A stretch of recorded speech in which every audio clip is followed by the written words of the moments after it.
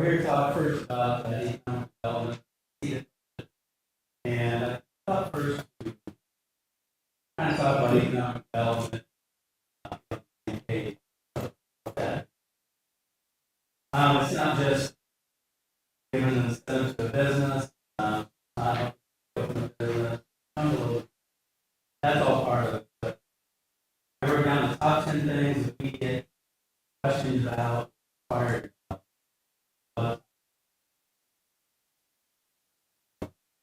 Any questions about housing, about school, any questions about skilled workforce, retail, primary part, or tax rate, utility rate, infrastructure, worst for health care.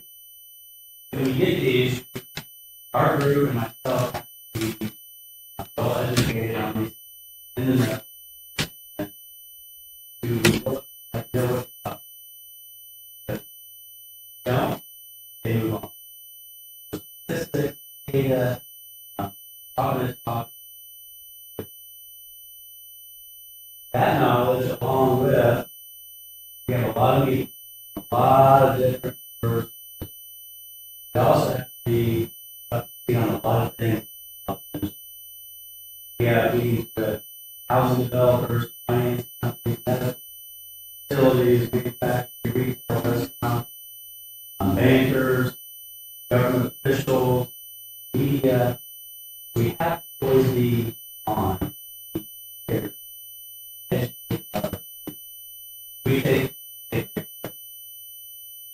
last little leg, first leg, we pack up. We need to know what we've done. We have RFPs, things like that. We have to know things like REC rules, bonding, banking, budgeting, real estate laws, on and on and on. And our company, myself, tried and having that knowledge, having the research, do that. With that, there was also a lot of pressure on, yes, talk about, I want to reference.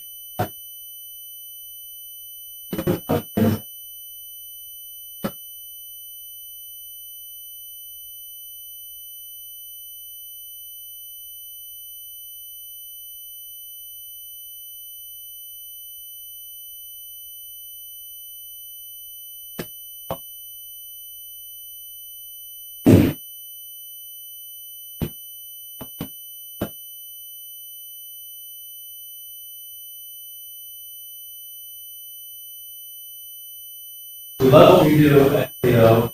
There is a lot of pressure because the city has reliance on a lot of the financial sector. As you know, your real estate taxes, personal property taxes. You look at the sheet, which is page 3, or page 3. Important factors that I look at and I measure myself by net certified value, since our partnership. That's on 45% tax paid close property, that's investment, expansion, I highlight our 10 highest companies, in Lowe's work. Here we talk about $100 million salary. And what I want to last. I started to feel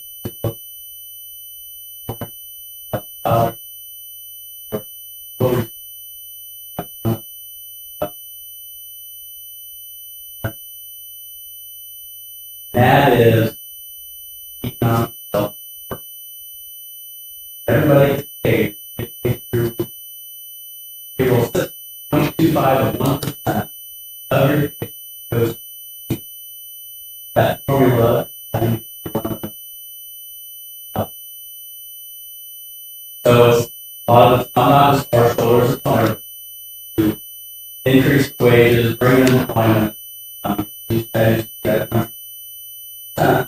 allows us to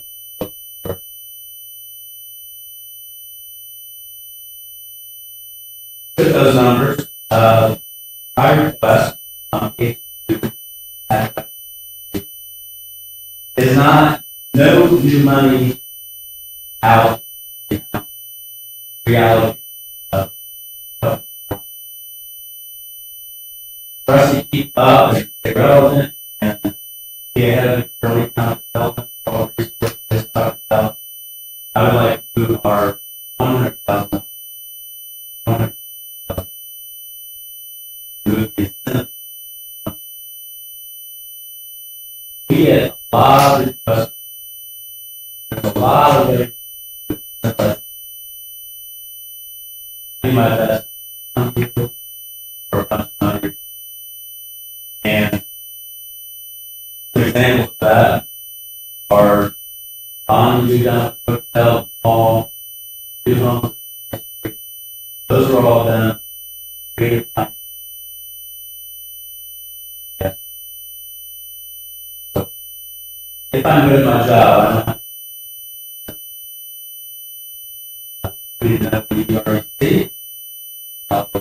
Bond.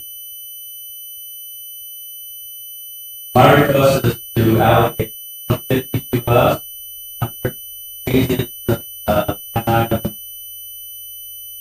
There's a budget neutral transaction.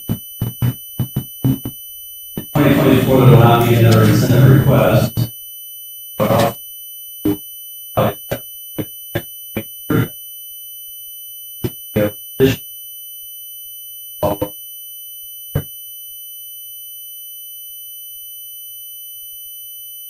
I will request block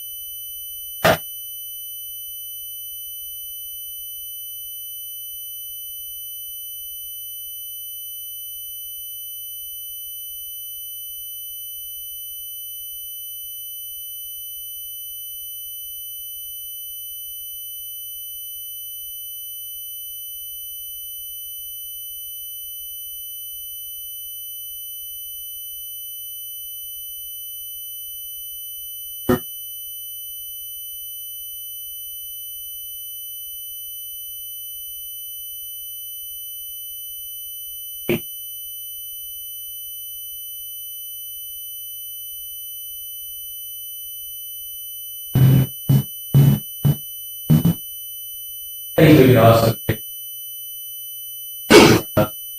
a lot of deals on the go. Finance the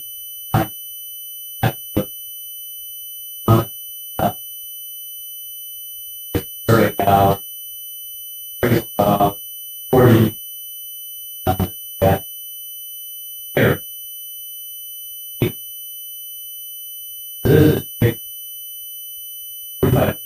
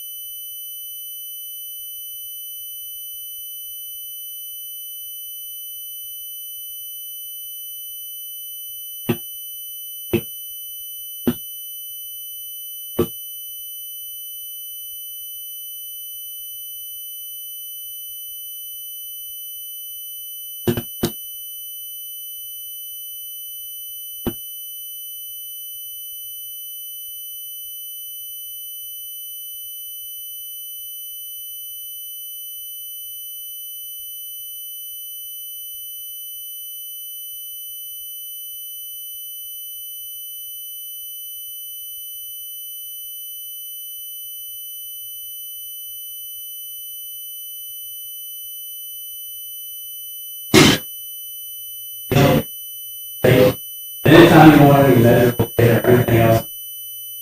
The other line I want to hit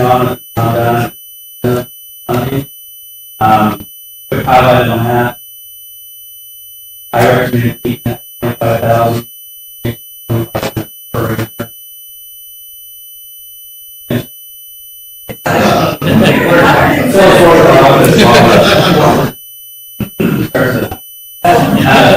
The internship program, keep it at 25,000. That's 10. They does we have done 111 in 2024. We had 11. We're at 21,000. The companies we had Myers Springs, Full Hardwood, Richmond, Post, Hospital.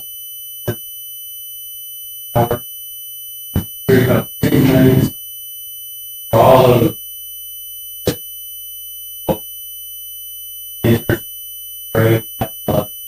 testimonials.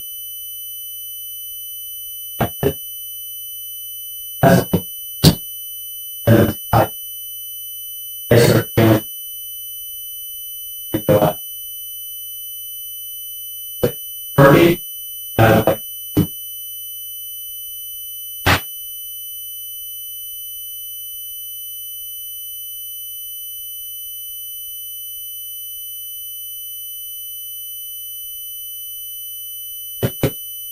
Last thing to do is don't imagine all of our projects go to the website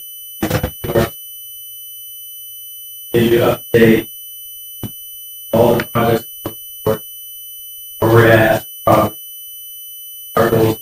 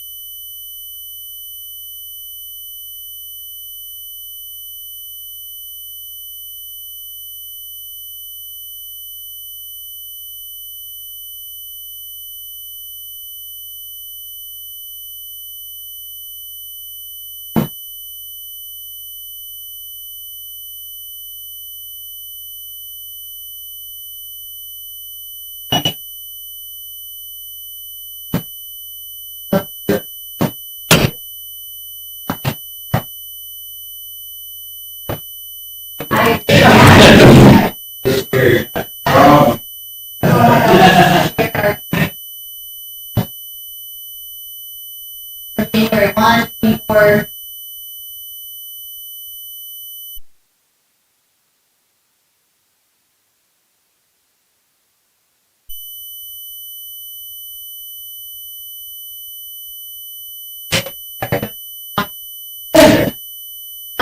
I do have some slides as well if you want to talk areas of opportunity and kind of where we're.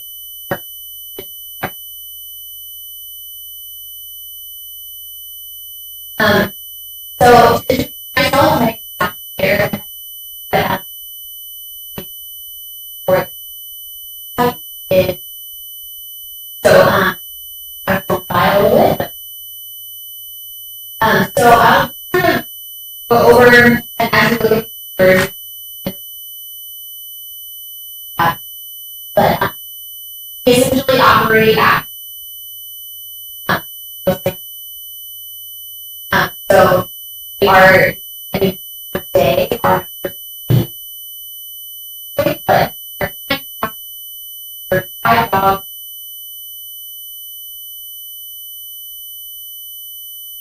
So areas of opportunity that I push forward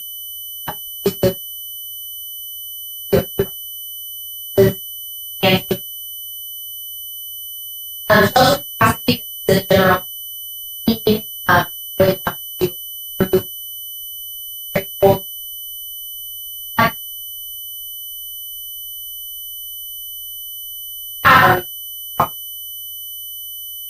space.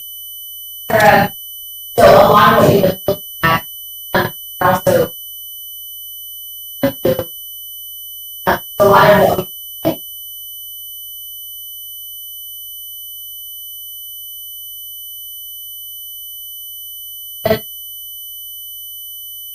everybody.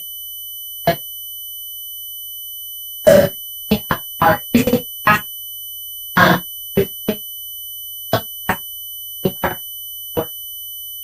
over that I want and then also we are going to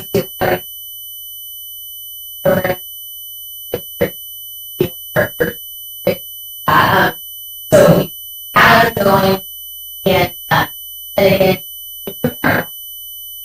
there are a lot no and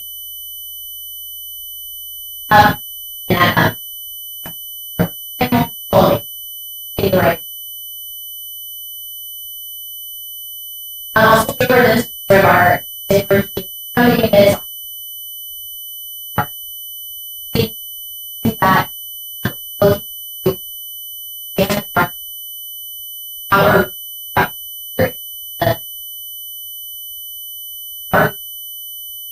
going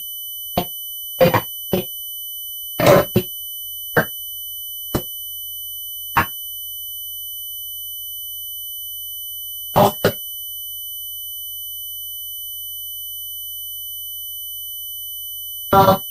so and then lastly just animal care that's obviously we get a lot of informal way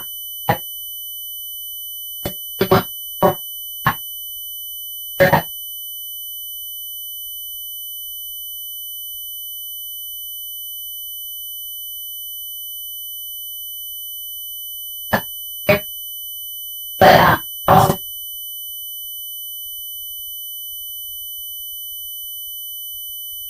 and so yeah so that really kind of those is really because a lot of what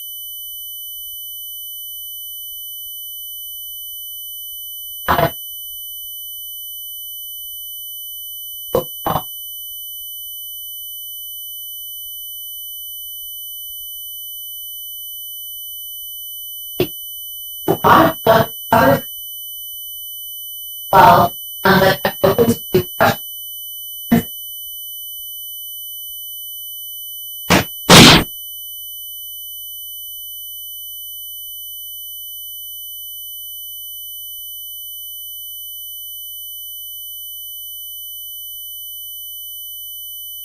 Yeah.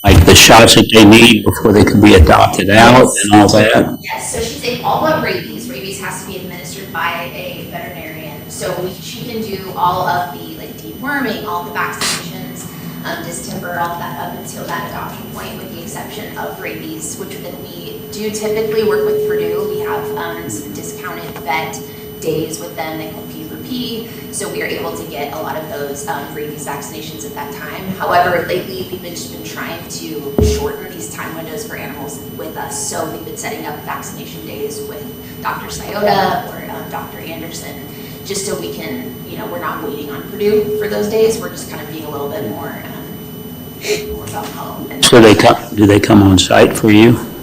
lately we've been taking the animals there. I would like to establish just on-site days that we would have them on site to do, whatever. If we have a kitten intake that looks a little iffy, we'll do that to take a look. So really just trying to strengthen those bonds with local vets as much as we can. Just there's a lot we can do, kind of telehealth with Dr. Jones, but there's just some things we have to have someone on site for. So.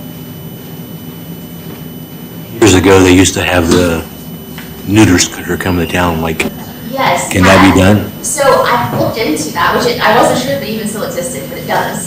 So honestly, the pet friendly, the license plates that we see that folks have, so that's still, those funds go into the neuter scooter kind of marketing, so to speak. So I think something we can do better about is letting folks know when that sort of thing happens. So the closest I've seen was Wabash. I think it was just a few weeks ago. But that's something, as subject matter experts are kind of taking on that role as the Humane Society, we can be better about, of just general pet ownership support. So obviously we don't adopt out any animals that aren't spayed or neutered, but that doesn't mean, we don't encounter a lot of animals through the public that aren't. So yeah, we can definitely do better about getting the word out, so to speak, for those things, because it's a little hidden, so yeah.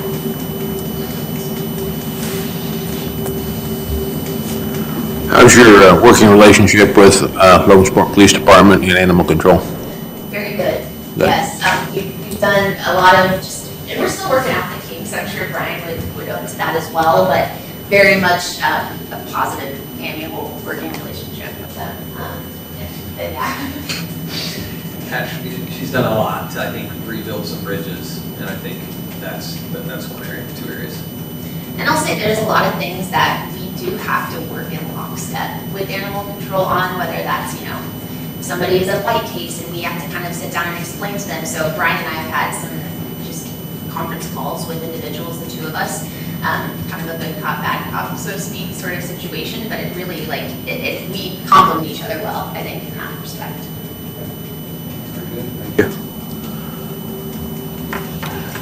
Anybody else have anything for Ashley?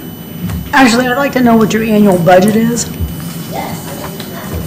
Yeah, right now, we've got a budget, we've actually, I took the, we have, our current budget has expenses of about $342,000. With the city's support, we've got receipts of $250,000. So we have a net operating budget of a loss of $91,000.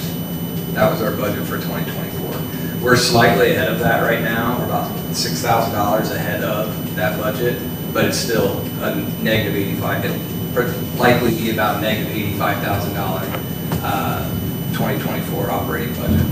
Actual in 2024, we'll run a pretty large deficit. It's going to be $98,000? Right, we budgeted a $91,000 deficit for 2024. I'm hoping with some of the fundraising that we've done and actually so we'll be closer to maybe negative $85,000 operating actual.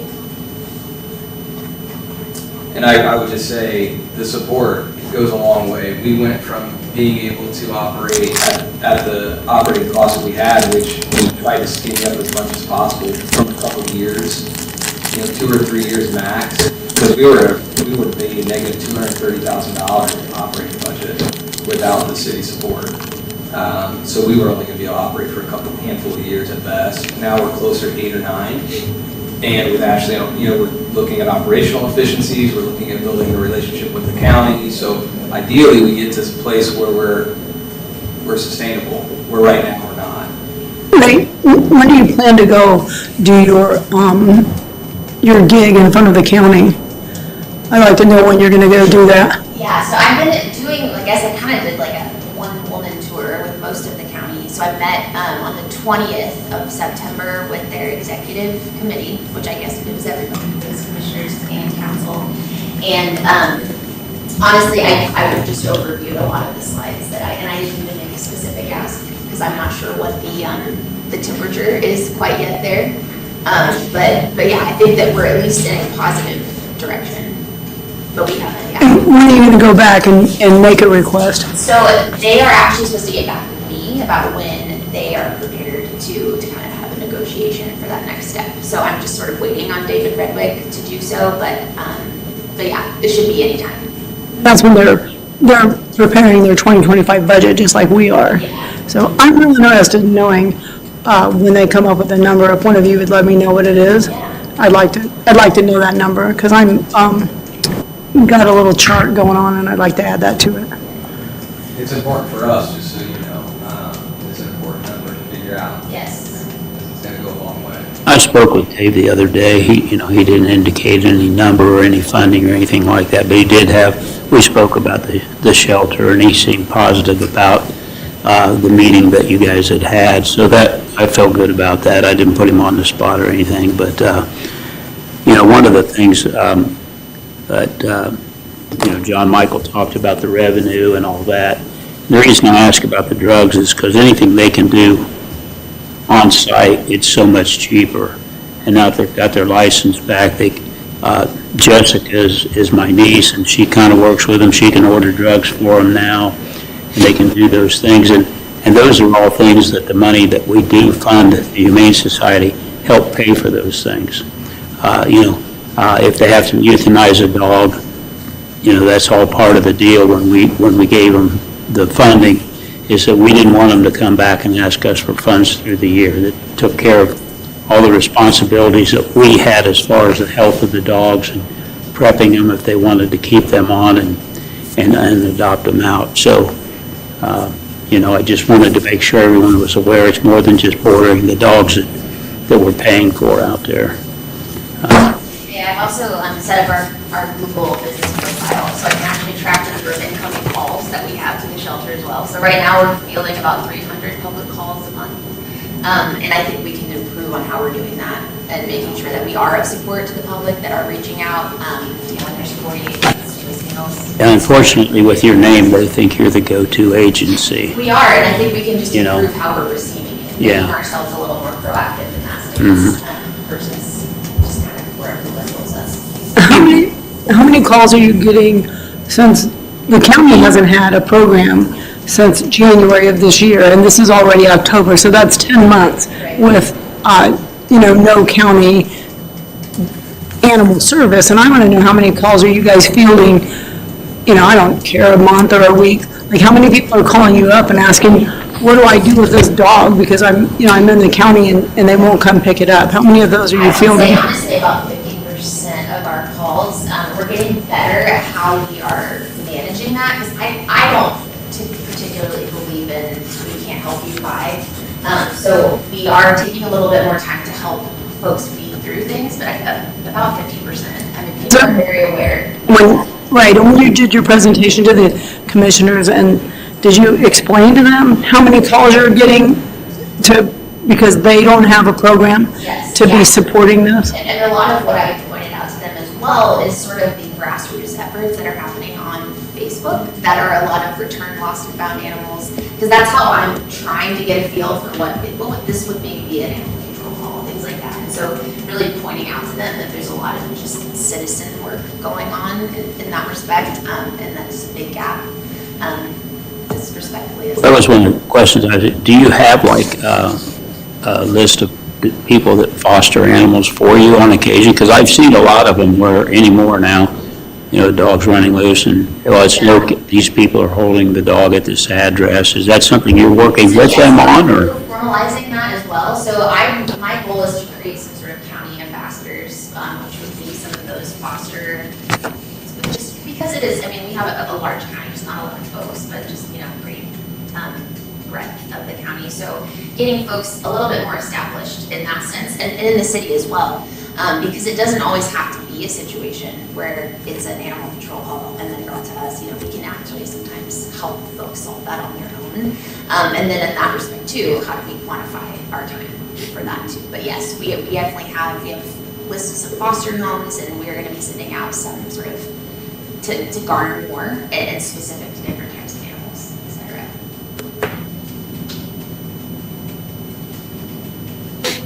So is it safe to say you'd like to continue the funding you have, or? That's our request at this point, obviously any increase would be welcome, but I think ideally we maintain what was provided last year. Like I said, it went a long way to putting us in a position where we're able to operate for many more years rather than just, in a couple of years, we were going to be out of business. The shelter's going to shut down. Pretty dire financially. There's just nothing we can do about it. So the funds are appreciated. $536,000 in quarterly installments, and it's gone a long way to making us financially more, get to sustainability of the Anyone have any questions? Guys, any additional questions? Okay with continuing the funding as requested, or? I applaud you guys for the work you guys have done. Her team, they do a lot. Our board went on just a tour of the facility the other day. How hard they're working to make the most out of what we've got. It takes a lot of work, and it is hard work. The stuff they're doing. So I really appreciate that. I'm going to pass that along to Ashley and her team because it's a lot. Thank you, guys, appreciate it. Thank you. Thank you. Thanks, guys.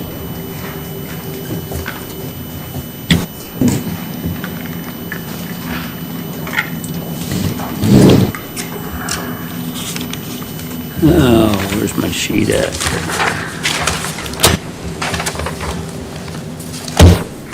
Rosie, you're up, kiddo.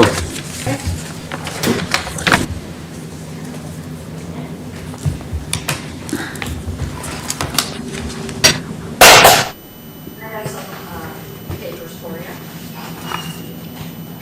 Okay, 3 different ones. You asked me for a financials, Dave, so I've got some for you. The Okay. first sheet I'm going to give you shows our actual cash amount in there. And the second It's not even on the, we have to add it shows in. our operating expenses. And the thought was she had. And the third one's gonna show, I should have put these in better order, how much you guys paid out last year for us, appreciate it. Which has gone a long way for the Art Association. There's that.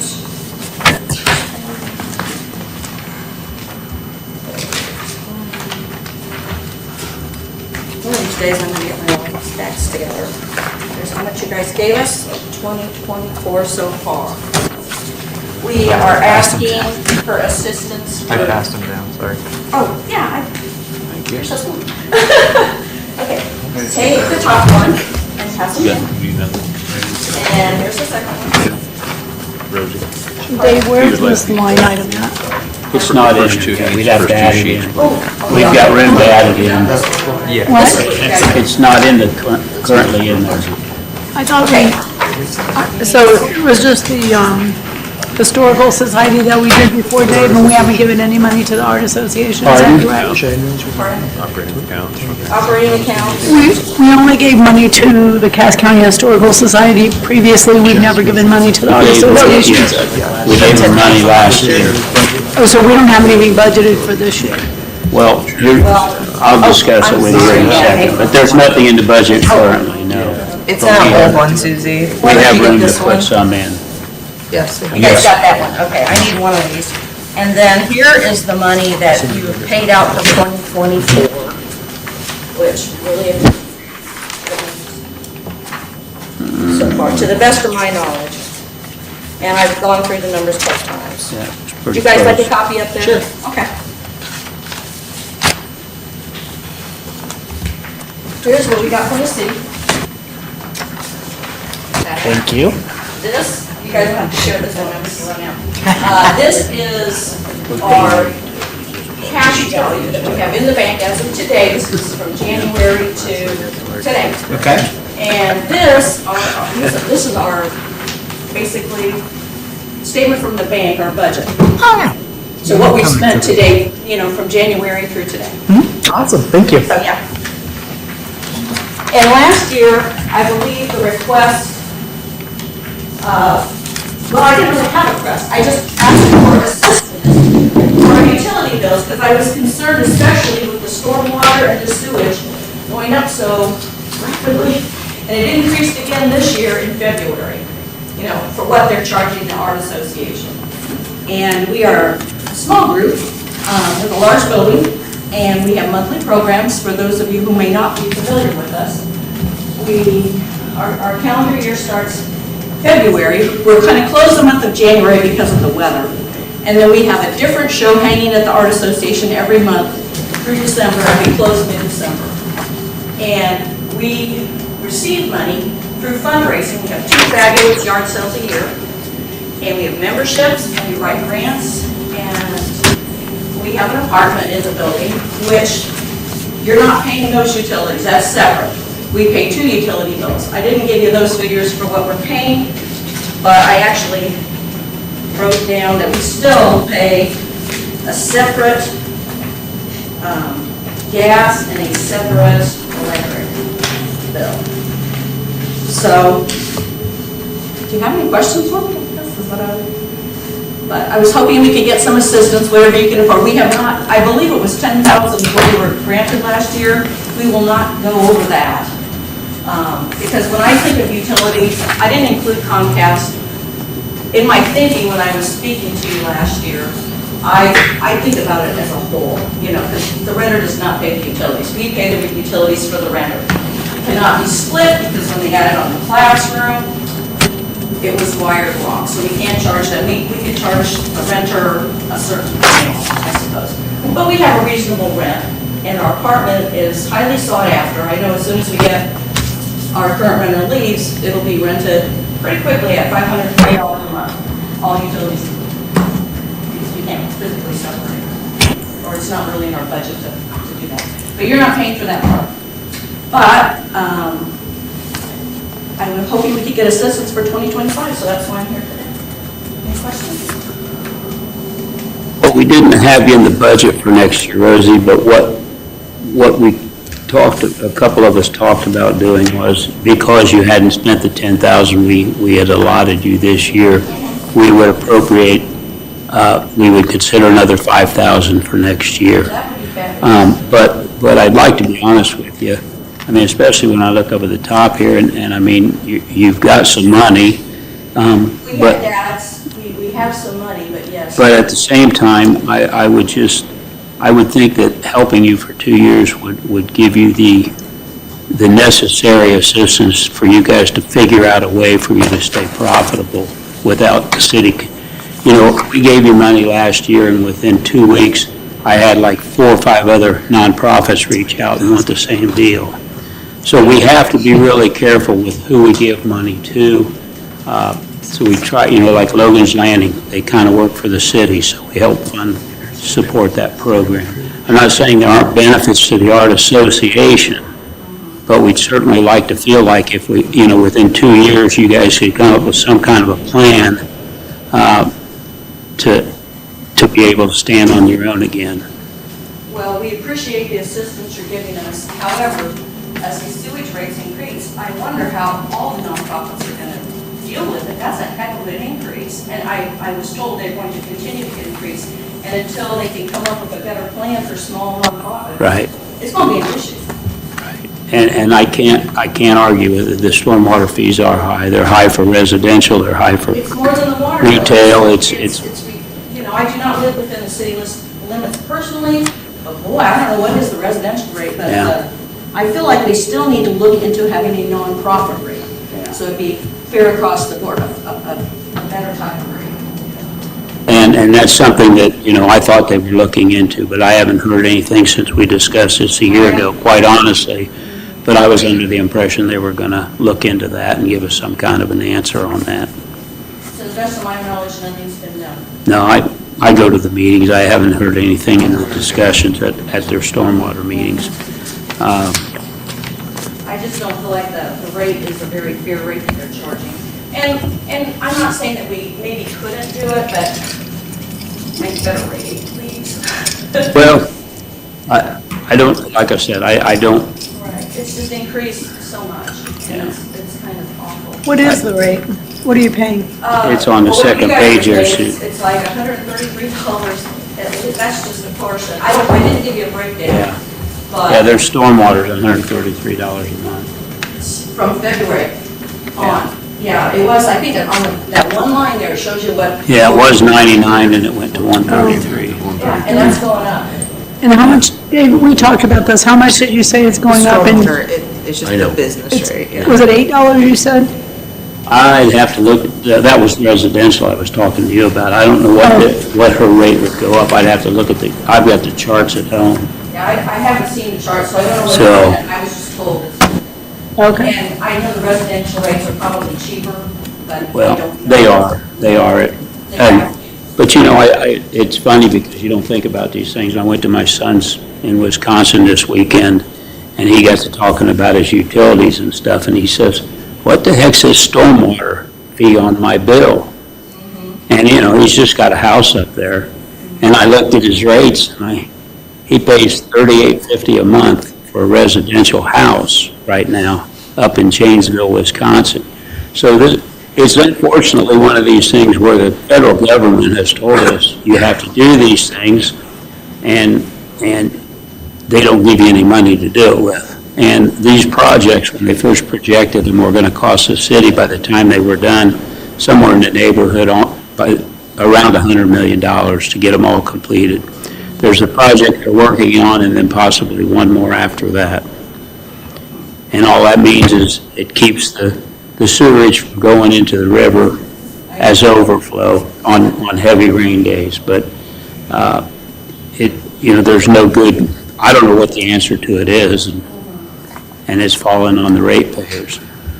So, Well, I appreciate the assistance you've been with us. So, if you're good with that, Rosie, if the rest of them are okay with continuing, that would basically be giving her the rest of what we committed to her last year for another year. Which is 5,000? 5,000. Okay. How big is that apartment, Rosie? It's the top part of the old house. It's a fairly large apartment. Bedroom, 3-bedroom, what? It's kind of really set up as one bedroom. It's got a huge bathroom. I can kill it for it. Building on Front Street. But it's got a kitchen. Is it Really really? one Yeah. bedroom Yes, with a yes. closet, because I don't know that you can. It's a consider one bedroom, one bath apartment? I just see it. 1 bedroom, 1 bath apartment? Right. Okay. And you're renting it out for $520 a month with utilities included? Yeah. Okay. That's how I take it. Use So that? you're not making much money on that apartment. Yeah, with Well, the if it's very rates. sought after, then I would Well, I know until the owner leaves. raise that. Well, they're not, you can raise your No, rent while they're They're there. not gonna want to leave. It's just, I know, but you can raise the rent while they're there. It's up, I yeah. understand. And you probably should if you're not making it now. It would help with your income to offset some costs. Well, it may offset some of the stormwater because they don't pay anything on the stormwater, and yet they use probably more water than we do. Should add that onto the rent. I get it. Yeah, as in, like you would, property taxes. So, It hasn't been, I thought about it. anything you could do to offset costs would be helpful. So, but you help the Historical Society, right? And they probably use that money too, because they have huge buildings. Again, that's what Dave was saying, when we help this one, you got 4 more lines, so we help them, why can't you help us? Right. Well, we've been here almost as long as the Historical Society, Yeah, I think. But, okay, well, thank you. Thank you. All right, you're welcome, Rosie. Just stick it up there where it says security cameras for now. Mike,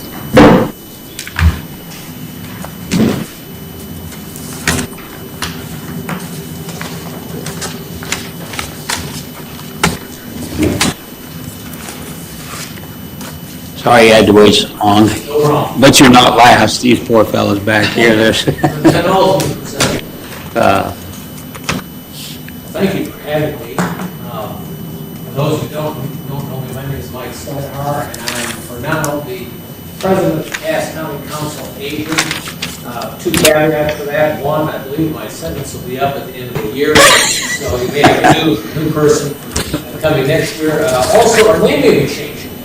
In fact, it will be changing. The board has approved changing our name. Instead of Cass County Council of Aging, it will be Cass Area Transit Inc.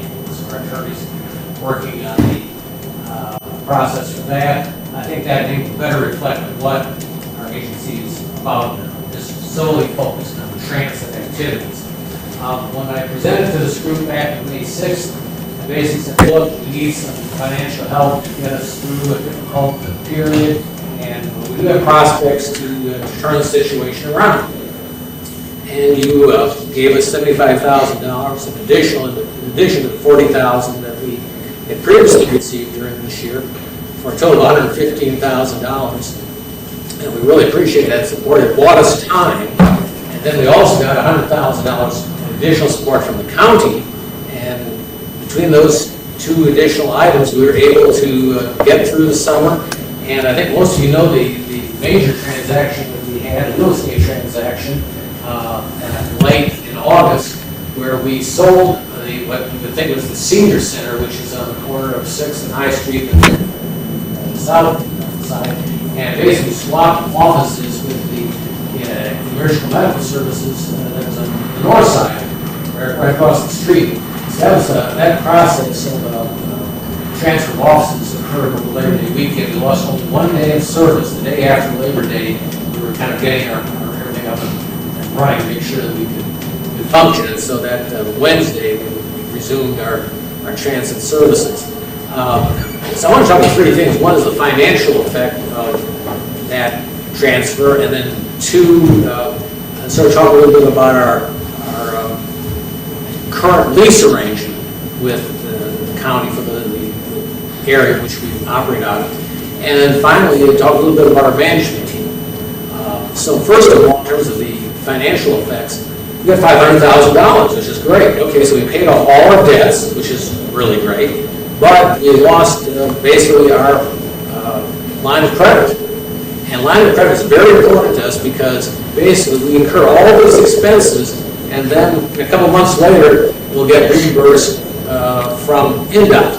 So that was a problem. We need something to get us through that difficult, that time frame, that delay in getting reimbursed. So we basically have enough money to get reimbursed, plus our accountants tell us we would have $100,000 as a second line of cash reserve. And if we get below $100,000, the accountants say, you're getting in a deficit situation, this is not good, you can't continue to do this. As long as we have $100,000 in our reserve, we're all right. So we'll see how this goes. We've just been operating. In fact, I haven't seen the financial reports yet for the third quarter. And the third quarter will not be represented because we only had 1 month of the new arrangement. So really, we will not know exactly how we're doing financially until we see the fourth quarter reports in January. But we do believe we're doing well financially. Our consultants suggesting that in July and August, our expenses were below projections. And so we really tried to keep tight rein on expenses. So that's the financial side of things. Now, in terms of our lease, the area that we operate out of, which is right next to the Alt phase building there on that complex, and we do have some offices there. We are going to have 2 additional offices that are going to be built out once our contract gets around to it, which may be in maybe 6 months or so. The county's going to pay up to $40,000 of those expenses. We have an estimate for like a little under $35,000. And so it's a little overrun, we still think we'll be covered by that. Now, in terms of the actual lease of the county, I drove a hard bargain with the county, and our rent is zero. Actually, it's even better than zero because they're paying most of our utilities. They're paying all of our electricity and I think half of our gas. I think we forgot what exactly we pay, but it's very minimal in terms of the utilities. So That is a major in-kind contribution from the county to our operation. In terms of our management structure, we have a transit director who functions, I guess, as the executive director. We did not replace our executive director, of course, who passed away, but we have one transit director, and we also have an assistant transit director now, who's promoted from within, plus we have an office manager. So we have sort of three-person management team, and that, I think, is effective for us. So what is our budgetary situation in terms of next year's budget? We have a consultant who worked up a budget for us. This consultant, by the way, is recommended by NDOT. Has very close ties with NDOT, and we think we have a very good relationship now with NDOT, that we've really turned things around. They're pleased with the direction which the agency is going now. But basically, we have expenses, we think, for 2025 of in excess of $1.7 million.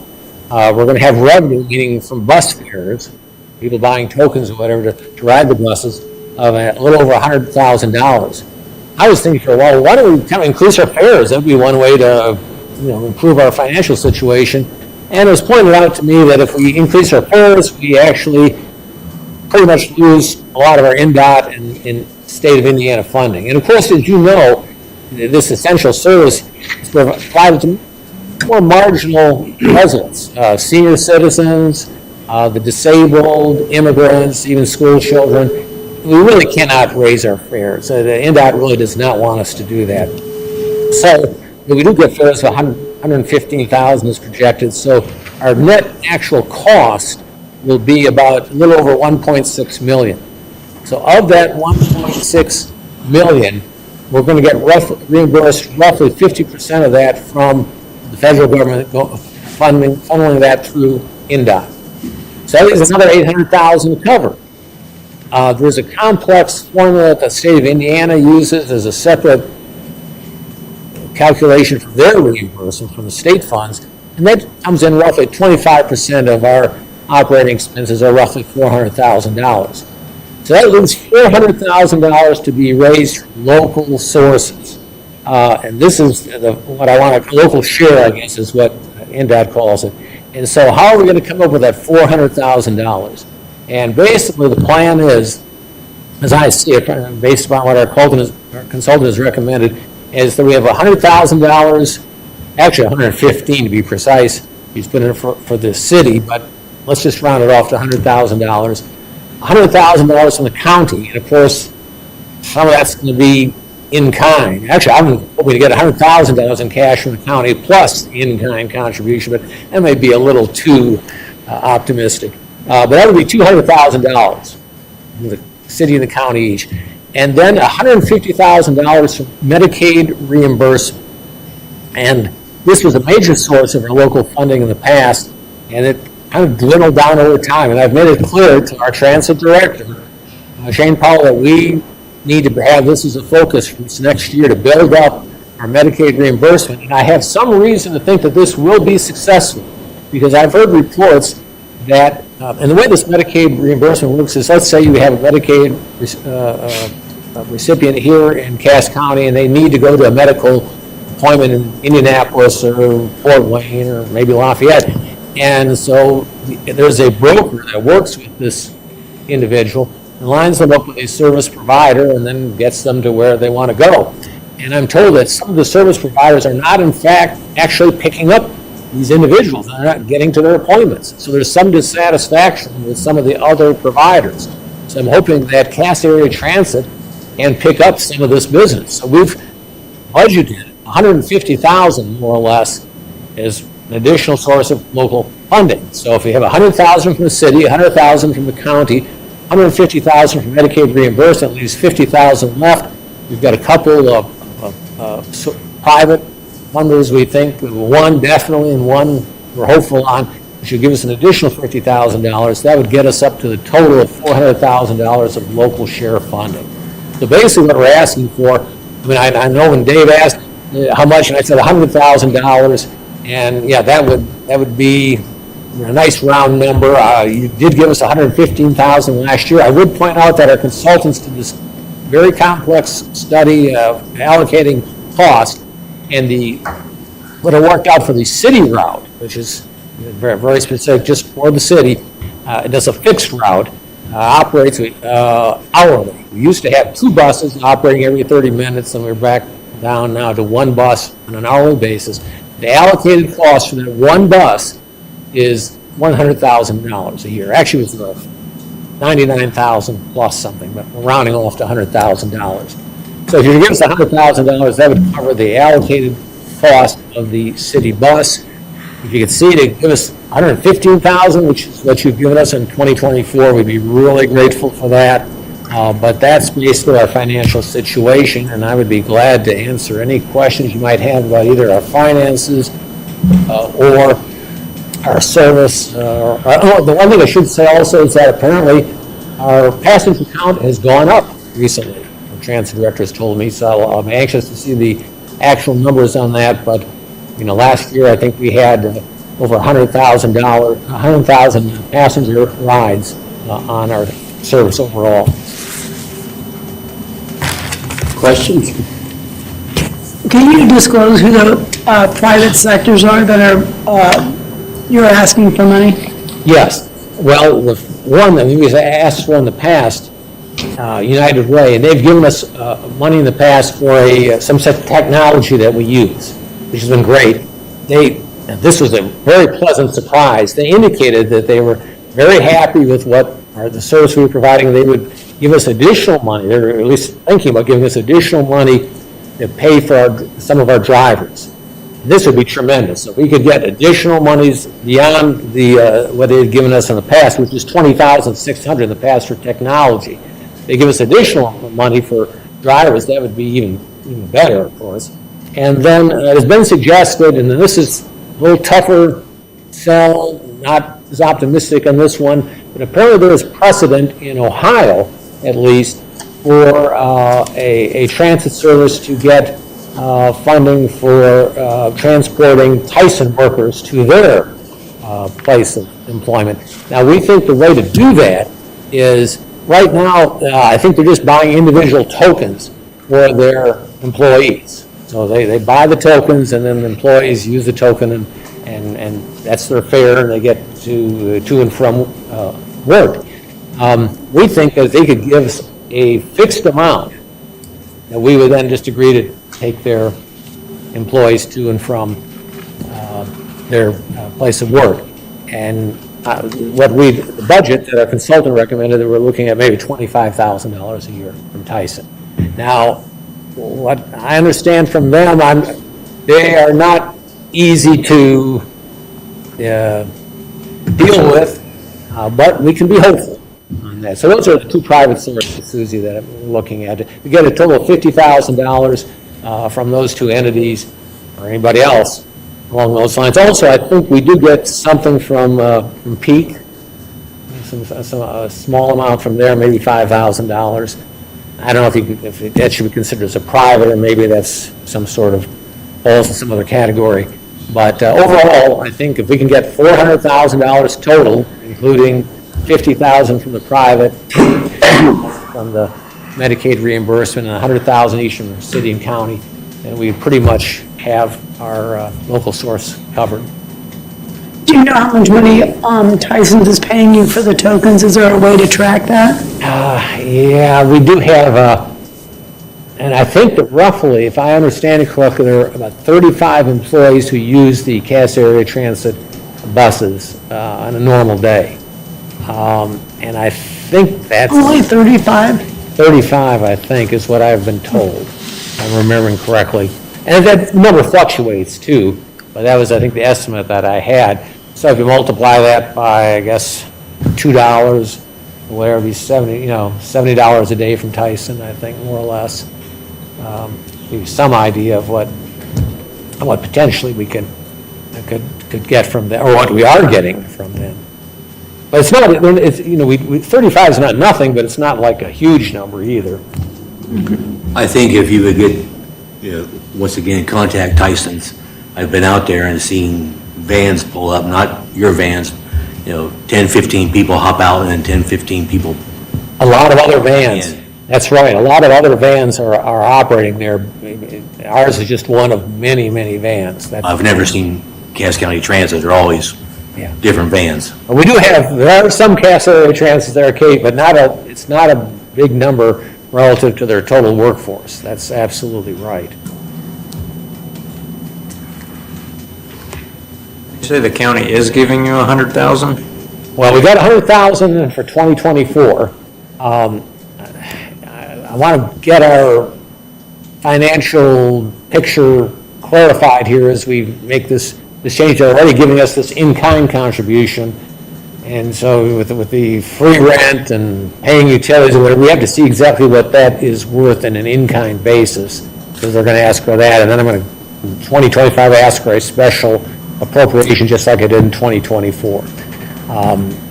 Again, in 2024, we brought this to them and the request to them, the idea, well, this is going to buy us time to try and get through this, our difficulties, which it did. And I'm going to have to explain in 2025 that our need will continue, that without some cash funding from the county, this will, it's kind of like a lot of these not-for-profits, we come here with our hand out and we say, well, yeah, if we don't get funding from the city, if we don't get funding from the county, we might be out of business in a few years. We think that we can have, with the level of funding we're requesting from the city and the county overall, that we can sustain indefinitely. We should be able to.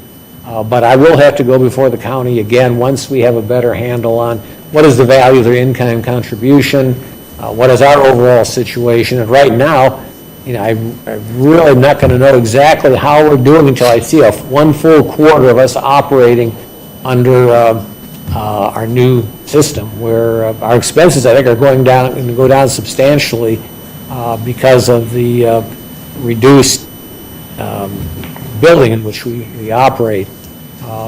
And we'll just have to calculate what that in-kind contribution is. But I would like the county to give $100,000 plus the in-kind contribution, I think is what I'm going to aim for. How does that work, Mike? I mean, do the three commissioners put a budget together and then you send it to the council and they make decisions on cuts or whatever? Well, they don't actually review our budget, except that the three commissioners as a whole would have to approve a request, which would then go to the county council. And this is what we did last time. The commissioners recommended, yes, give the Council on Aging $100,000. The county council heard my request and approved it. And that's how it will work again. But they don't actually review in detail our budget. It's sort of like what we're doing here. It's basically the same principle. I present the request, lay out the figures, and I'm hopeful. I do have a pretty good relationship with the fellow commissioners and the county council, and I'm optimistic that they will listen to the voice of reason and will approve the request. Well, knowing that the bus itself, the designated bus with the stops and whatnot costs what it costs, I don't have any issue with moving forward with 100,000. I think it's, I know it's a needed commodity, and it's a sector that really doesn't get a whole lot from the city. So I think it's well worth the money we invest in it to help people get to the store or the doctor or wherever it is they're trying to get. Anybody have any concerns about the amount or? Good. Being a teacher, it's used daily at school, so. All right. Well, thank you very much. You going to speak on the Historical Society at all, or? Well, I thought I asked you that one. I did not remember that, but I will You're kind of do double duty here. I thought I'd ask you that already. This is another case where I think my sentence is going to be up on this one at the end of the year as well, with a little luck. But anyway, of course, what I think the city has done for us for some period of time, which we really appreciate, is to basically provide first $20,000 of our utility bill. And of course, I think it's been pointed out earlier, we have two buildings. By the way, the person that pointed it out about two buildings, I think this was the same person who talked about they had this great techie, our techie Joe Stackhouse. Do you remember that phrase? I'm not dreaming that up, am I? Well, we have our great techie, Joe Stackhouse. So he does a lot for not-for-profits in general, I guess. He really helped us in this transition. When we moved, the Cass Transit moved its facilities, Joe was just invaluable in helping us with that. But Historical Society, this is another not-for-profit that we are working on financial issues, that the $20,000 is really invaluable to the Historical Society. We have a request into the county for $50,000, which will be heard at the next county council meeting, which is going to be later, the third Friday this month, I guess, 19th is it maybe? So we hope to get money from the county. And then we have some private funding. I cannot disclose the source of the private funding, but we are hopeful to have some private funding next year that will help us out as well. And we get a lot of grants. And for instance, I don't know if you noticed that the Cass County Community Foundation gave us 2 grants totaling, I think it was $66,000 to repair the roof at the Long Museum. That's the one at 10th and East Market. And then also for some signage at our downtown museum. And that was really well appreciated. But it's great to get these grants, but they're restricted, for specific purposes and very needed purposes. But we also need unrestricted funds to kind of help us with our overall operations. And in a sense, what we get from the city is restricted in the sense that it pays our utility bill, but it's a fundamental operating expense, so it's really valuable to us in that regard.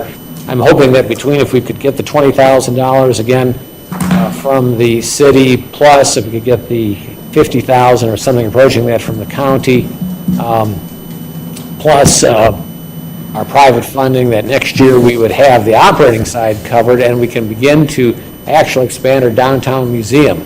I don't know if you're aware of some of the plans we have for that, but there would be a mastodon family, I guess, of 3 mastodons would be an exhibit on the first floor of our museum.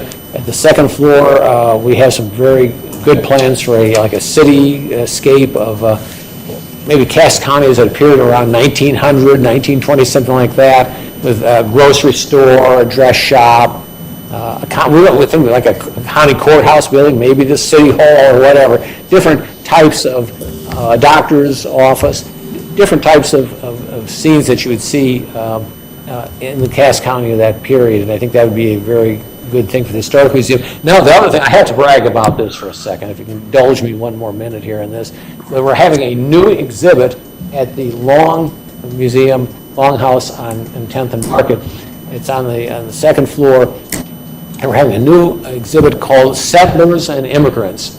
And, of course, it will be based in part on my book, the same title. And, of course, I think it's a relevant way to look at Logansport history from the initial settlement of Cass County and then going forward towards the present day. Because immigration is, again, a major fact in the life of the city and the county. So I think that we do have an important story to tell, and I would appreciate the city's support in telling that story by providing us with the $20,000 in utility assistance. How many years have we done that? Oh, I'd say we've given them 20. How long you been downtown, Mike? I think it's 3-4 years. I believe I've been on and off the board, mostly on the board since 2014, I'm going to say. I can't remember when it was not. We've probably given them 20,000 for the past 5 years. Because I know that for 2 or 3 years we gave 13,000. We raised it. That's true. Does $20,000 cover the cost of the 2 buildings? No. It will, sorry, not to interject here, but since I deal with the claims, the 20,000 between both buildings lasts them till about, this year it went to about late July before it ran out-ish. Late July, early August. That's right. Yeah. Thank you, Jonathan. So, yeah, I mean, obviously, if we could increase that amount, that would really help the Historical Society. I think that is I knew it was roughly, I knew it was in the third quarter, I couldn't remember exactly when, but yeah, that's great, thank you. So, obviously, if we could cover more of the year, we would really, really appreciate that. You said you requested 50,000 from the county. Is that what they normally gave? A long time ago, back before 2009, as I understand it, it's before I came on the scene, they gave, as I understand it, $40,000. Then there was a severe budget crisis, I think in the year 2009, as I recall it. Say, since I've been on council, I don't know that they've given anything. They've given zero. So we will see how this goes. I am told by our council president that he is supportive of this request. So we will see what will, in fact, will happen from the council as a whole. I'm hopeful that we will get a significant amount from the county, whether it's 50,000 or something less. I don't know, but we really would need that. Now let me say this: if for some reason we did not get funding from the city, the county, our private sources, I think we would have to seriously review, can we maintain two buildings? And I think the answer would be no. And then the question would be, which building would we give up? And I'm thinking, just in my personal opinion, for what it's worth, and I hope not to be the president after the end of this year, that we would probably give up the downtown building and keep the Long Museum, if it came to that. We don't want to do that. What's the membership look like? And, I mean, has it stayed steady? Has it declined? Has it gone up? It's declined, and the problem here is that, well, a good example is my mother-in-law and her brother both died in the last year in their mid to late 90s, mid-90s. We have a very much an older membership. So we've talked about ways, I think there are a couple of approaches to this. Some people suggest, well, maybe we need to reach out to members of the new Logansport communities, some of the immigrant communities. That's one approach that's been mentioned. My approach, what I was suggesting, is maybe reaching out to get more membership from the county, from outlying areas. And I've got thoughts of how to do that by basically focusing on maybe long-term farm families in Cass County and having special recognition for them. But to have more of a county focus and get membership that way. But it's a problem, I think, that so many civic organizations of whatever sort face, is that our long-standing communities are aging in place. Some are moving, and not even in place. A lot of them are going, retiring down to whatever, Florida, or wherever they might go. And we just, our membership at one point, I think, was around 300. And I think we're now down to maybe 175, 180, something like that. So if we can get younger members, there are a few younger folks here in the audience, so we would encourage you to join the Historical Society, indeed, because I think we've got a great story to tell here in Cass County, and I think a museum is a wonderful way to do it. And some, for example, in the museum in Peru, I think Miami County Historical Society, they get $90,000 a year, I'm told, from the county, if I understand correctly. If we looked at the average support of counties for their historical societies multiplied by the population, we should be getting something close to $50,000 from the county. But we certainly would appreciate the support from the city as well. Now, basically, so we can maintain our downtown museum. That we have great plans for this museum, but we do need the support to make it go forward. Any questions on the Historical Society? Well, if not, I appreciate your listening to Thank you, Mike. my story, and I'm going to stick to it. Sorry, I didn't evidently make it clear on the. No problem. Thank you all. What do you guys want to do with this? What? I said, what would you like to do with this? $20,000? Yeah. Oh, I'm down. Hear that? Wait to see what the county's gonna do. He said a couple weeks. We don't have a couple weeks. No, a couple weeks. We have to That's go not and gonna get change. paid. Next week. That's not gonna change the money. 20's fine with me then. Yep. Alrighty. And I've got two more guys here. Come on up. I have to go to Walton for a meeting. I just am asking if you need anything from me before I have to go to Walton. I'll touch base with you if you want, but I think you'd be fine. Okay. Were you going to speak on Logansport Reimagined? That's on my budget. Okay. So I sent kind of I gave it to you before. I didn't send it to the rest of the council if they're kind of updated for the year. Oh, I'd have to go back and look. I don't remember even seeing it, but I probably got It was it. at our first budget. Oh, okay. Come on up, fella. I can't recall your names. Thank you, Aaron. Sorry. Okay. These guys are with Habitat for Humanity. I was in a meeting the other day. They were interested in us possibly support them in getting it back off the ground here locally. And I said, well, actually, next Monday is probably the best time to come and talk about it because we're budgeting money for the year. So I'll let them take it from here. Okay, well, good afternoon, late afternoon.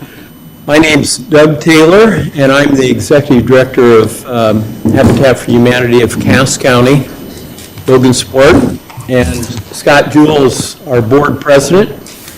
And we're here to make a request, as Mr. Morris mentioned. But before that, I want to take a little bit of time to just explain Habitat for Humanity. Habitat for Humanity is a not-for-profit Christian ministry that brings people together to build homes, communities, and hope. And we're actually an international organization. We work in over 90 countries. In the United States, about 1,100 Habitat affiliates exist. In Indiana, there's about 51 Habitat for Humanity affiliates, in which Cass County is one of those Habitat affiliates. And we have an international office in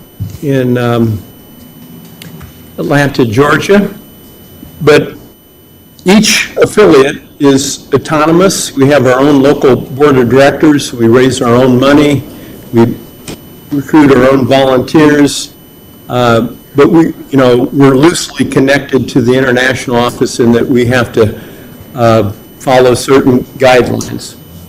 So what we do, I'll make it simple. We build houses with volunteers, and we sell the houses at cost with an interest-free or no-interest loan to a family who needs affordable home ownership. And that's kind of the key word to what we do. We don't give houses away. We sell them, so the recipient actually buys the house. And the selection criteria there's 3 of them. One, a family has to have a housing need. That could be overcrowdedness. They're paying way too much for their rent. They're living in substandard housing. Number 2, the second criteria is a willingness to partner.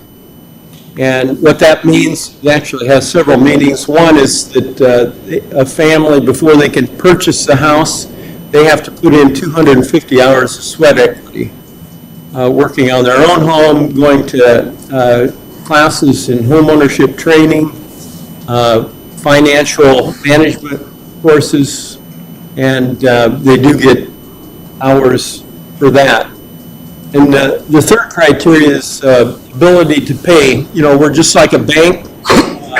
We have underwriting criteria that the family has to meet, and the families that we serve are between 40% and 80% area median income. So that's kind of what we look like. Here in Cass County, we've been around since 1991, but then we built 10 houses in that time, but then COVID hit and Habitat almost passed away. But then there was a group of people, men and women, that said, hey, there's a big housing need in this community, and we need to not let it go away, but actually grow it. And so the board that we have now is, they're not content to build one house every 3 or 4 years. They want to build 5 or 6 houses a year. I think this community can support that. And we're actually applying for a USDA loan that would help us, or grant, not loan, a grant that would help us build 12 houses over the next 2 years. And that grant would also pay for the staffing needed to do that. So we're here to ask you, one of our biggest needs at this point, our next house is going to be next April, and it's going to be called the Community Build. But the reason we came up with this idea of a community build, and actually why we're asking you to be a part of it, this community does not know Habitat for Humanity. And so we thought, if we do a community build, it will force us to intersect with the 4 sectors of the community. One is the city of Logansport. Number 2 is the businesses of Logansport. 3 are the churches of Logansport, and 4 are the individuals of Logansport. So a Habitat house in Cass County costs about $100,000 build. So our budget for next spring's community build house is $100,000. We're asking churches to come up with $25,000. We're asking businesses $25,000. And then we're going to ask individuals to contribute $25,000, which we have a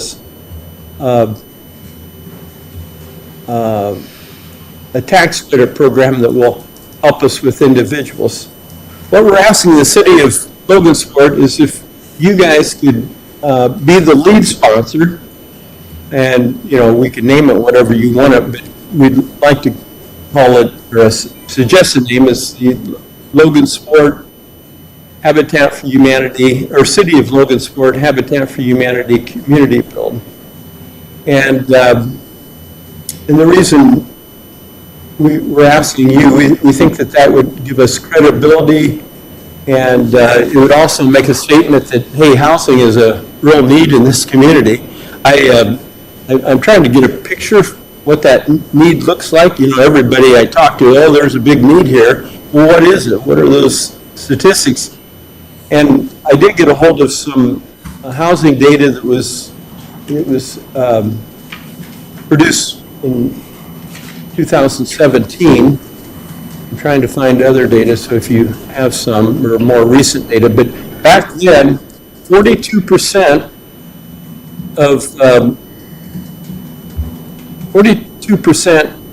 of renters in this community paid more than 30% of their income on housing. And in the housing world, anything above 30% is considered a cost burden to the family. I'd really like to know how many of those families are paying more than 50% of their income on rent. And I think it's probably a pretty high number, especially now. I know your population has grown since 2017, so there's a lot more pressure on that rental market and even the home ownership market. So we would really like the city of Logansport to partner with us for our April community build, and we were asking if you could support us with $25,000 for that build. So I don't know if you have anything to say, Scott? Any questions? We completed our first house since COVID we built last spring over at 201 Park. And we partnered with a lot of contractors providing volunteers for that so that would go quicker as a way, kind of a blitz build, if you will, so that we could get people's attention that Habitat is still here. We are trying to be active and we do have some big goals ahead, so.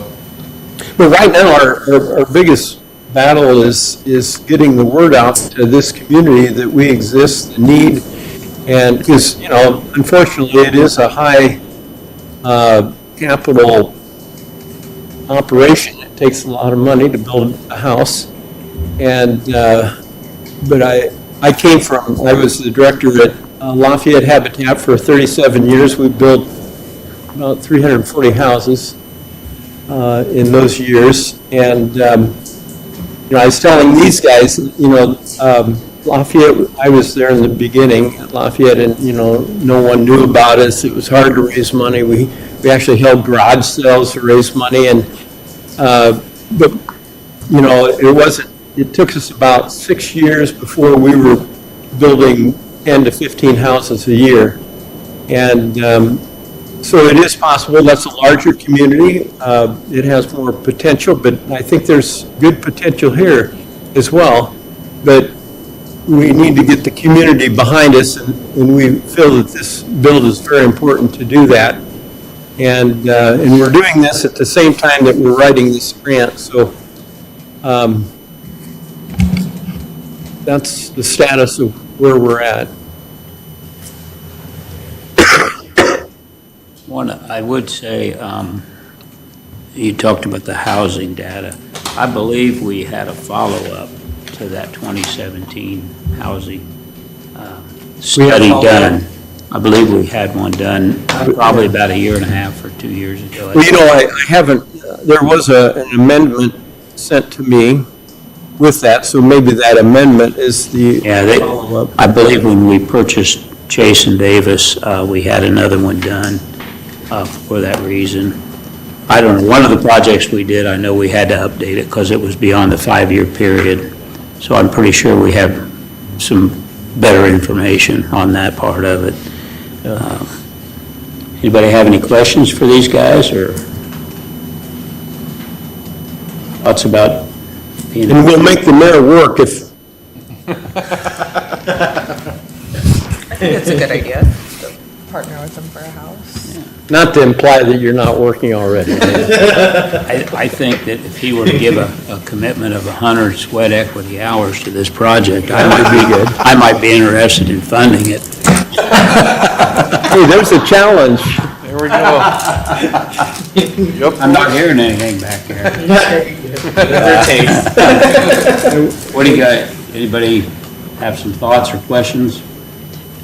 Is $100,000 the least amount of money you can build a house for when all of your work is voluntary? Like, that's the cheapest you can do?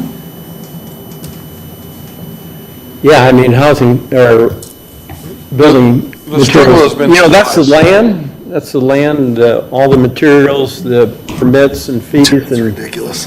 And, Material prices are ridiculous. and I do want to say one thing. We use volunteers for about 60% of the house, maybe a little higher than that. But we do often hire out the mechanicals, the electrical, plumbing, and HVAC. Although when, you know, getting started here, I think we can probably, hopefully, find some volunteers that will do the mechanicals as well, but we don't know that. But actually, a budget for a house using not very many volunteers is about $125,000 if we didn't use volunteers, so. Well, and a new development that we've had that I think will help us with some of that cost is that we are going to partner with the Career Center at the high school. They're going to help with pre-building, prefabbing the walls and storing them there so that so over the winter, some of the work will begin already, and we'll get students that will gain experience on building a home. we're hoping that with Gaylord, we can partner and have somebody come in and help them work on some of the wiring ahead of time with those prefab walls and give them that experience as well. And so that's an interesting partnership that's developing out of this as well. So you already have the $75,000 and you're just here to ask us to finish it up? Or you want us to be your seed money? Seed money. Okay. Yeah, the lead money that we can. So part of it is we're going to promote that the city has signed on as a lead sponsor, and will you join the city and Habitat in preparing for this build this spring? Do you have a location? We're working with the mayor on that. We think we do, but.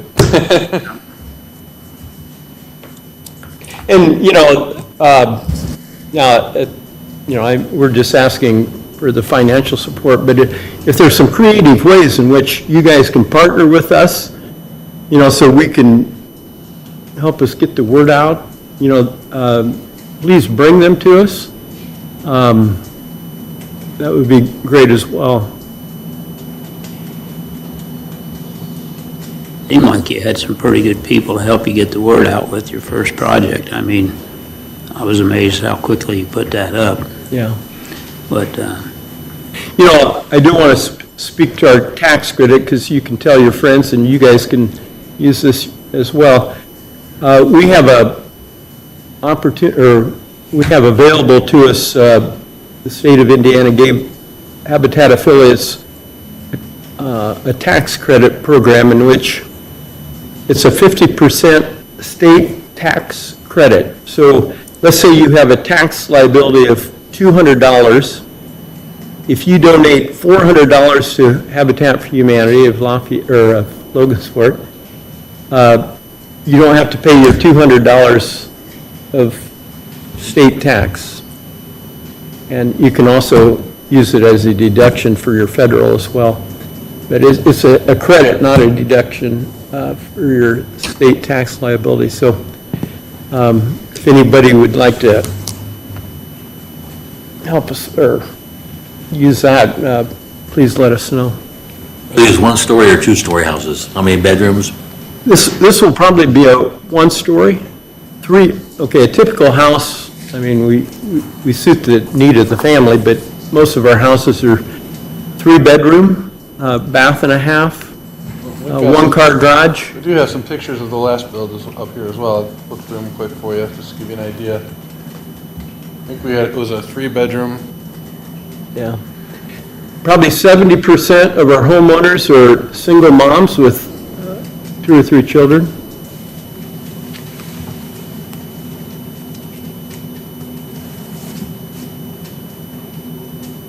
But as I said in our mission statement, it's more than just building homes, it's building community. When I first started in Lafayette, people thought we were a communist type organization. Who would give somebody an interest-free loan? But, over the years, the community really supported us, and we really brought a lot of people together in doing this, and that was really the best part for me about Habitat, is just how it brought everyone together, and but then,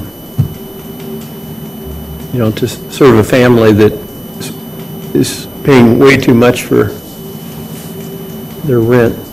And they come to us as renters, not as previous homeowners.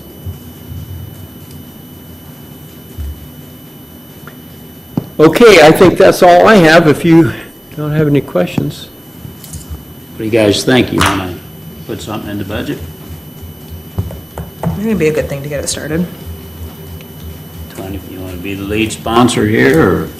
I think that's a great way to start it. I think that knowing that the city is backing it, it's a great way for you to get the word out and to get a project going, and hopefully it'll just lead to another project. And, there's no doubt that we have a housing shortage in Logansport, so anything that we can do to improve that.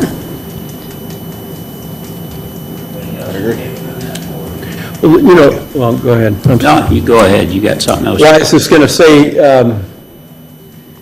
another part of our mission is advocacy, and even though, one house at a time probably won't make a whole lot of difference, but we bring that need to the attention of the community. And, we want all kinds of different types of organizations, businesses to, know about that need of affordable housing. And, which actually, you ask anybody on the street and they'll tell you there's a need for housing here in Logansport, so. I have a question, and I just don't know the logistics of it, but like, if somebody gets the house and then in a couple of years needs to move, what happens to the house? Good question. When we sell the house, we sell it at its appraised value. So this, well, I'll just give it, let's say a house appraises at $125,000. It only costs us, let's say $100 to build. The mortgage, the first mortgage is the $100,000. That's what the family pays on, the monthly payment. The difference between 100 and 125 is 25 grand. We call, that's the silent second mortgage. And that is forgiven after 15 years.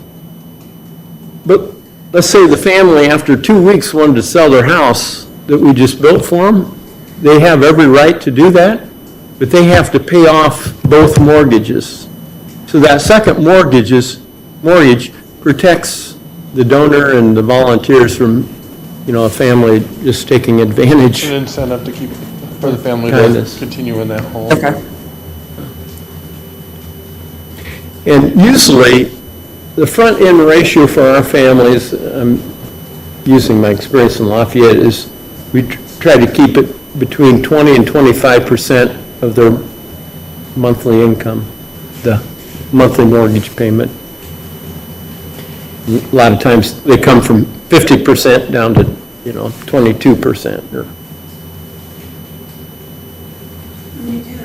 Does it take them to pay it off? how many years? Usually it's, it all depends on what the family, the terms can be spread out, or usually 20 years to 25. I think our last one was 25 years that we set up.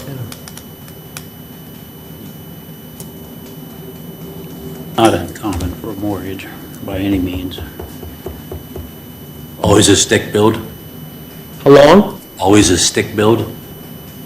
Not necessarily. Sometimes we pre-panel the builds, but,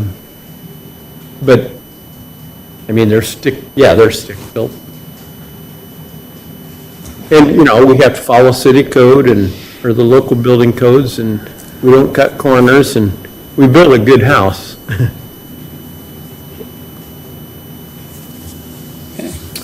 So thanks for your Thank you. listening to us, and Thank you. Thank you. Looks like you're good to go. All right. I have a question just because I've been looking at this, not for you guys, sorry. But just because I've been looking at these same pages for 2 hours now, comparing, but on my draft budget, when I'm looking in the new one, the disc golf course isn't on this one. I was just wondering what was, it's on one but not the other. Well, as far as I know, there's no progress on the disc golf course. No, don't budget anything for a disc golf course for 2025. Okay. Please don't. Use it for something else. I will come back next year, we'll regroup for next year, and I'll let you guys know what happens. But Okay. yeah, for next year, we don't need anything. Okay. Thank you, though. Yep. 5-minute break before we start in on the rest of I'd love them. to just stand up for a minute. Give 5 more minutes to stew out there. Now you want to turn the heat on. Right? You cold too? Yeah. Really?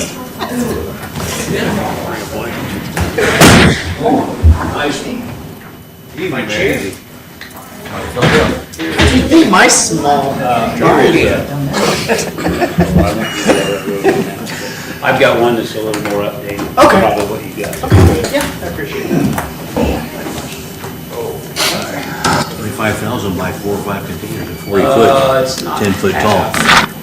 You see those, fold-out I've got those houses from numbers Amazon? here. Because I was curious. Are those well? Those things have to be talked about.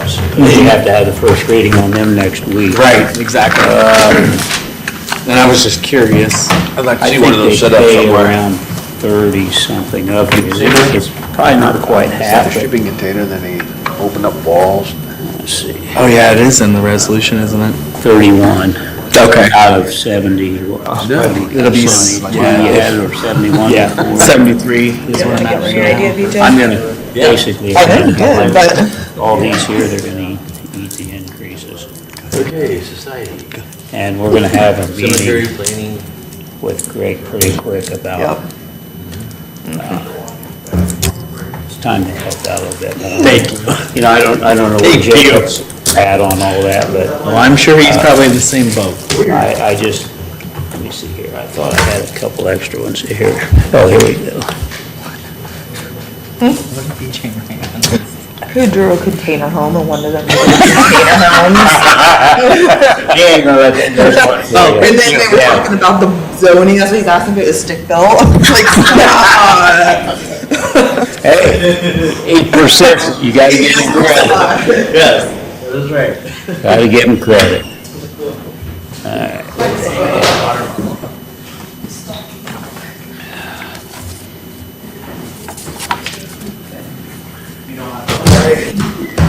Don't wait on me, okay?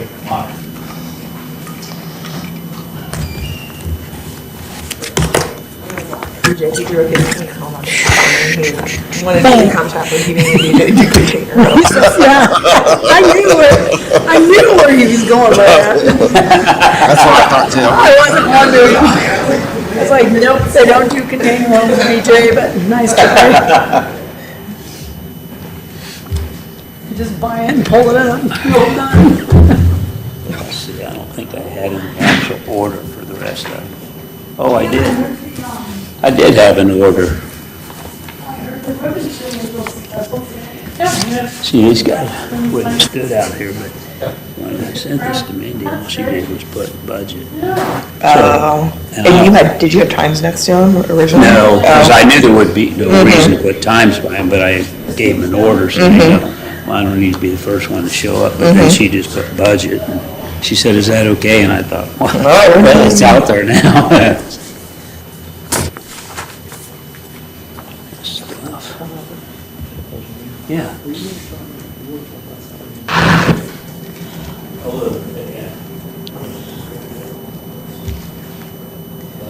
I figured that was what it was. Yeah. In fact, I didn't think the mayor was going to be here. All right. Because that's what Mindy had told me a few days before. That's why I had it on the Supposed to be- list. Yeah, he was supposed to be.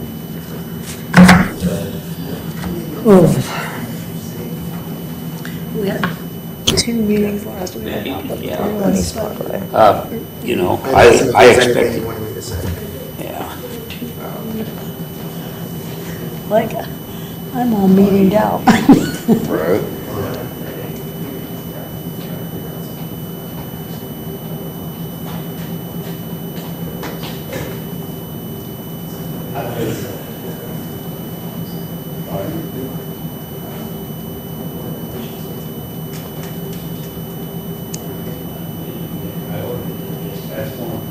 That's later in the week, but. Yeah. I'm like, that's crazy. I wish they had offered that Well, when the I was on thing, council. yeah, I haven't had any deals like that. so- Yeah, I wish that was a thing. Like, I take some free meetings. Yep. $50 please. Jeez.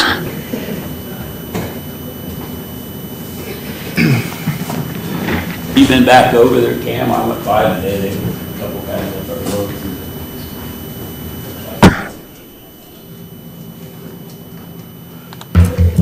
Does the work?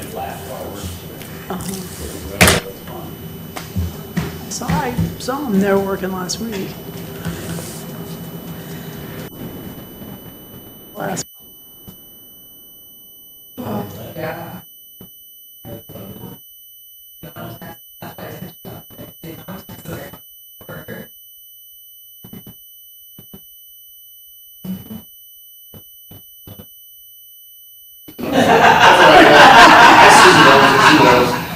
week or nothing.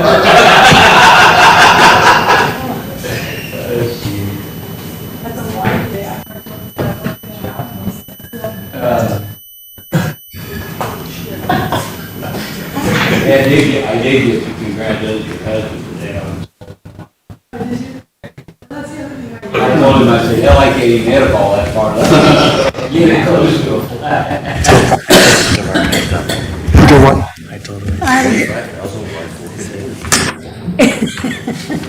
All right, BJ, you can bring that next time.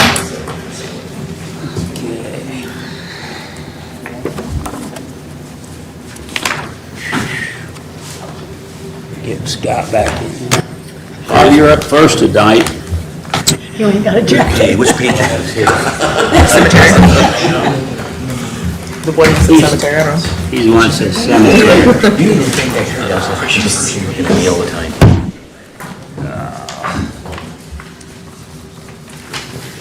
I thought I'd get you out of here. Sorry for the delay here, Bob. Oh, no worries. Never imagined we'd be. It's gonna be a late night for you guys. 13. It's gonna be a late night for you guys.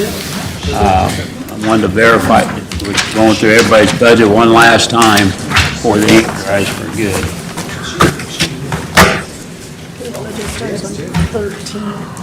Cemetery.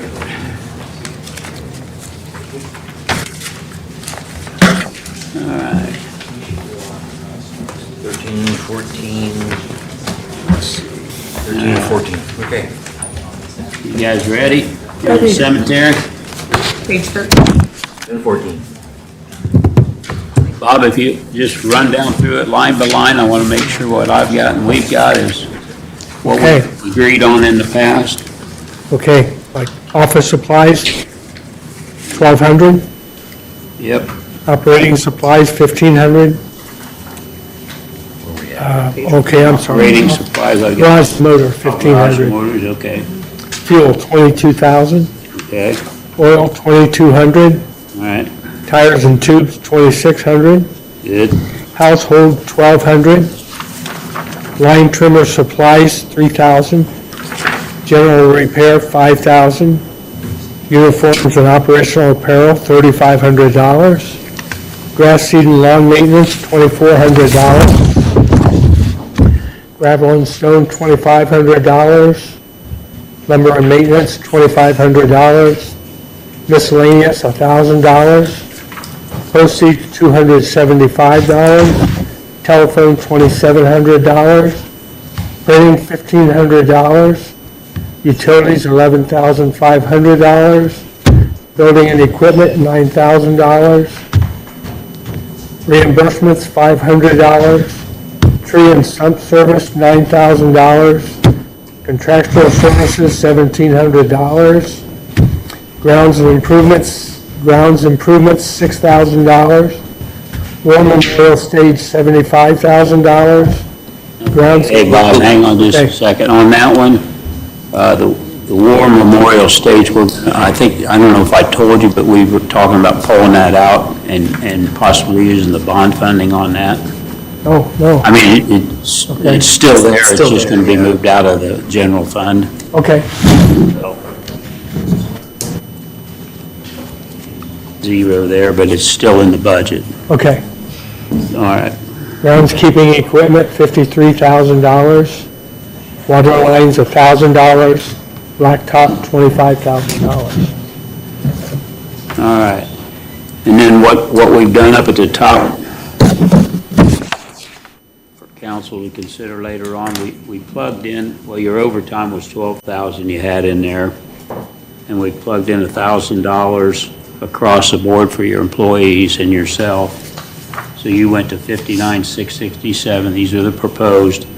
$137,109 for your 3 full-time staffers. Okay. And you still got 88 for your part-time. And your FICA is 19,165. Medicare, 4485. Yes. And perf is 24,765. Longevity, 12,300. Have you been able to hire that last spot you had? No, but I'm looking. Okay. Did Just curious, you got anything that concerns you in your budget, or? No, not really. It's pretty much what I put down. Okay. Anybody have any questions for Bob? My only question was that gravel and stone, but you said maybe we're going to ask about that on Friday to Greg. Yep, Okay. yep, it's on our, Contractual services? What is that? Contractual services is like dumpsters. Anything to hire out. Okay. And then the other one, line trimmer. Line trimmers? Yeah, 3,000? Yeah, and that buys them too. And the line trimmers are $500 and some a piece. Question on the War Memorial stage, what does that entail? A new concrete floor.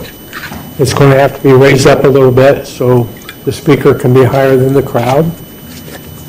We're going to have a roof and railing and a ramp to get to the stage. This is over by the Civil War monument? Yes, right inside the main arch. and you're still getting quotes on that, Bob? I know you got one from Mount Louthen for the concrete, but Yeah. you're still working on the rest of I it? called 3 people, and none of them showed up, and then I came up with this situation, Yeah. and took a lot of time. Yeah, no for that. problem, no problem. Just wondered if you'd found anything else out. Haven't, but I would imagine, hopefully we got way more than what you need there, but I knew you were having trouble getting somebody out there to get you a quote.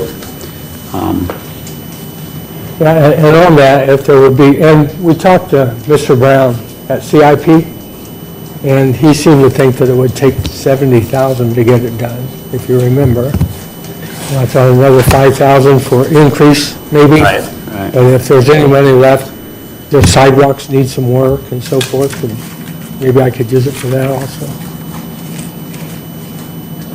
Stage, is there any electrical plugins out there, or is it always this? There isn't. I always borrow Jan's Parks Department's speaker system, and it's wireless and so forth, and it works well.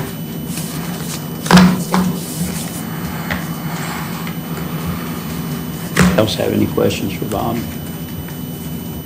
All right, Bob, thanks. Okay. Thanks, Thank Bob. you. Thank you. Have a good evening. All right. Aaron's not here, so Rob, you're up next, Community Development.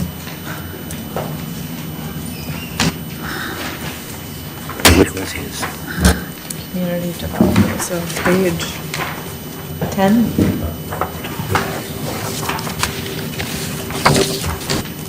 Did we find you here, Rob? I think it's page 10. Yeah, I got not thinking on here like you got. Looks like it's pages of 10 and 11.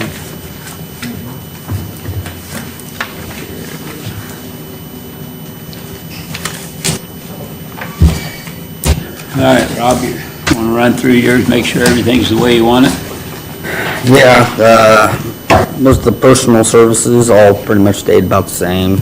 We're at 1,000 for the main code manuals, 600 for repairs, maintenance, and supplies, 2,450 for office supplies, 1,250 for office equipment.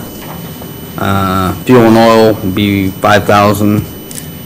Machinery and equipment, we don't have anything to do with that. Uniforms, 450.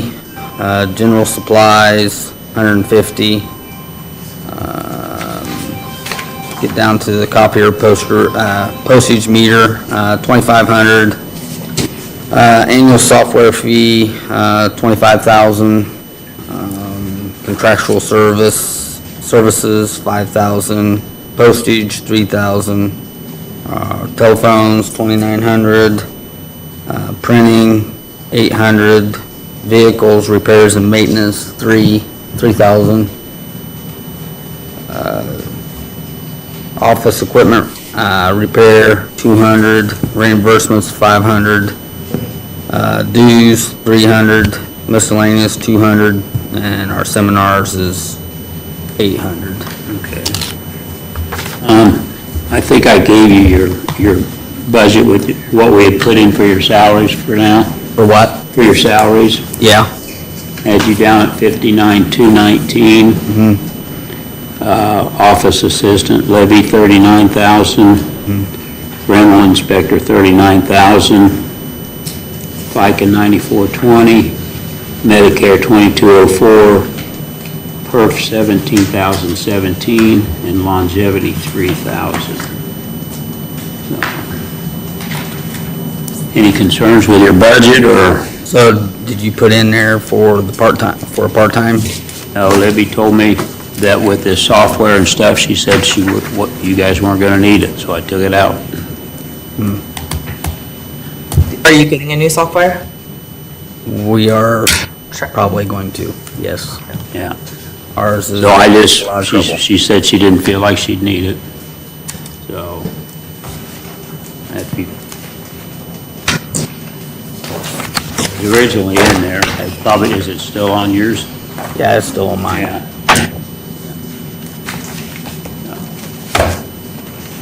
Where's the line for the new software, Dave? Down there, it's software annual fee, $431,053. Yeah, the $25,000. Pardon? Yeah. The $25,000? Yes. So that buys their new software Well, what and Libby, pays for their, what Libby says is that she's got some money she's gonna encumber. She's gonna be able, she's working kind of with Aaron on this, I believe.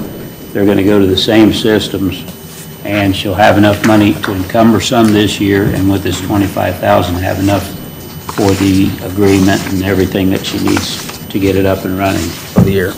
So there still might be a little bit of concerns there. We think we're going to be okay on it, but, yeah, we've found some money to pull and encumber and to get it started. Yeah. And then, yeah. So About the code enforcement officer wages, see a zero on that? that's not in my office no more. Now, Scott. Oh, I see, okay.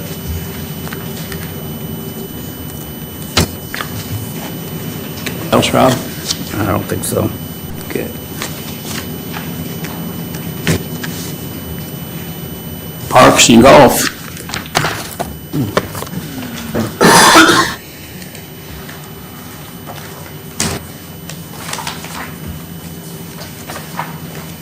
Going through every line here.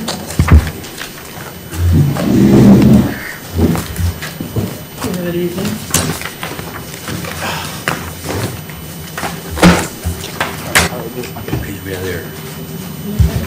Have my pen somewhere. 7.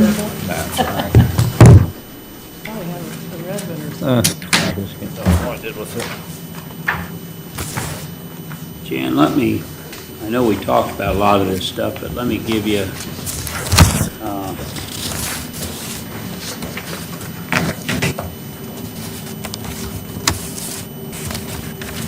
let's see here.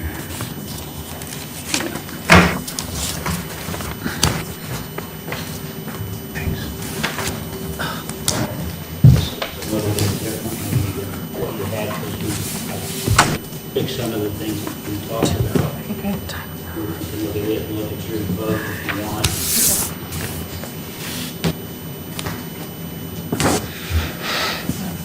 Okay.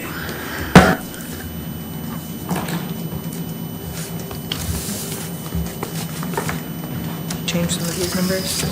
Yes. Okay.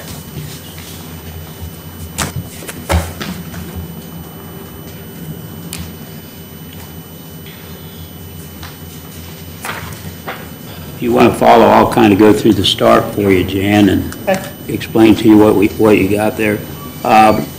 Recreation Director, 45,293. Administrator, 60,774. Secretary, 39,975. Maintenance Supervisor, 51,800.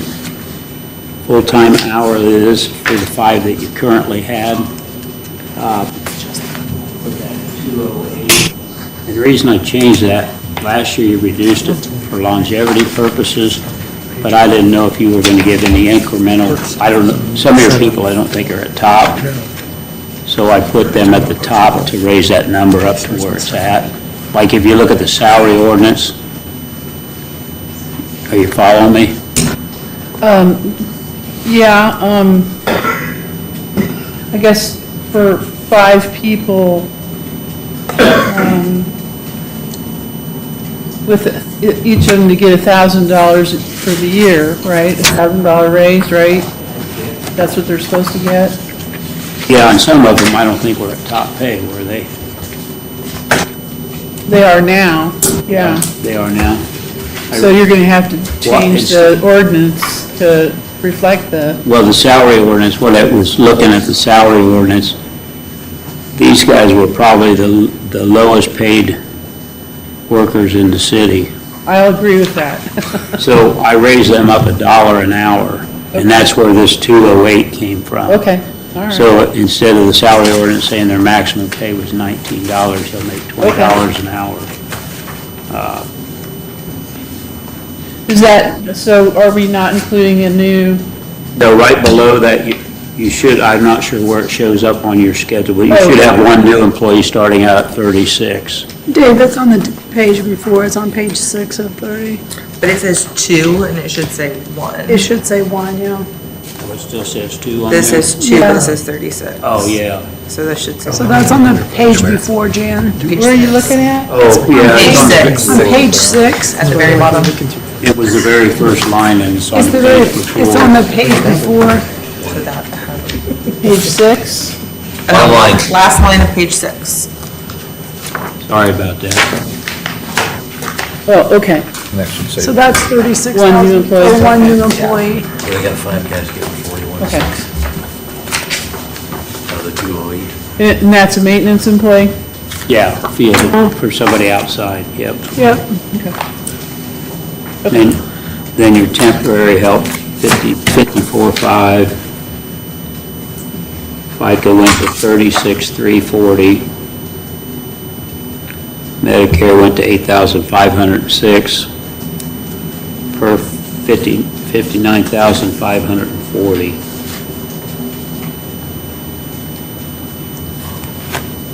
And I'll let you kind of go through it from there and make sure that we got everything the way we talked about.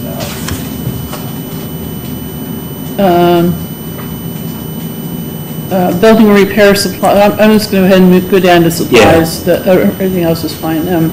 We asked for, we had a lot of money in the services line item when our own staff does the bulk of those repairs on site, and then we don't have the money for the supplies or materials to do that. So that's what this, removed some of those amounts from the service line items for building supplies or restrooms, for building repairs and restroom repairs. We moved those so we had supply money, because that's what we really needed, was supply money to do those repairs. Isn't it on there? Pardon me? Is it on there, Jan? Yeah, Okay. so that's at 8,000. That 8,000 for In the miscellaneous. 2,500, yep. 25 for That's what those are. restroom and 25 for building, is that right? That's why those are new, Okay. okay? And I don't know why that, the free community program supplies doesn't, because we had that this year. I don't know why it doesn't have a, but that's what it was this year. And that's for Earth Day, July 4th, Howl at the Moon, the park, some of the Park in the Box, some of those things that we do that we don't we don't charge anybody for, so. So that's what that's for. Gas, oil, fuel, 22, sanitation, custodial, 10. That's an increase because we had, we had 7,500 and we had 7,500 here at the end of the summer. And so, I'm hoping 10,000 is enough, actually. Vehicle equipment repair supplies, again, 10,000. We're trying to do as many of those repairs on our own without going through a contractor. Fertilizer chemicals, 5,000. That's weed killer, that's snow removal things. I can't think of everything that's on that, but that's where we're at to take care of things like that. Asphalt, gravel, and dirt is an increase, but that covers our safety surfacing on playgrounds. And each load is $2,500, so that's why that gives us 5 loads, if that's all we spend it on was playground mulch, so. Miscellaneous supplies, 8, paint, 3, schools hardware, 3, staff uniforms, 2,500. Birthday is not it's not separated out, so I don't know why that's still there, but it doesn't need to be. Christmas in the park, 12,000. Contractual services, 13. Tree service, 2. Postage, 600. Telephone and computer, 2,000. Printing, 1,000. Utilities, 75. That was one of the things we did. One of our concerns was as we take on the new splash pad downtown, it will have an increase, probably about $20,000, I think, for additional water and electricity to operate that, so. Talking about there, RDC has funded fountain for down by Little Turtle or Iron Horse or whatever There at it the Iron Horse Park. And of course, it's gonna take water and whatnot, so that's what that additional utility. It's for a splash pad? For a splash pad right there? Yeah. And it's gonna be as much a fountain as it is a splash pad, so we will try to keep that under control as far as operating it. It's not gonna just run forever. It's gonna have a touchpad for people to turn on when they wanna play in it. It'll have certain times that we'll set the computer up to actually run, like every hour on the hour for 10 minutes or something. I don't know.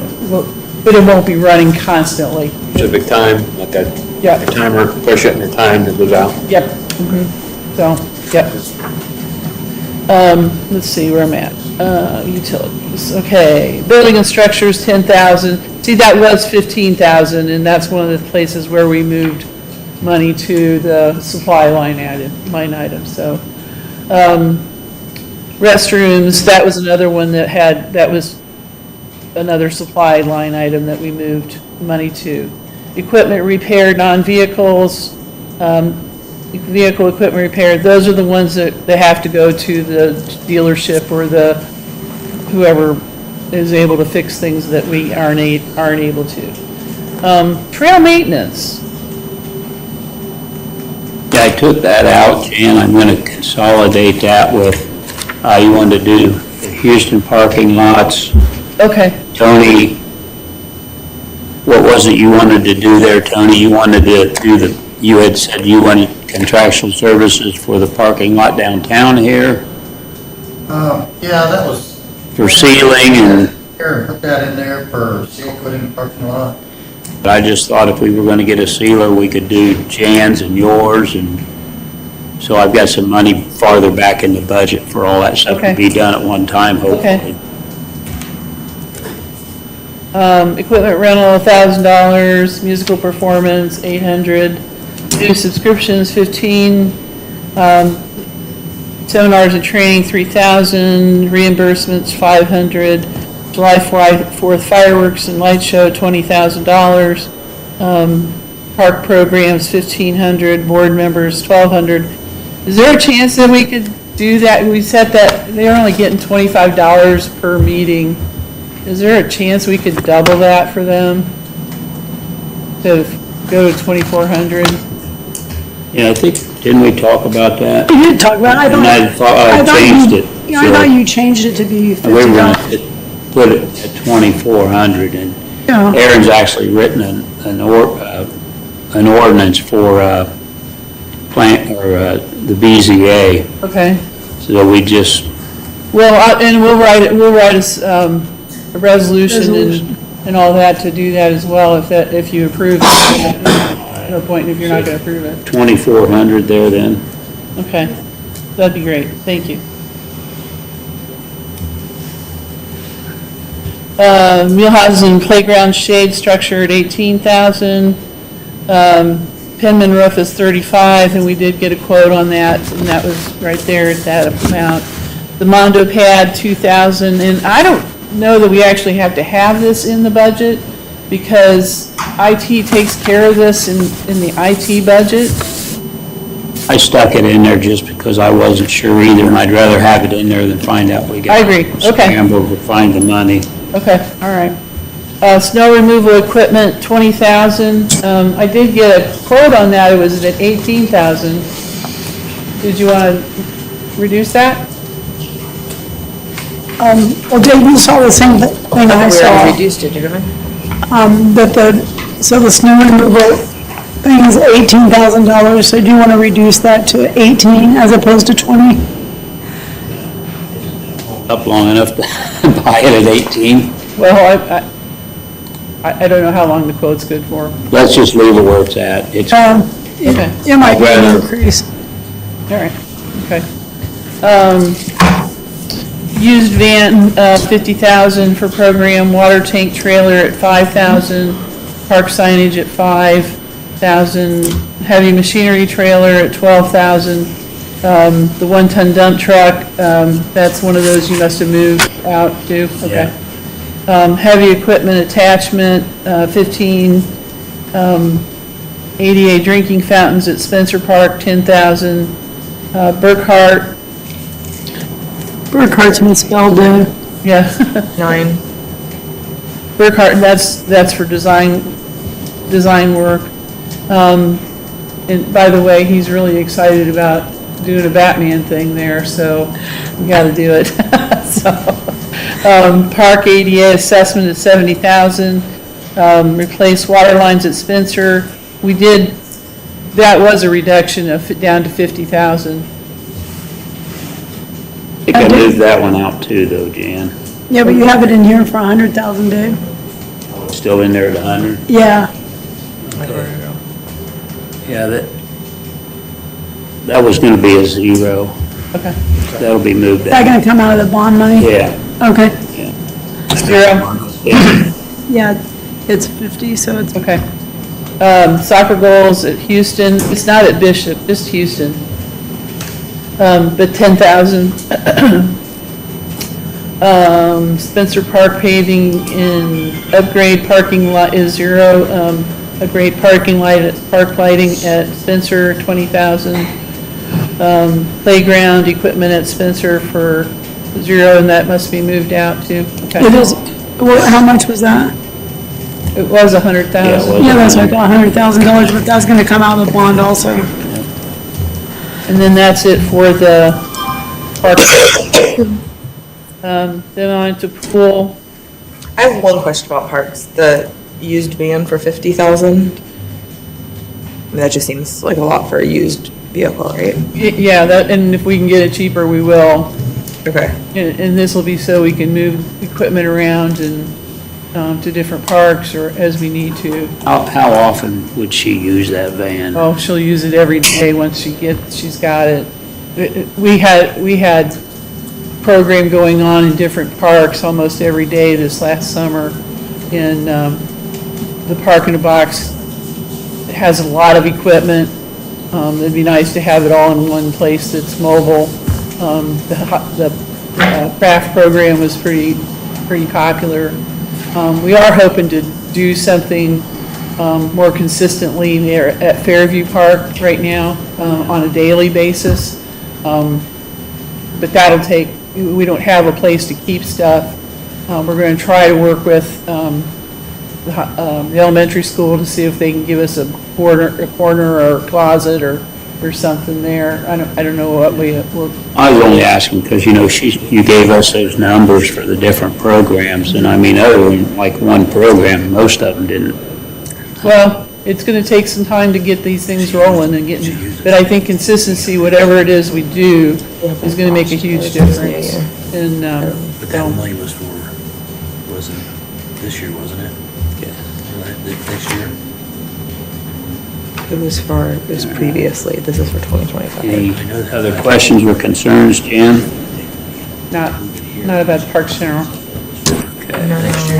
Pool manager, 9,000, pool assistant manager, 7,500, lifeguards, cashiers, 45,000, FICA, 3813, Medicare, 895, office supplies, 100, suits and uniforms, 1,800, sanitation custodial supplies, 2,500, equipment repair supplies, 750, chemicals, 12,000, pool supplies, 1,250, testing, 300, telephone, 2,000,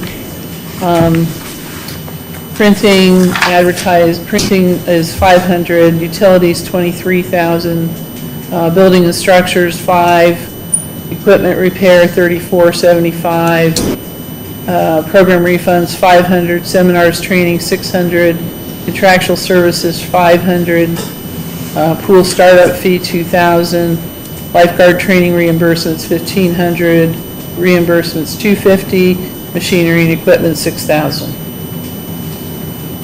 And that's the pool. That's good. The lifeguard training, we reimburse them? We did. We had about a dozen or so lifeguards, maybe even more than that. It was quite a bit. Their fees were less expensive than the $150 for the work, they got charged less than $150 in several instances. And so, I don't know, we didn't spend the whole $1,500 that was there this year, but we did spend, we put a lot of, gave a lot of them out, so. And what'd you say the Burkhart was for 25?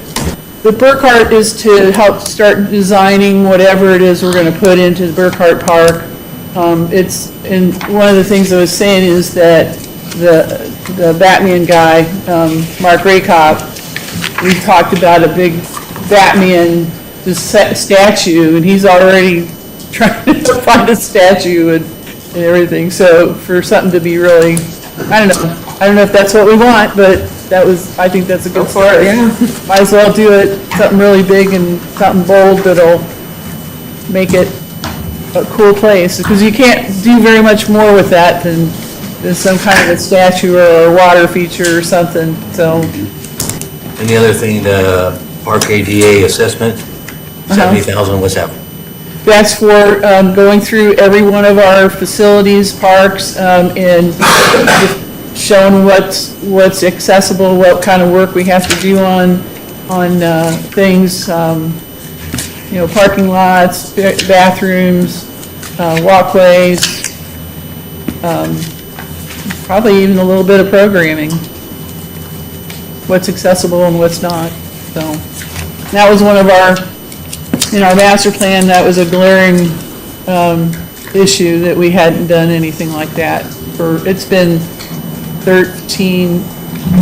since 2012, 2014, since the city's done any ADA assessments, so. And the person who actually does the ADA assessment is handicapped, correct? Right. The person who actually does the ADA assessment is handicapped. Yeah, he is. So he knows what he's doing. 50 per use van. Now's the time. I think 50,000 is way too much for a used van. I think we can get it cheaper, but I don't know, what we've found so far in the used van sections, because we're looking for not just a van, traditional, like an Econoline, that's too big and bulky. What we're thinking out is more like a Ford Transit, or I don't know, maybe something a little bit bigger than that. So I'd like to get it cheaper, and I think we can. So if you want to go less, we'll work with that. Well, I don't think it, since it's already in the budget of $50,000, I don't think it harms to have it there, and then she doesn't use it, she's not going to spend it. What's the purpose of the van? For our program staff to be able to have all their equipment in one place, that they are more mobile to get to different parks for their program activities. So. Passenger van? Pardon me? Passenger van with storage space for their? Yeah. Okay. Because we don't have buildings for the program storage, like, you know, like we've had in the past. We just don't have them now, so.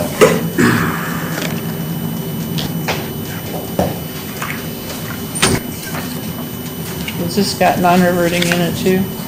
On page Yeah. 25. Okay. I don't think anything changed in that, Dan, since you originally turned it in, so did you find anything in there that concerned you? I think it's exactly the way you gave it to us.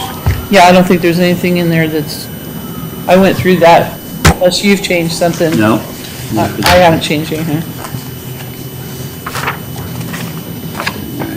Well, if you're okay with that, we can go to Dean here.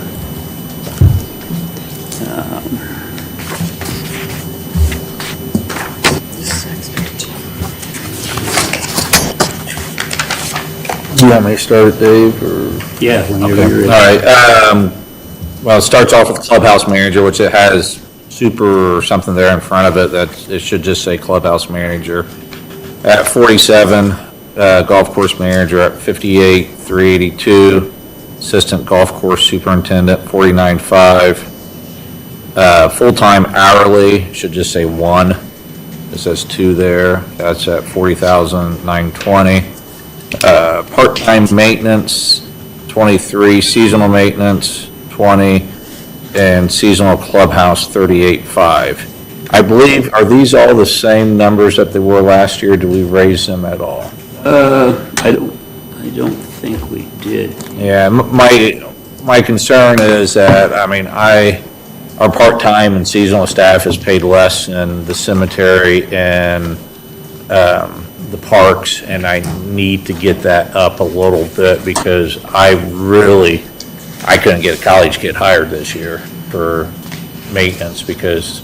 You're talking about your seasonal maintenance? Well, and all the way around. I mean, the clubhouse, the seasonal clubhouse, we anticipate that we're going to be a little bigger and that we might be using a little bit more staff. Our cart situation, you know, I mean, we have to do some stuff there, you know, so that's where we were anticipating, you know, how much, I don't know. I mean, it's, Right. with the clubhouse, we are entering a new era, you know, with staffing, it's bigger, it's, you know, how much more that we're gonna need, we're not, you know, I just wanna make sure I'm not, So you know, you're looking shorting at ourselves. a overall total raise? Yeah, I mean, I don't know, maybe like, you know, $5,000, $6,000 in each one of them line items, you know, just help.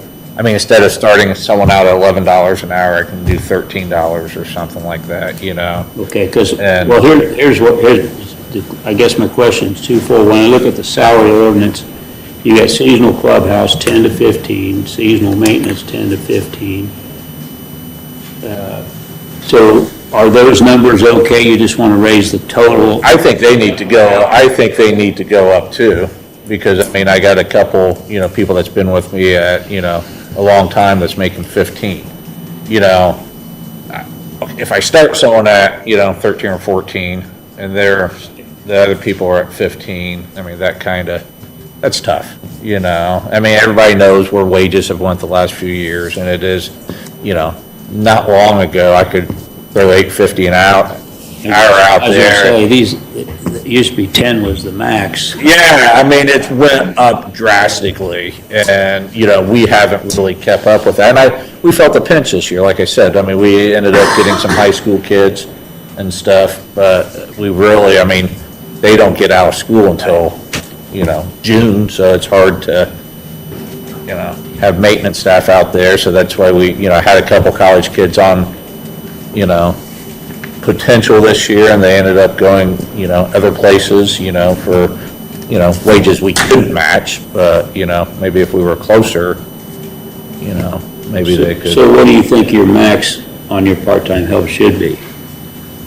I mean, I think we have to be at least at 16, you know, if not, I mean, on, you know, on the seasonal clubhouse and, you know, the part-time maintenance, seasonal maintenance, I mean, it's all, I mean, I kind of use all them as, you know, I treat them, you know, equal, you know, You know, so, I mean, I do think that needs to, I don't know what the max is at the cemetery or street department, but on them kind of positions, but I do know they start out at more than we do, and I've talked to them, and, you know, it's nice when you do have someone that comes back year after year, you know. I mean, we have one gentleman that's worked in maintenance for, you know, part-time for 3 years. He's retired. It's really nice. I can count on Mo Ruff, you know. And, you know, I have another part-time or clubhouse staff, which, you know, the people that's up there know, you know, Heidi's been there a long time. I had Mark there for a long time before he left. So it's nice to have some continuity, you know, and stuff. So you want to raise your max to 16 on that part of it. So what do you want to raise your totals to? I was thinking, you know, each category, you know, somewhere around that $5,000 to $7,000, maybe $6,000, you know, and. Well, here, I mean, you can tell us, because you know you have to live within your budget. Yeah, he knows that. You know. Yeah. You gotta have general. Right, exactly, and I mean, we realize that, you know, Yeah, and. I know you do. And so it's. Tell us what you think you need in there. Put 6,000 in each one of them three, and So you we'll make it raise work. part-time maintenance to 29. Yeah. 29, and that'd be 26 for seasonal.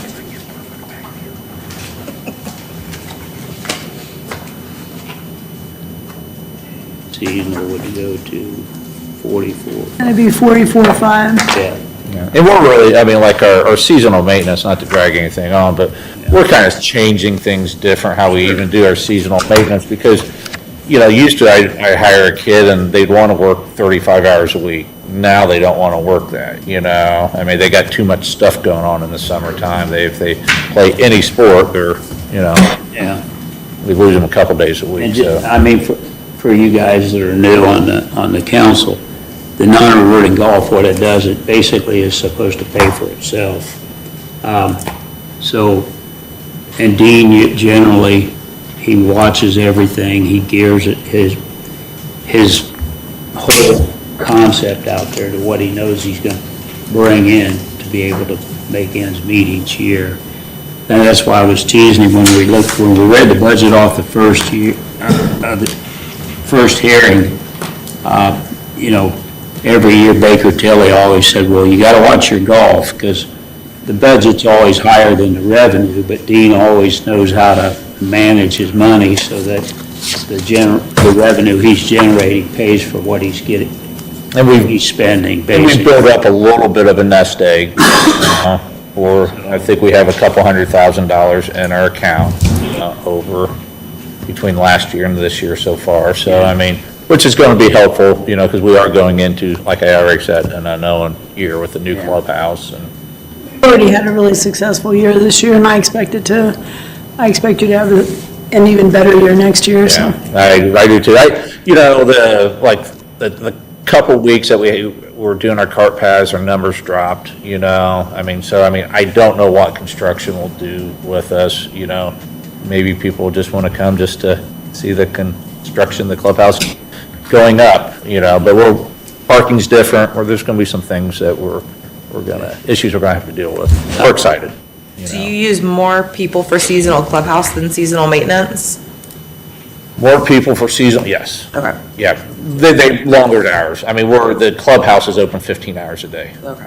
You know, and, you know, for the longest time, you know, it's always was just kind of me. We've added Kyle as a clubhouse manager, which will help a lot of that second person kind of thing. But, I mean, it's, we're trying to be better about providing the service, you know, cleaning the carts, making sure everything's going, and just being a little more professional. And if I could, the Medicare and PERF will just recalculate those, Dean, to cover the increases there. So if you want to go from there, then. Okay, unemployment, 2,500, longevity is 15, which I believe should be about right. Overtime, 500.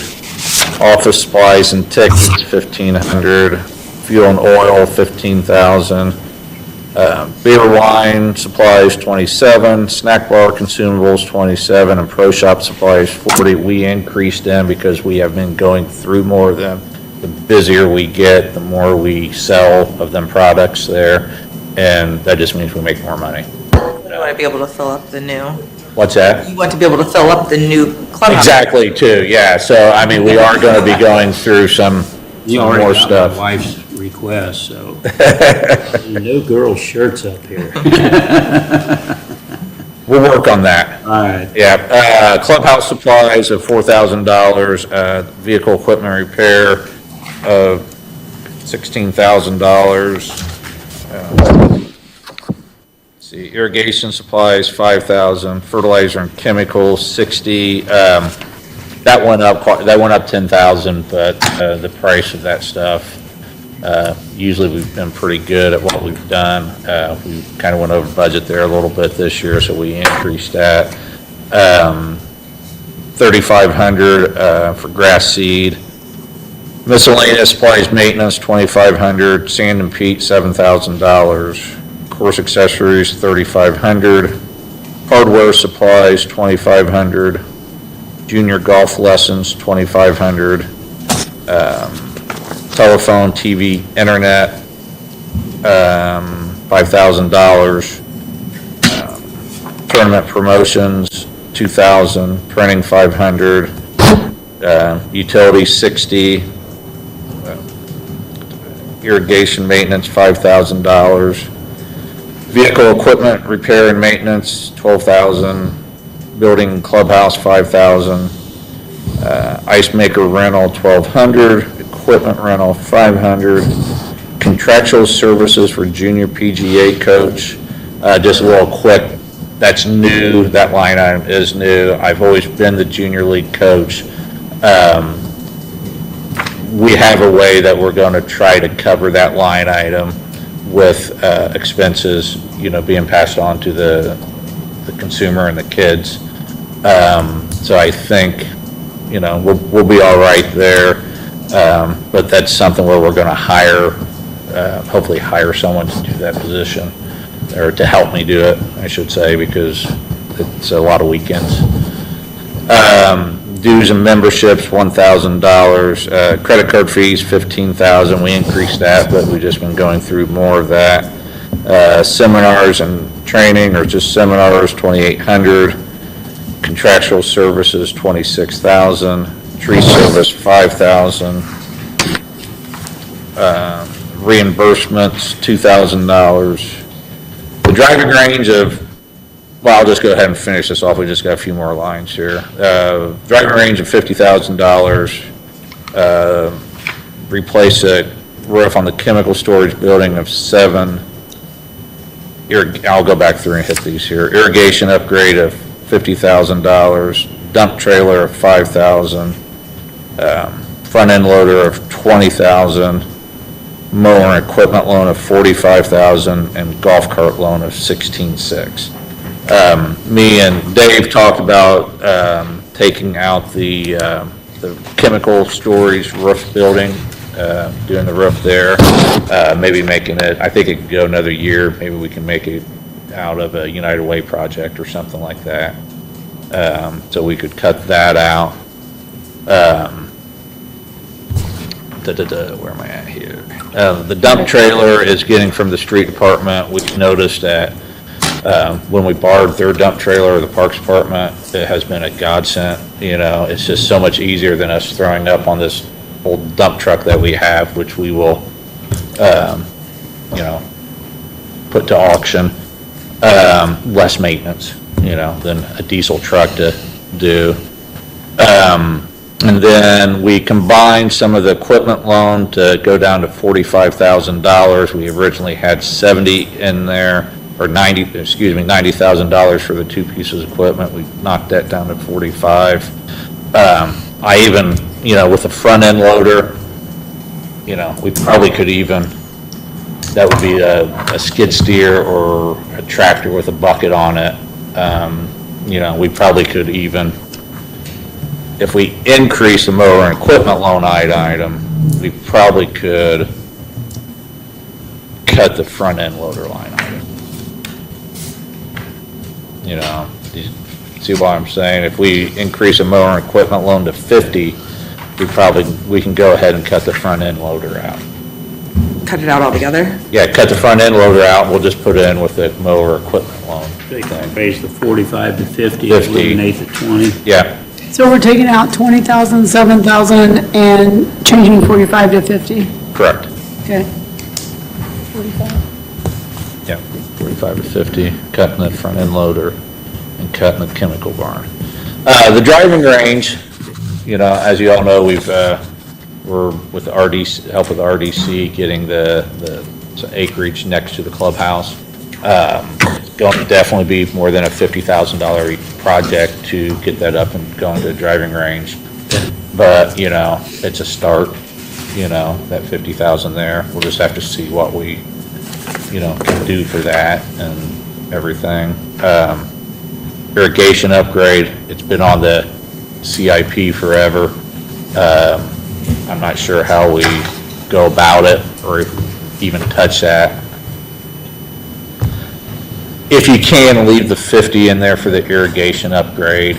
You know, I don't foresee us spending $50,000 there, but it's something, you know, that once this clubhouse project gets going and stuff, it's what my next project is, to figure out where we go with the irrigation, you know. Seemed like there was something else I wanted to touch on there. It's not here, but, you know, when they did the front 9 cart paths, there was, they ended up having to have more labor and more stone. It took 2 weeks when they thought it was only gonna take a week. And so, I mean, well, when I say 2 weeks, it was 8 days. 8 days, yeah. Instead of, Okay, yeah. so, anyway, it took 4 days longer than they had planned on. So the cost is Kurt said that the cost will probably be an additional $35,000. You know, he can't say that for sure at this point, but, you know, with the 150 that the county council is providing, we will need to come up with another $35,000 to cover that extra cost, so. What it was, Kurt was quite surprised that there was not much stone underneath the cart paths. When we did them 20-plus years ago, I used we drove on the cart paths for 2 years, stone cart paths. So, I mean, we put what was a 10F, a fine stone down. They're using 53, which is a much bigger rock, much better base. So that's why they took longer in the first time, and that's, you know, he was assuming that there would be a little better base under it. But the 10F, he said, when they grind it up, the 10F just kind of went with the millings and stuff. So that's where we've kind of run into the little unforeseen cost and where that kind of. When are they planning on doing the back 9? It would probably be, I would assume it would be in the fall next year. Just because like this year, I mean, it's very firm out there right now. This is a time of year to do it. The springtime, I don't ever see that it would probably be firm enough to run trucks out there. So I would guess it's still the same time around Labor Day next year. Late August to Labor Day, somewhere around that. Sending it out to get fixed. Have you not received the other 150,000? What's that? You not received the other 150? Did not receive No, it yet. we expect it soon. Jane's been in contact with them, so. So. Just curious, all right. My only question is about the credit card fees. Yes. I mean, I know that's everywhere, but a lot of places like will charge an extra fee if you use it. We look at it as we just try to charge an overall fee, you know, ahead of time, you know. We factor it in as part of doing business. You know, I've looked at software and I don't want to get overly confused, you know, with it, but I know exactly what you're saying. And I have no problem. When I go someplace and someone says 3% more, you know, I'm like, okay, you know, if I'm using a card, I understand. We're trying to just kind of do it as cost of business and We kind of been on an every other year fee increase thing, so we're looking at, we'll take that into consideration next year when we Raise your prices. raises. Okay. We are not raising any rates at all this year between the golf course or the Parks Department or anything. We're just going to. Yeah, we're just keep them looking at. static this year. Yeah, and that's been the plan. Once we've come up with this plan, I think it's been quite helpful to us as employees, but also, for the golfers and the community to know. I might, we'll see what everything happens over the next year. But. Dave, how do you want to budget for the $35,000 for the back nine? Well, here's my thought. How soon does Kirk need his money? I just wait and see how soon the county's going to pay, and then if there's a shortfall next year, we can deal with it when the time comes if they pay their other half. I didn't know, they didn't give you a designated month they were going to send you the money, or? I actually thought I'd probably get here sometime this month, so. And we're going to go ahead and use some of the leftover mower money in the This year to cover. this year's golfing to pay. It's like $8,400 is the additional money. Kurt is eating some of the stone, and Casey Jones is helping him with stone as well, so. But so the $8,400 is something that we can do, so. So you just want to wait and address the back nine, redoing the cart paths when they're going to do it, which is going to be next fall. So it'd be like a year from now. And so let's just see that the county, Yeah. but is the county going to pay you the whole $150,000 right now? Or are they just paying you half now and half later? They paid us a half last year, and we're waiting for the second half now. Okay. So, I've asked them for that check, so I expected sometime this month. Okay. So we'll probably go ahead and invest that, because it'll go through the foundation, and the foundation will probably go ahead and invest that, so. Did you need this back? I hope not. No. My Nope. pages are all, Nope, you can just leave it there. Somebody else might need it. All right, thanks, guys. Thank you, guys. thank you. Thank you. Street Department. Page 22 and 23.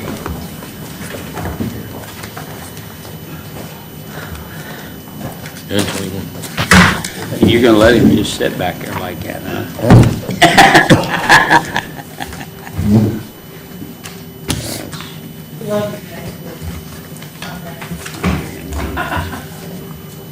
Think about this.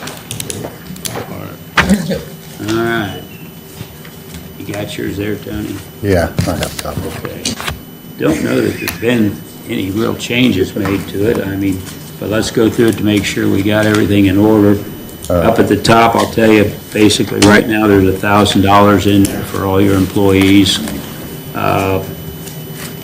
And then I don't know, well, the only thing I saw in there that concerned me is, I think, Tyler, if you've got the one with the 150,000 paving, I think Tyler inadvertently put that in the 201 instead of the 203. Okay. So I need to get that fixed. It doesn't really matter, but switch it to where it goes. So where do you want me to start at? Just run through them to make sure they're what we have talked about in the past. We don't have any mistakes in there. It starts on page 21. So like maybe down at office supplies, start there?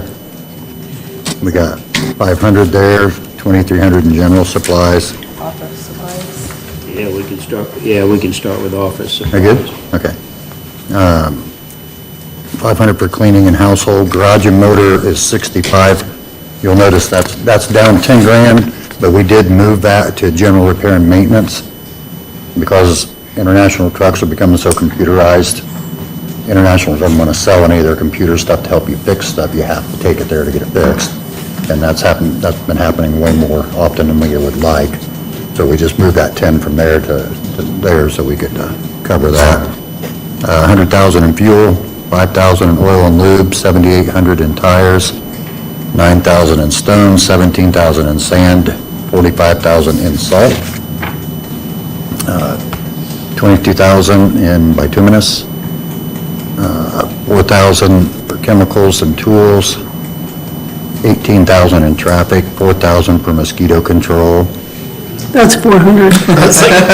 I'm sorry? It's 400. I said 4,000, sorry. 400. Yeah. 7,500 in uniforms, 500 in physicals, 7,500 in drug and alcohol testing, 10,000 in contractual services, which goes up to 20 every other year because that pays for the pavement asset management plan. 1 year, they have to come physically, drive every street and grade it. The next year, they just date it, basically. How much did you say? You said 10, but it's 18. It says 18 on ours. Yeah. I got 10 here, but, Well, we were gonna originally, well, okay, we added the 8,000 for that parking lot on Yeah. contractual services, so yes. but I'm gonna pull that, leave it at 10, because I'm gonna put that with what Jan's doing. I Right. thought we could just have your two departments do all that sealing at one time or something. Okay, And I got it, the infrastructure fund, Tony. okay. $45 in postage, 1,500 telephone, is that 15 or 5? 1,500. Okay. 30,000 utilities, 3,500 for traffic sensors, 6,000 for building and maintenance, 30,000 for general repairs and maintenance, 500 for safety equipment, 2,600 for equipment rental, 500 in reimbursements, 7,500 in permits, licenses, and fees, 750, sorry. I'm trying to sneak some extra money in there somewhere. $300 for seminars, manuals, and training, 600 for copier maintenance. We go down here to dump truck beds for 90,000. We discussed this where we were on a schedule to get a new dump truck every other year, which is about $2,500. We can move that to every 3 years. We don't have that. Well, That's not on your I list. moved it to the host fund, Tony. Okay. Your two beds. That's Okay. why there's a zero in there, No, there's no more. anything. We're coming for the beds with all new pump line. No. Okay, well, it's in the non-reverted host fund, those two. Sorry about that. That's all right.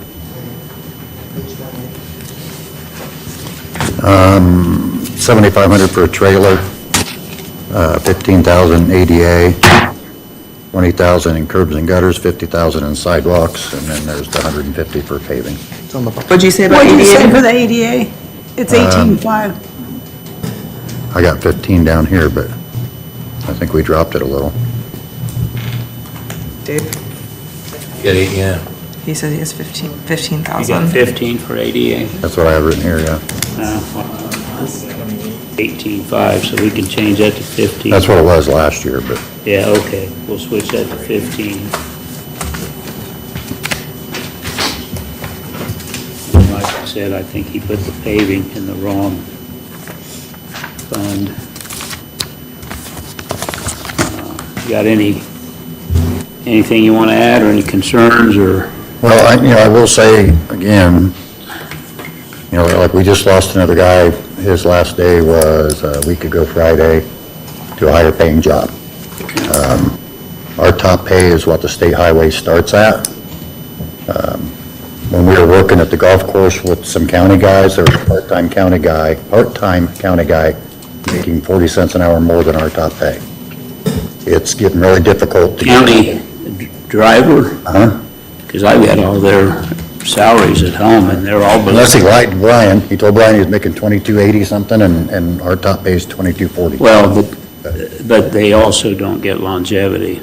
So when you I was add gonna say, yeah. longevity on top of your pays, you guys are, like you make, I looked, these are last year's numbers, I don't know about this year's, but last year you made $5,000 or $6,000 with your longevity more than Jeff did. Sure. I'm Yeah, and your annual, it'll be longevity- 39 years, I've earned that. Well, But that doesn't take away from, I don't know, $1,000 is $38 every 2 weeks for a raise. That's tough for me to go back and tell these guys that's what they're worth. Now, I'll be honest, that's a hard one for me. And I'm not fighting for me. I'm retiring in January. I know you are, Tony. But I still care about this department, and I would like to see us have, applications are few and far between with CDL drivers. They can go out and make $40 an hour and never get out of their truck all day, as opposed to the work we make them do. It's getting tougher. Every truck driver's job is a little bit different. There's no, I mean, I'm not going to say you're wrong, I'm just saying they're all different too. Right. Well, Some of these guys drive all over the state. No, I agree, and you're home every night for this job. But again, and I sound like a record because I think I've said this every year, the last thing we want is 3 or 4 new snowplow operators, because that's going to be a problem. Yeah. There's a learning curve, and, I'll drive. like I said, Back in. the last thing we need is a retired firefighter driving one of our trucks. Well, we'll look at it. Okay, so, and I don't know if this is even an option, Dave, and maybe this isn't the proper form. We're down a guy. I know with another department a few years ago, when they were down a guy, they stayed down a guy and spread that guy's money out amongst their department. So if we would be willing to stay down a guy, is that a possibility? It makes it a lot easier, that's for sure, I told you, because we added 2 guys to your department. I don't know how many years, heck, I've been there too long, I guess, but, and I mentioned to you at one point, that one year, because money was tight. Right. Hey, I was hoping you were gonna hold off just for a while. And we did. Hiring, and you did. That's a decision for you. If that's something you can entertain, and you can still do what needs to be done around the city. Right. I wouldn't argue with that. Okay. Because it it not only eliminates, not just spreads the salary out, but it eliminates all the benefits. Sure, absolutely. And that's a huge benefit for the city and a benefit for your guys that are there, but. I guess that's all I have, really. I just, January will be 39 years, and I'm not going to walk away from that department and turn my back on it. And, that's kind of why I'm talking right now, is that. You always done them right, buddy. You always have. Tony, what did you say that what's your hourly rate? Our top pay is $22.42. $22.42? Correct. Which with the $1,000 would raise it to $22.90.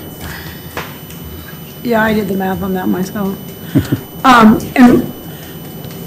the person who left, that you said you would be willing to spread his salary among your other employees, how much money was he making? $22.42. I mean annually? Well, that comes out to like $46.6. If we cut that and divided it 16 ways, because there's 16 employees, it would come up to like $2,900 each. Okay, so you have 16? You have 16 employees? Well, my secretary. About the street, his position as well as the other positions there. 29 to 30, 35, 3,500. How long had the guy been there that left, Tony? I think he had him in 18, didn't he? Josh, how long Josh was there? 6 years. 6 years? Yeah. Are you thinking about his longevity pay too, Dave? I'm just curious how long he'd been there before he decided to take another job. Okay. I mean, I think that's a good compromise, but Or definitely. All right.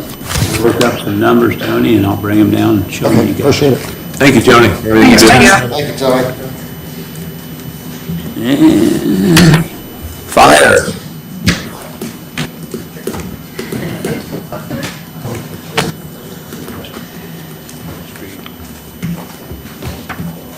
We'll be fine before we start. Good evening, everybody. Tired. You guys have been sitting for a minute, haven't you? Yank was supposed to bring us food. Yank was supposed to bring us food. Food. I'm on overtime Hey, you know what we say? The guy that makes the big money's got to earn it.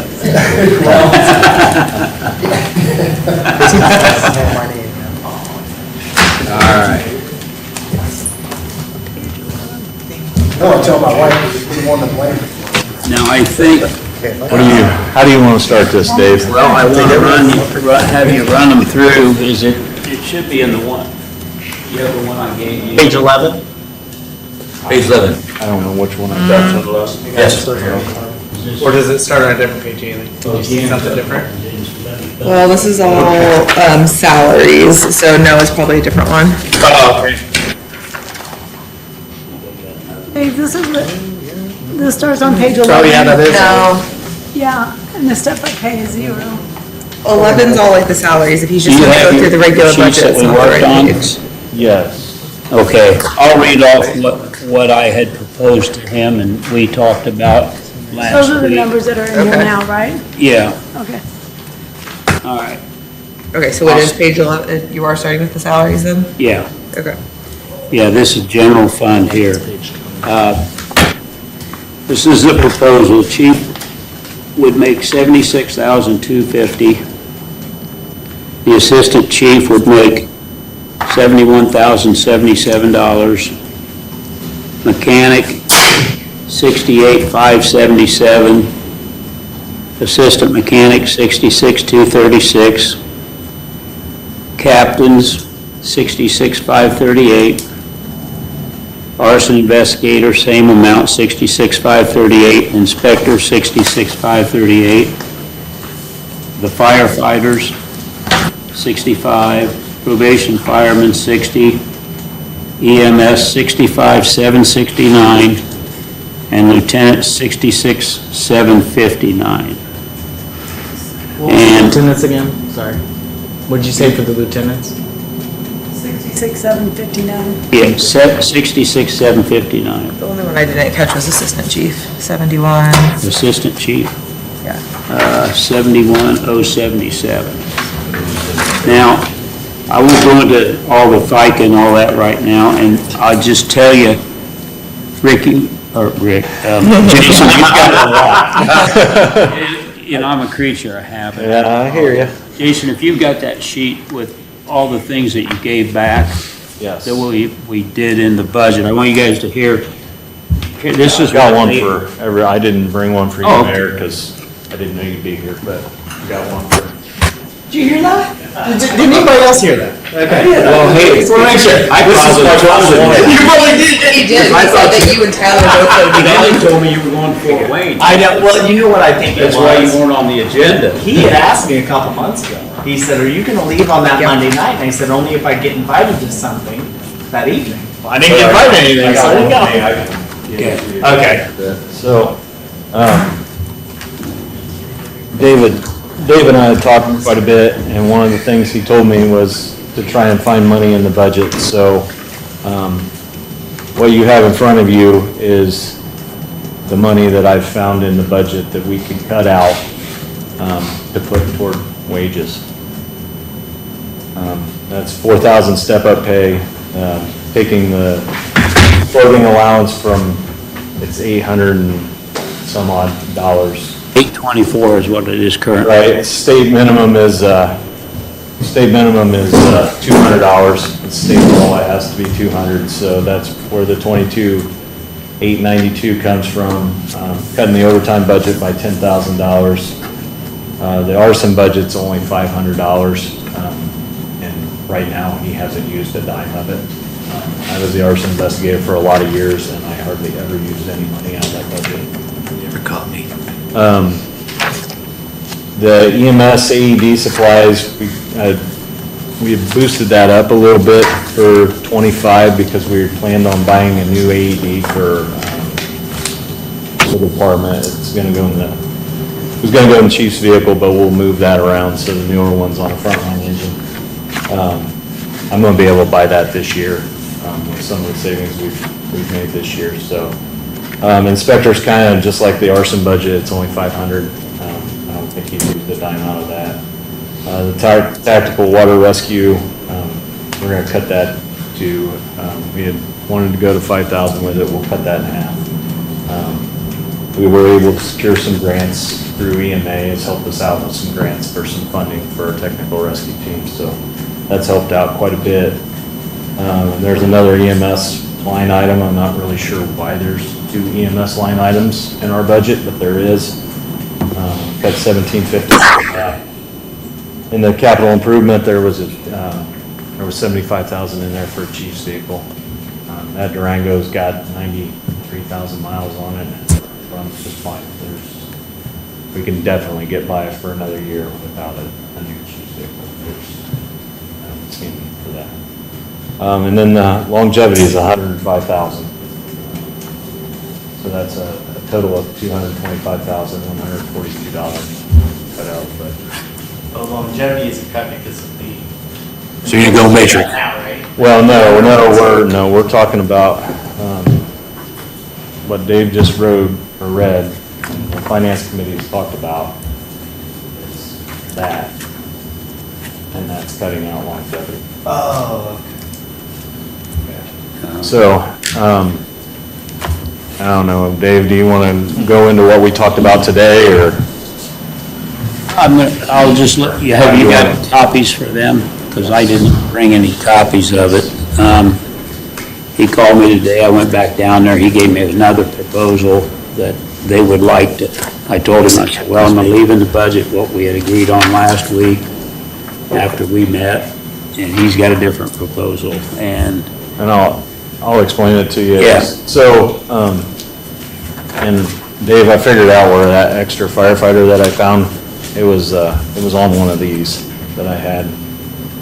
And I don't know where that came from, but it says 15 firefighters. So that was probably like in this. Probably where I got that number from, but I ran, so the issue that I have with this proposal that Dave just wrote is if we go with that, a 2-year firefighter and a 20-year firefighter are gonna make the exact same wage. There is absolutely zero incentive for a guy to stay past a year or 2, get experience, and then move on down the road. Without any kind of longevity or anything to keep them there, it's what's gonna happen right now. I just lost a guy not too long ago. He's going on down the road, and he's a great firefighter. I can't, it would take me, if I hired a guy today, it'd take me 5 years to get him to where he was. And I can't, those people aren't out there. And without some sort of, if we give up longevity, there's nothing to keep them. So when we initially talked, Dave and I, we talked about doing some sort of matrix, kind of like what the police department has. So you're not getting a longevity every year, but you're gonna get those 2 to 5, 6 to 10. So I'm gonna give you guys this. And I structured it very similar to what the police department is. It's not the same numbers, obviously. But, and like I said, Dave and I kind of tweaked these a little bit today. Thank you.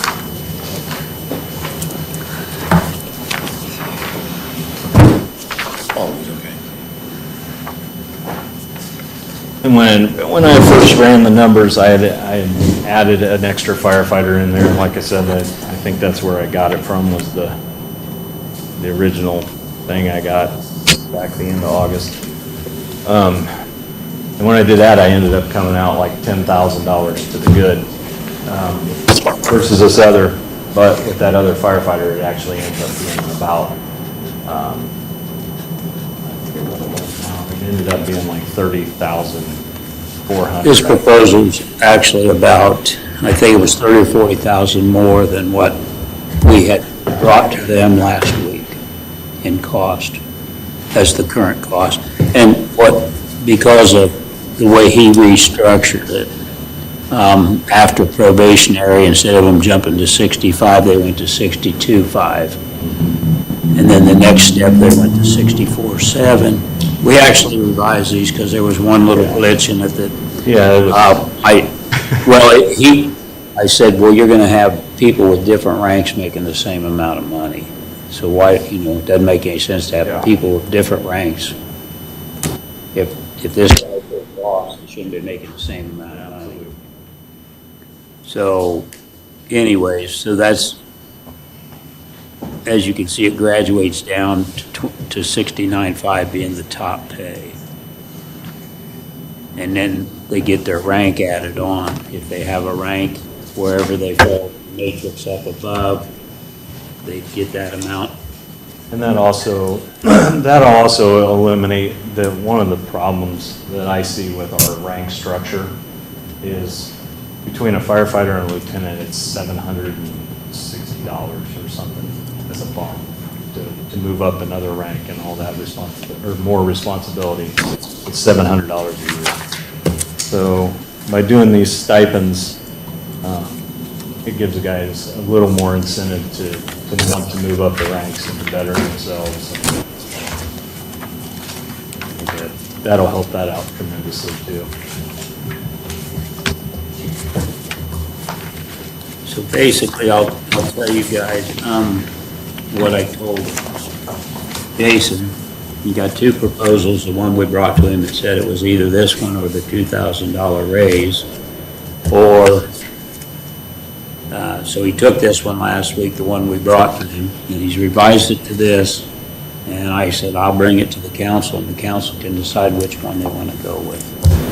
I mean, it wasn't a decision I can make on my own, so that's why you're looking at two different situations here, and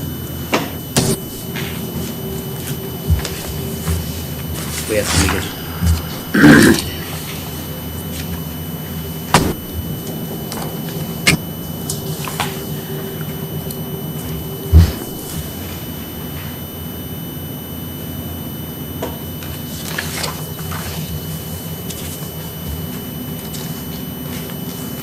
This doesn't tell us how much money these people were making.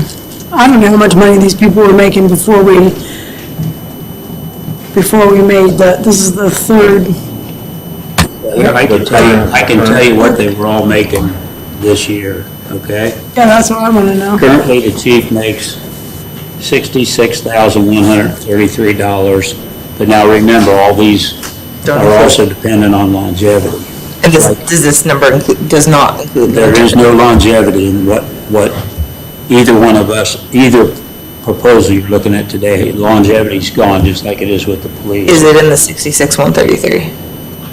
No, you get, if longevity, Rick was gonna have 25 years, and so he'd have got another $7,500 is what this amounts to.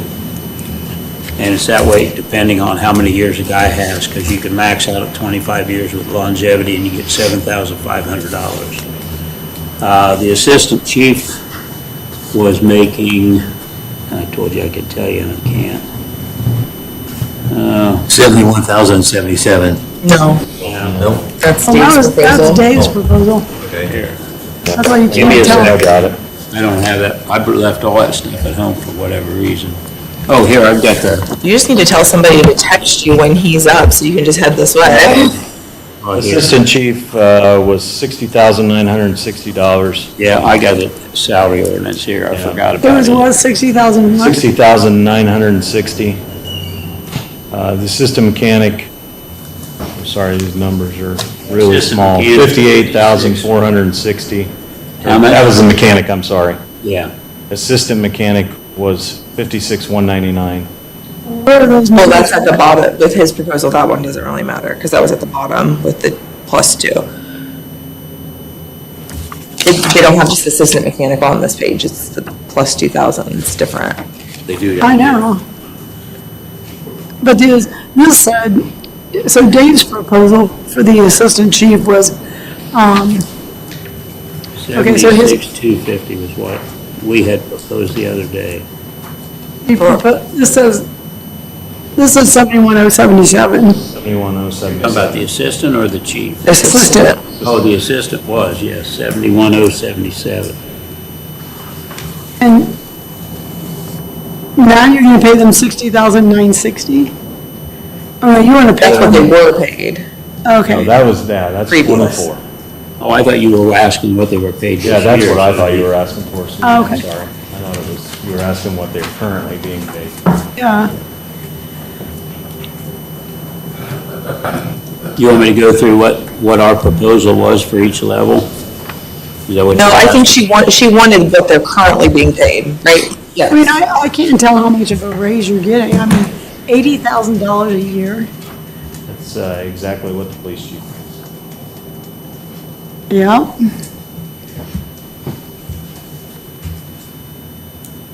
Okay. She makes 81. And, you know, my top guy would be, you know, again, we tweaked this. My top guy, 23 years, is a captain. So he'd be at 69.5 on that. And then plus the $4,000 stipend for the captain. So tell us what he makes this for 24. Yeah, so you want your 23-year guy to make $69,500 plus $4,000, which is $73,500. So how much money does he make right now? He makes 56,421 as a captain plus his longevity. And what would that be? So 23 years times 3 is 6,900 plus that.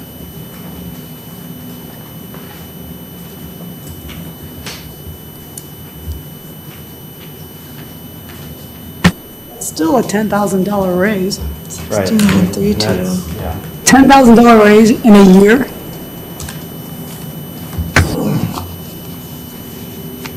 So on that proposal, $10,000 in a year? This has to be something that can be sustainable to the city of Logansport. And if you come here today and ask us for $10,000 for one person, and how much of a raise are you making? I would be getting,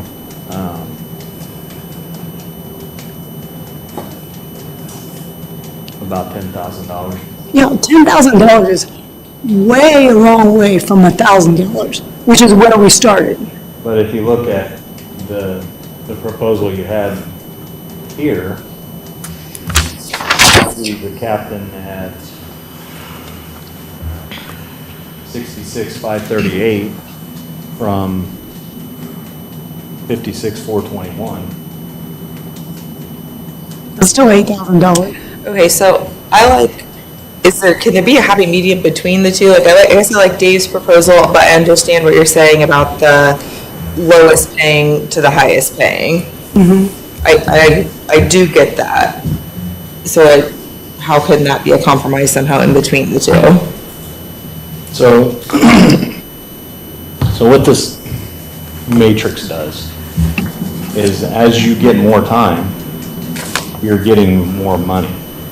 So these young guys, like 2 through 5, 6 through 10, their raises aren't near as much as what as you go down. Like I said, we structured this about the same type of percentage raises that the police department did with theirs.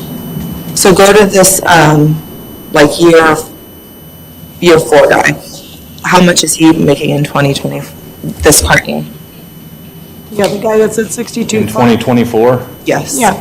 So in 2024, the base salary is $54,883 plus $1,200. 3 plus 1,200.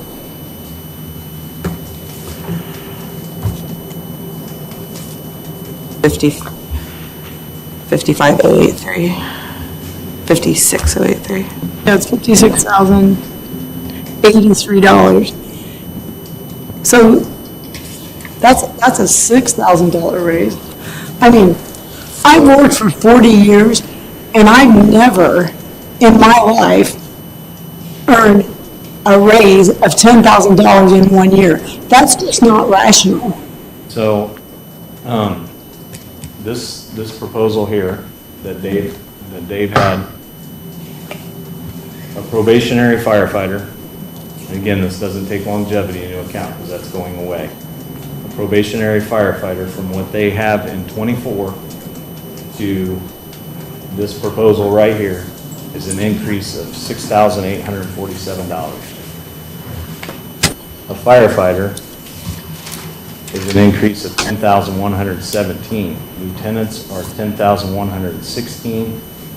The captains The investigator and inspector is 10,117. Assistant mechanic is 10,037. Mechanic is 10,017. Assistant chief is 10,017. And chief is 10,017. That's on your proposal or Dave's proposal, That's sorry? Dave's proposal. The first one. The first one, but then you don't take longevity pay. Right, that is correct. But that increases that base salary.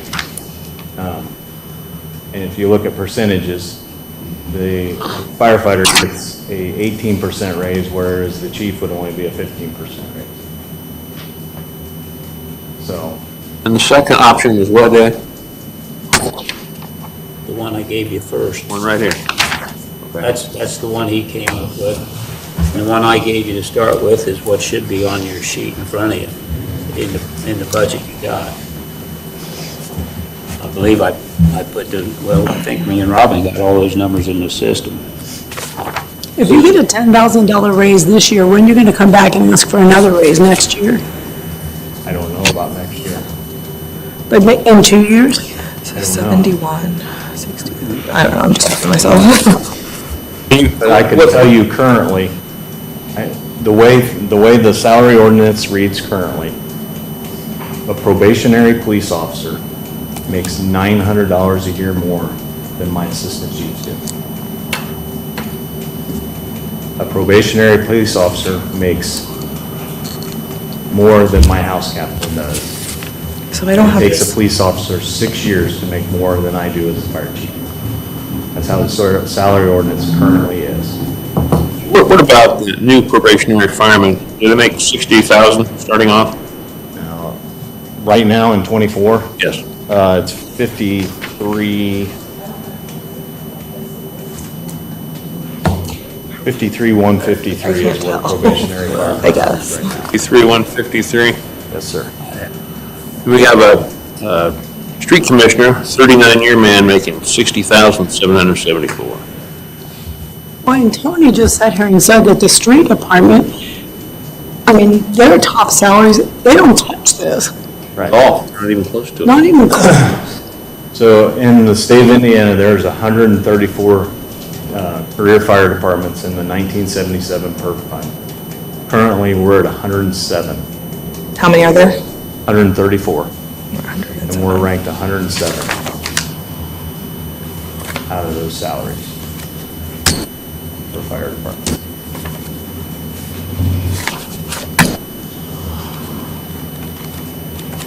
I looked at the information that we had, the thing is, there aren't a lot of cities that are comparable to Logansport. So you can't, it doesn't matter to me that we're 107, because I don't know how many of those are, you pull them out, and I did this, I already looked through this to see, we're not, if you compare us to Monticello or Wabash, like, we're not that far off base. So the state, or the city of Huntington, I don't have in front of me, their pension base is $72,000. And they're a very similar sized fire department, similar sized city that we are. And I have them broke down.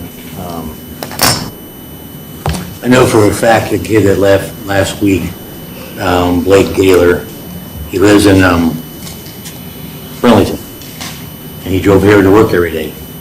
Now he's driving 15 minutes south of Lebanon. He's making 20,000 more a year starting pay. What department is he in? He went to Lebanon. Now, I looked at Hamilton's numbers, and that seems high, PJ. Yeah, I thought it did too. No, we didn't. That's what they told me. Yeah, that's what. I'm just telling you, I looked too, at and I don't Lebanon's think numbers that's after right. I knew we lost him. I And mean, then, he's getting a raise. I mean, he's getting a significant raise by going. and then, I know there's another kid looking to go to Kokomo, I've got 9 guys with applications. because his insurance is half the price. And those are the ones that I know of. I've got 9 guys looking to go elsewhere. Currently, next year I'll have 6 guys with 2 years or less. Well, how many applications do you have? 11. You have 9 people? Out of those 11, I don't know what. We do a physical agility test at the end of the month. I don't know what those 11 are going to do. the firefighters that you have now can't pass a physical agility test all the time. I would venture to guess every one of my guys can pass that test that we're given. No problem. What's the one that they can't? It's the one required by the state that they can't pass, right? Is it the written one, or, I don't know, Rick Louis said that there was one that, The CPAT. I don't know, there was one It's a, that they couldn't pass. yeah, it's a test that they give that's, it's a statewide test. We don't use that one, we use our own. Okay.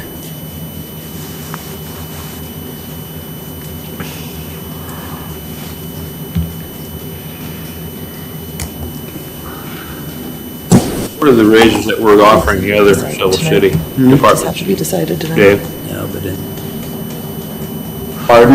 What is the raise that we're offering, cemetery, code enforcement? $1,000. $1,000. basically, right now, you got $1,000 in. Everybody's getting $1,000, and Straight across the board.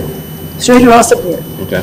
Well, there's a couple that aren't, there's a couple, we had a couple people in in community development that were making considerably less money, and I think their wages went up about $2,500 for next year is what we proposed, which got them up to the bottom wherever, the bottom of our lowest employees, basically. They went from like 36,700, I think, or 800 to 39. So you give everybody $1,000 raise, and we give the fire department $6,000 to $10,000 raises. I think 6 is your minimum to $10,000 per person.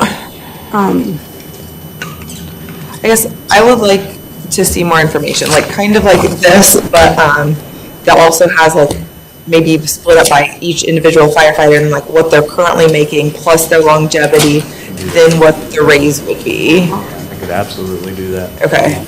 But Dave, what's your opinion about the proposal that he brought back to you now? Well, the reality is, cost-wise, it's not a whole lot more costly than what we had proposed to them.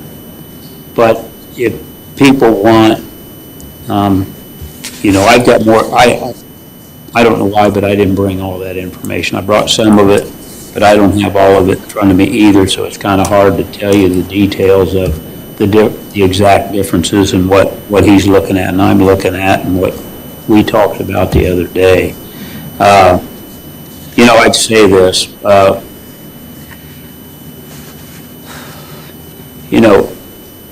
we're in a no-win situation every year with this raise stuff. We've given, regardless of what anyone in the city of Logansport makes, we've given them good raises over the last 4 to 5 years. Maybe not what they think they deserve, and maybe it wasn't what they deserved, but they've gotten good raises. I know a lot of people that pay taxes in this town that don't make near what our city employees make and have the benefits our city employees make. It's if I were to tell people the benefits that our city employees have and what some of these people that work in factories get, they'd be dumbfounded. I mean, they really would. But at the same time, I think there is a rationale to raise their wages beyond what others are a little. I don't know, we started out conservatively, a couple $1,000. My thought was bring them up over a number of years. Is that right or wrong? I don't know. And you hit on it early on. The question becomes, and it's the same thing that we talked about last year. And I told Jason this the other day, that my biggest concern is we got an election coming up. Everyone in the election is talking about changing property taxes. How do we pay these guys? Property taxes. They're all saying we need to cut property taxes. And I'm not saying that's good or bad for us, because you don't know where it's going to go. But that's the reality of it. Yeah, like, if you get these raises right now, and then you get an election, and the city gets their money cut, like always happens, then where do we get the money to keep paying you what you already asked for that we agreed to? Like, it'd be much more reasonable to, like meet in the middle, or, you know, to ask for a raise of, you know, $3,500 or $5,000, and then come back next year after we know what our money is again next year. Like, we can't do something that we cannot sustain.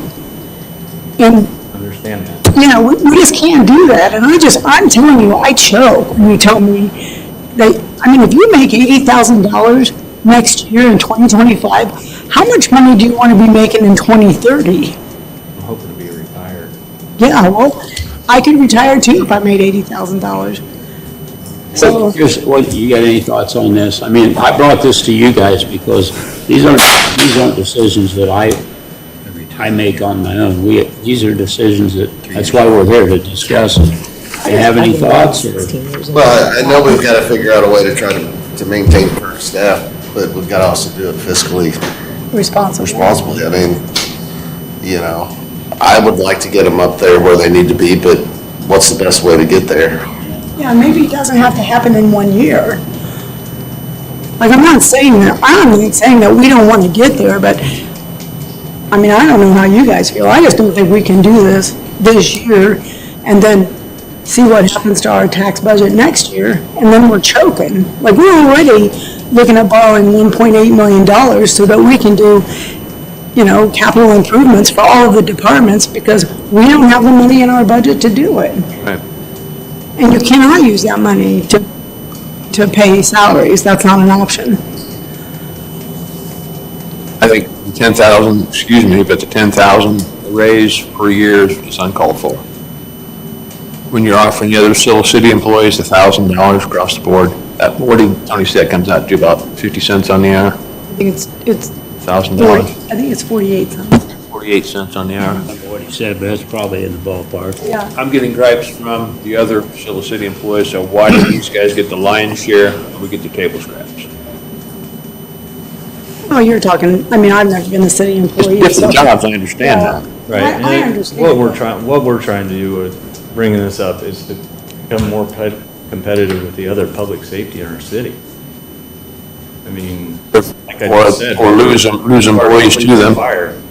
Because up until 2020, we were the same. They got a raise, we got a raise, vice versa. It didn't matter.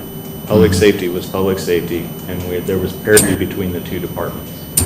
In 2020, they went to a first-class patrolman and gave them a $1,700 stipend ahead of us, and we stayed where we were at.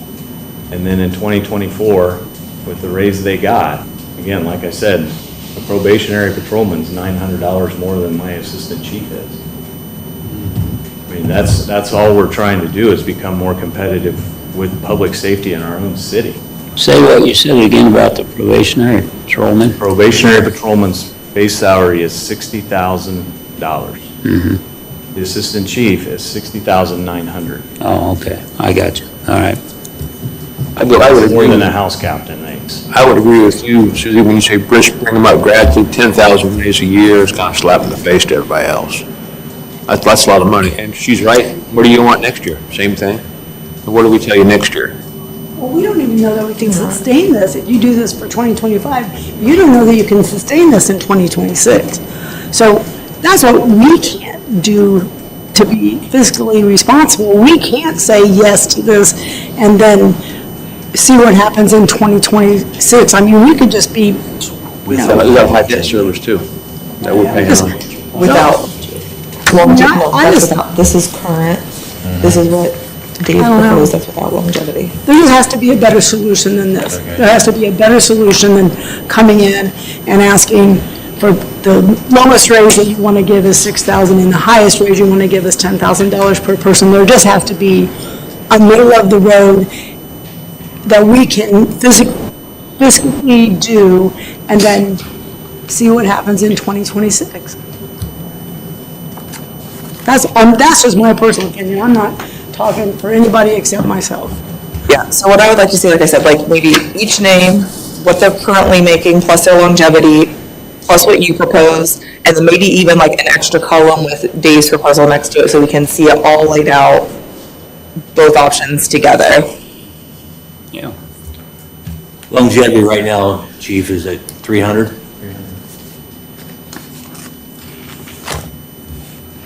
years ago, 4 years ago, I think, Mayor Martin here proposed giving us, instead of a raise, just raising our longevity to 500 even.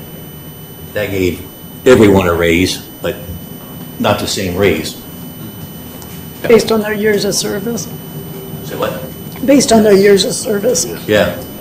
And it saved the city and And you can look at, because I do have on that one I gave you guys with the matrix, you can look at the years of service on those guys, how I've got those 2 through 25. The majority of our department's 14 years or less, with the exception of you guys. That's We're because, pretty young. yeah, but that's because when people become firemen, they do it until they can retire because they make so much, they can retire so early for starters. And because then their retirement, they're making good money at retirement. So of course you have these people who've been in the fire department for, 25 years. Of course that happens. And then one of them leave, and then when one leaves, they all go because they've all been there that long. I mean, that makes perfect sense. Those are our salaries. Those were the salaries for the fire department for the past, you can see the years. Yeah, well, this is a reasonable increase.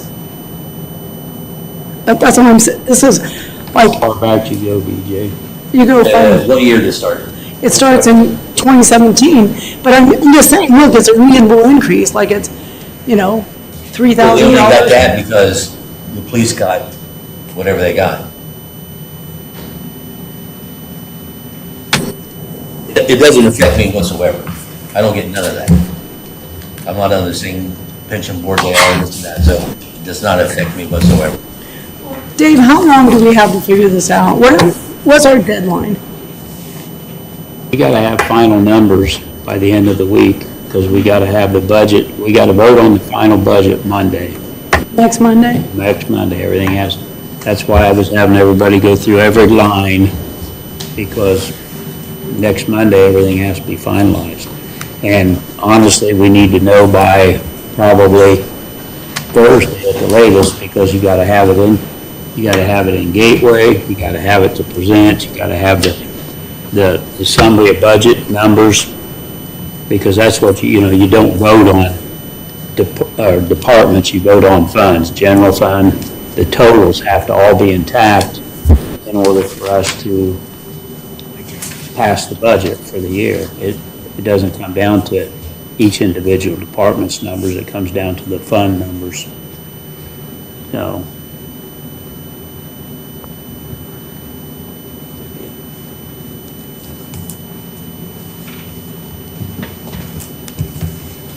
so what do we want to do, guys? Would you be willing, if you gave this raise here and raise longevity to an extra 100? What number are you looking at? You are the numbers you proposed, we're looking at longevity. But the new numbers that Dave proposes, there is no longevity. No, even the numbers I proposed, BJ, that was without longevity. Yeah. Because everybody, I had a sheet and I didn't bring it, maybe Jason's got it. It showed each of the different categories. It showed what that category currently got paid. It showed how much they'd get paid if they were at the maximum longevity, and then it showed what the proposed change was. I should have brought it and I didn't. And it showed what the pension number went to, because when you're retiring, that's the most important number of all. It's the pension number. But I can put all that together again. We can come back here whatever day you guys want, just to talk about the fire department if you want. Well, that's what we're gonna have to do. We don't have any choice. I mean, it's so last minute. I think we should. I don't feel comfortable voting on the two.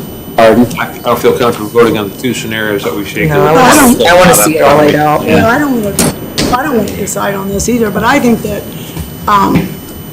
I recommend to you that you put together the numbers that we're asking you for, which is your proposal and Dave's proposal and what people are making right now. But I also recommend to you that you come back to us with new numbers. 300. I mean, just, try to find something that, Middle ground. yeah, a middle ground that we can. Assistant chief. We can all Let's use that. agree, just know that we can do it fiscally.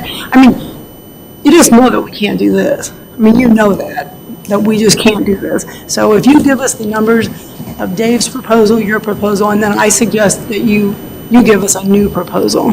Okay. See what I can come up with. I can work with you to get the numbers in order, Jason, and if you guys want to put another proposal together. What's a day we can meet on these guys? I mean, I know we still got Travis to talk to, but I don't want to forget about setting that up. It's Monday night. If we all meet, it can't be till basically Thursday at this point. I have parent-teacher conferences till like 6:15 on Thursday. Thursday? You want to meet on Thursday? That would be the soonest we could, unless we met after. You got to have 48 hours to advertise. Okay. And we can't advertise till tomorrow. So Thursday, Haley, is it impossible for you to be here at 6:30? I could be here probably right at 6:30, probably not like a minute before. I mean, maybe 6:35, but yeah. 6:30 on Thursday, does that work? Okay. Said Thursday? Sorry, I just need to make sure someone's here on Thursday, because Tyler will be at training. I just want to make sure I have the date right. Thursday? Thursday, does that work for you? Thursday, 6:30? I mean, we need to look at these numbers too before we come here on Thursday. Well, we'll work on putting them together, and if he wants, and he's gonna work I up. can email them to you, I can do whatever you want. Yeah. Yes, please. Yes, that's what we need to be able to. I agree. I have one more question I'd like to ask. Can you tell me what's your work schedule? Is it 3 days on and 3 days off? No, we work 3 days, we work 24 on. I think 6:30. 24 on. Yeah, my last one's at 6, but that gives me, they always run over, so, yeah. So it's a 9 days, we work 9-day work cycle. And how many days do you have off in 9 days? 5. We work, yeah, 5. You work 4 out of 9 days, is that correct? Yes. Okay. Okay, 4-hour shifts. Okay. so it's a 9-day cycle.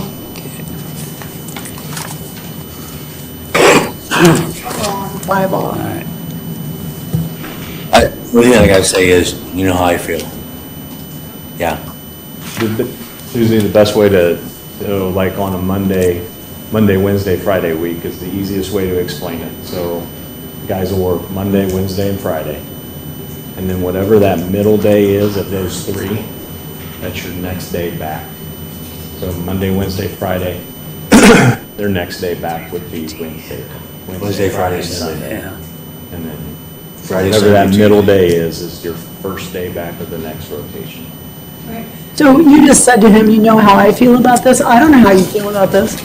I do not like the mechanics pay, the assistant mechanics pay, because I work there, I know what goes on, and the trucks have been broken down for a long time, and I know the house captains do a lot more work than those guys do when they need it. That's my personal opinion. Well, And he knows how I feel. I would say this, if that's something that you've seen for years, then there's a problem with the people above that aren't doing their job. That's not a problem for the council, that's an issue for the people that are supposed to be in charge. That's an issue that's being And that's not directed at you. No, You're no. needed. But that's, Jason and I fought for years to change that, but it happened years ago. so. All right, well, Okay. if we're good with everything else, Rick, I'll get with you. And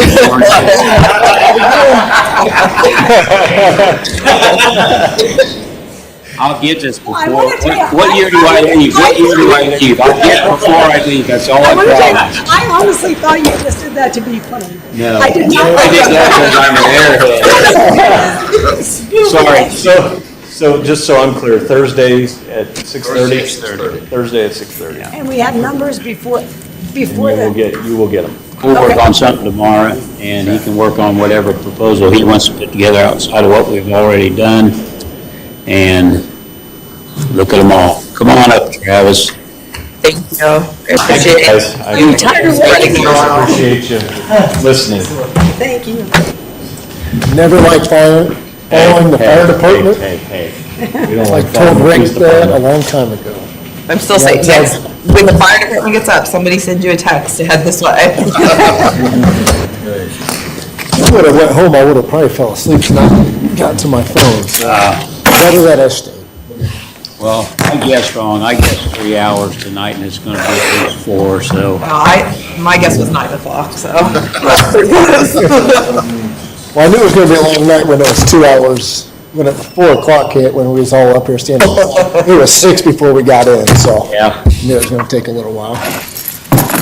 All All right, right, What page? let's go. starting to run together. Page 12. All right. Right after police or fire.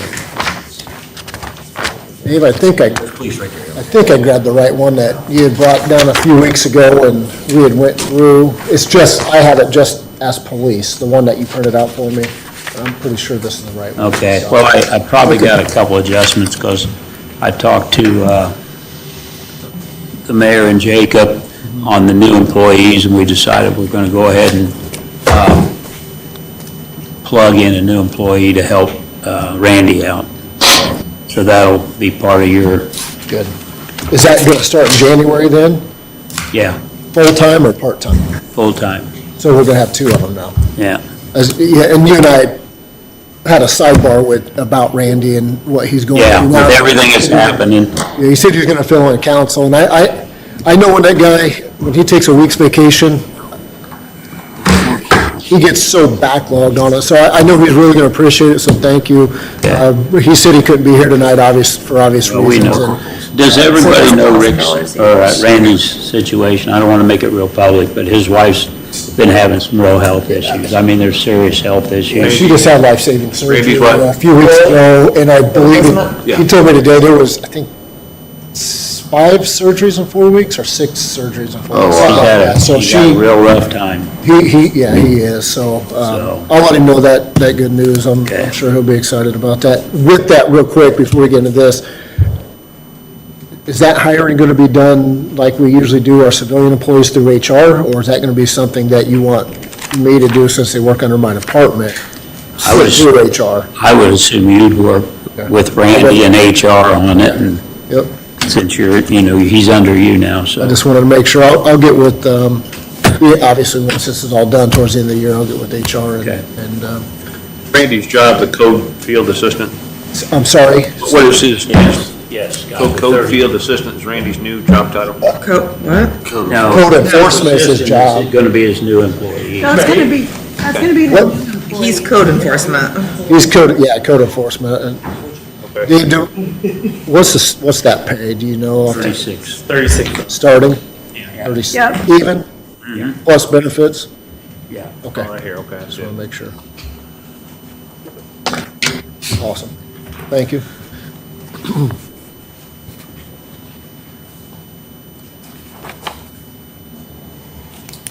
Dave, you just want to start with the lit and go down it?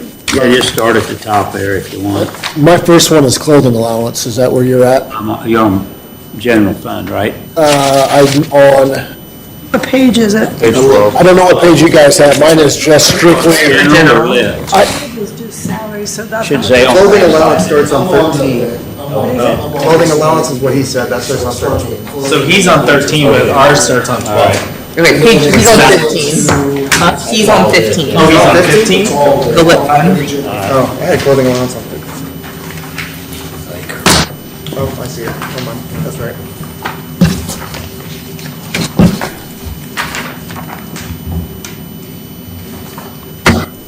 Okay, so Where's you're that? 15. I don't Drug get grant used to work. it only having one page. I don't have the gym. I know. No, I take it back, I haven't had a polo. I made the change. And he said he only got the hat because he said you made it. 0254? Too much. Awesome. But yes. Is that, where do you want to start, Dave? On general? Yeah. On general, I just told them to go back. So, 11. I'm going to do wages. Back to Oh, back to Okay, here we go. Wait a minute. Not 11, 12. 12. That's what I said originally, wasn't it? We'll get there.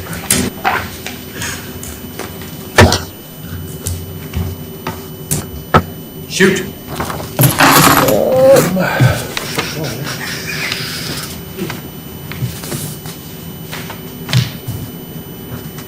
Well, we already covered the code enforcement, the assistant code enforcement, so we'll skip to the next one. Administrative assistant, that would be Sandy.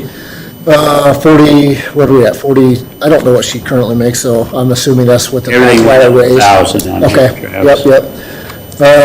Chief, assistant chief, code enforcement, we have 2 lieutenants, 9 sergeants. This says 2 lieutenants, $6,000.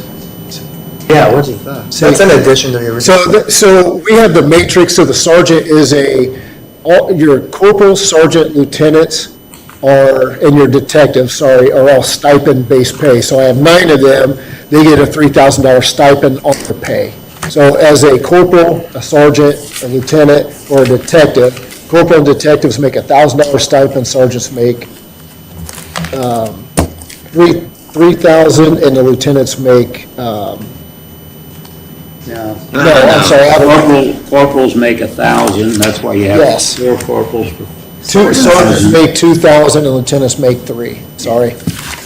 So how many sergeants do we have there, Dave? 9? So 9 times 2 is 18,000, so that's why you have that. So that's broke down over 9 people, they each get $2,000 for their position of rank.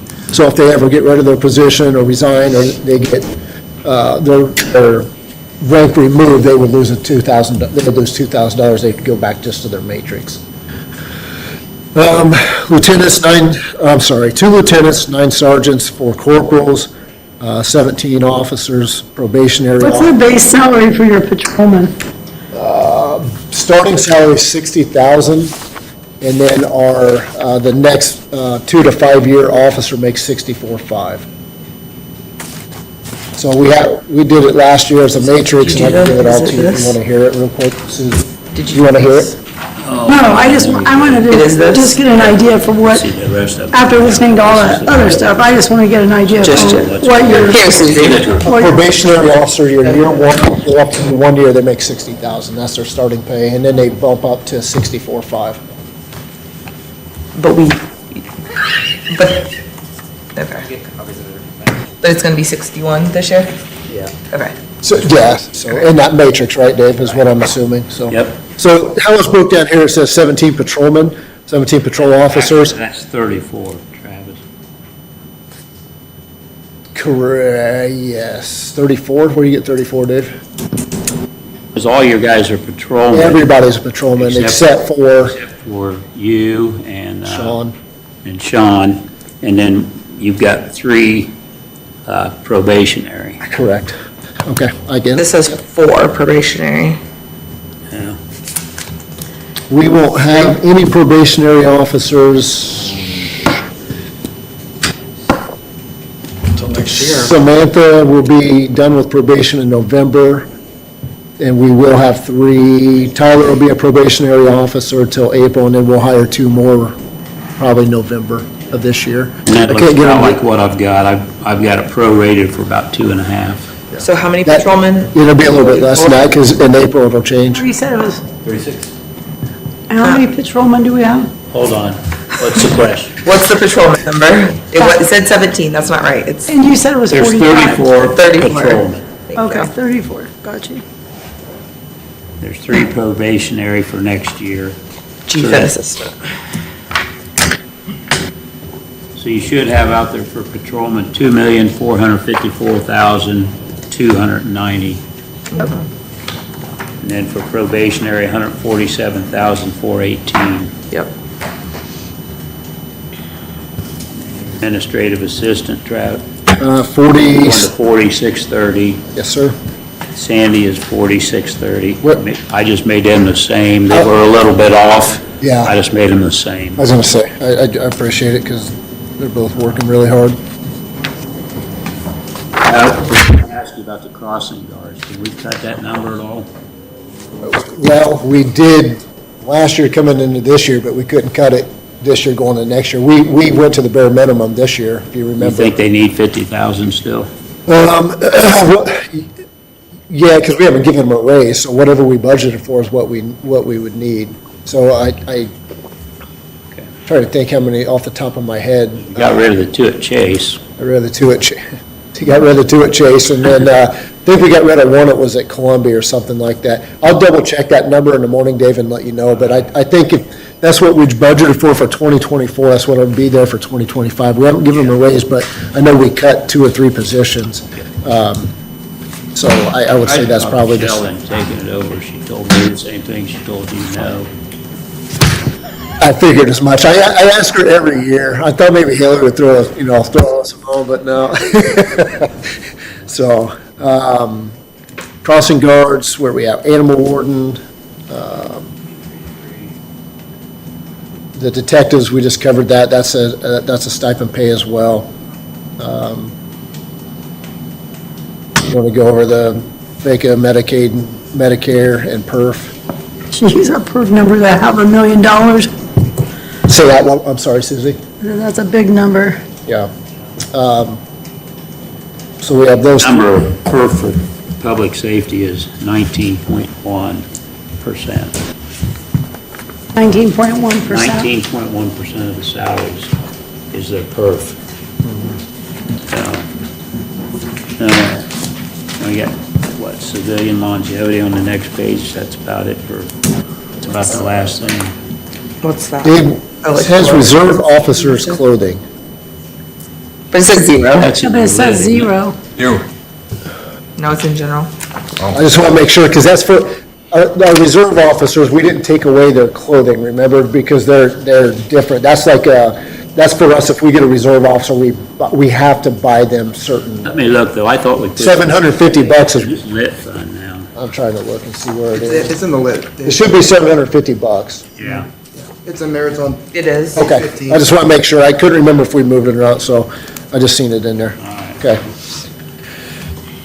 The Longevity, lit fund then? is that where, yeah, move over to the lit fund?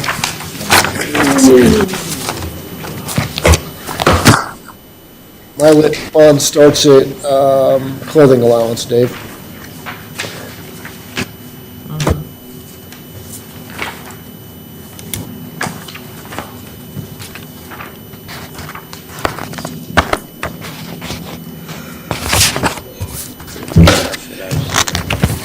right.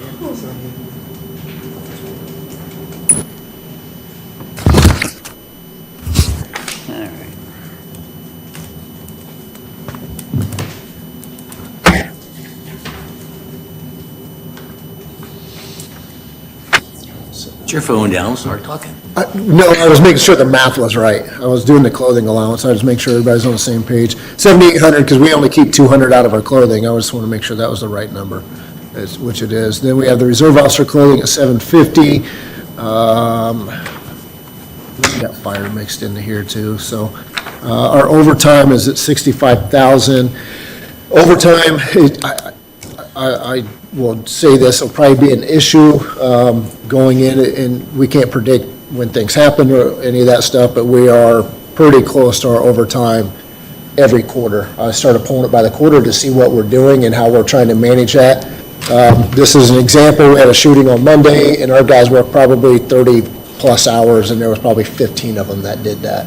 So when we have incidents like that, that take our whole SWAT team with 4 search warrants, every detective, and 2 shifts to control or to take over a scenario or a situation, we start burning through that overtime, and we cut 10,000 out of it coming into this year. So just as a heads up, I have other money we can look at, like fuel or whatever, but I'll have to come to council and ask for that transfer. Yeah, you may have some, haven't you been short most of the year on? I've been short, and again, just when looking at it right now, I know towards the end of the year, I may be. Get it out of the lit, that'd be better. Yep, I'll try to at least, obviously. Okay.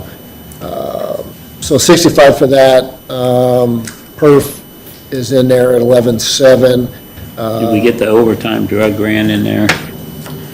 Yeah, it's at the top, 20,000. That was for, which one of your guys does the? So we have a guy that's assigned to the DEA, and they get overtime money back to us. Yeah. So his overtime isn't paid out of our overtime budget, it's paid out of theirs. They reimburse us for it, is basically what it is, because he's, Came out of yours right now and then get the money back? then they reimburse us, yes, sir. Robin wanted to have that separate, so that's why we've got extra money in there. Okay. So that, I don't know if that'll affect anything in the long run or not, but. Yeah, it just depends, because at any time he can stop doing that. Anytime it can be more as well, or it could be less, so. Okay. It just depends. Like I said, it's an assignment with the federal DEA task force, so, but anything that he works, they reimburse, so however Robin wants to do it, as long as we have that money in our normal overtime. She just thought it'd be better to track it that way. Sure. Whatever makes it easier for her. Other office supplies, 85, ammo, is 23,000. Our PPE for our new hires is 9,000. Furniture, 1,500. Fire, police, our fuel is 92,000. And I have to pull up the average on that, but we're not doing bad on that. Like I said, that's a buffer right there, that if I got to the end of the year, if maybe. Conversion cars, 16,000. That's when we buy new cars, that's the money we have to pay to get them outfitted. They don't come outfitted. So we have to have them,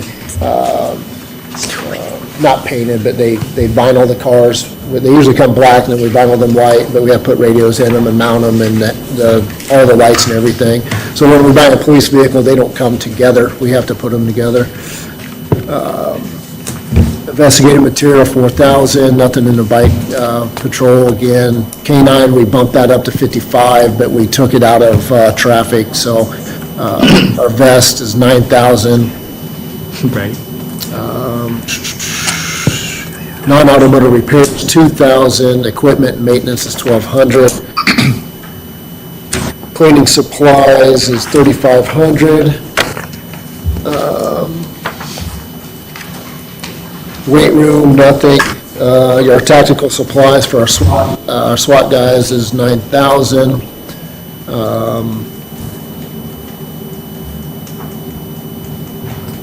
911 combined dispatch, Dave and I just had a meeting about that. That price actually went from about 60,000 a year to about 250,000 a year. And I'm sure if Dave could explain it more if you wanted to, the council, of why that is. Well, I might as well. I mean, And I don't think either one of us have an answer why all of a sudden, but. well, it's why all of a sudden, just because in '23, basically the 911 fund was about zero. And when they budgeted in 2023, and then again this year, they had negative budgets, considerably negative budgets. So they started this year, their budget for this year, they knew they were getting about $820,000 or $30,000 in revenue, and their budget was into something. So not surprisingly, they're $493,000 in the hole. So we had to come up with half that money. And we had a meeting, and basically, I just said, I don't understand why no one ever communicated this budget to us to give us a heads up. So. And I don't think the dispatch director even knew, because she never. No. She didn't. No, and I wanted to make. She didn't even know how to bill us. I don't, I thought, well, why is she even here pleading her case? Because it didn't have anything to do with her, but, so anyways, and the budget for next year looks the same, so. So what are they doing to try to fix this? Anything? They don't have, their funding sources are limited, and, it's the same story everywhere. Their 911 people were making nothing, and to keep people, they got them up, I think they make 40 to 45,000. That way they gave them raises to keep them. They did, so that's where it kind of started this started at the county was. Even though they were below their operating cost, they still gave them raises. Yes, well, what happened was, is that they were down to, I think, about 5 dispatchers, and if they, one more. That's mine. We would have had to take our. I swear.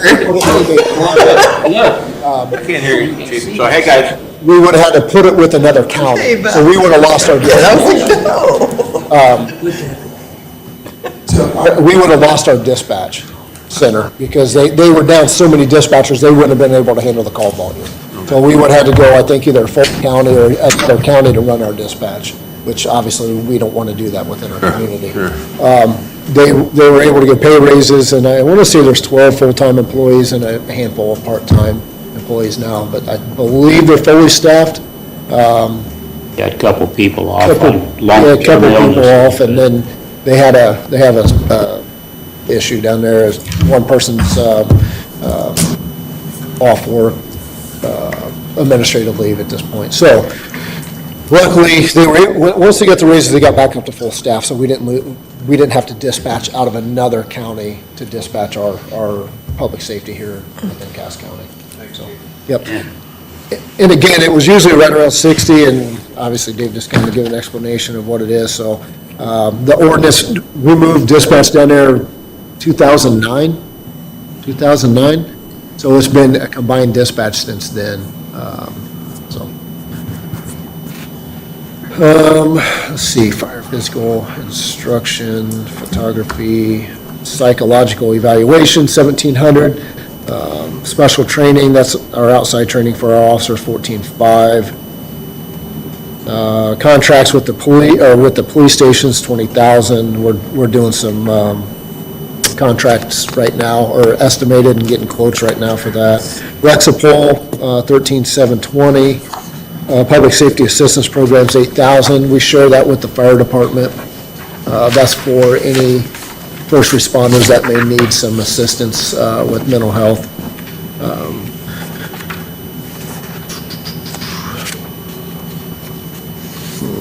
Postage, that's fire, postage, shipping. So we combined our postage with our police and code enforcement.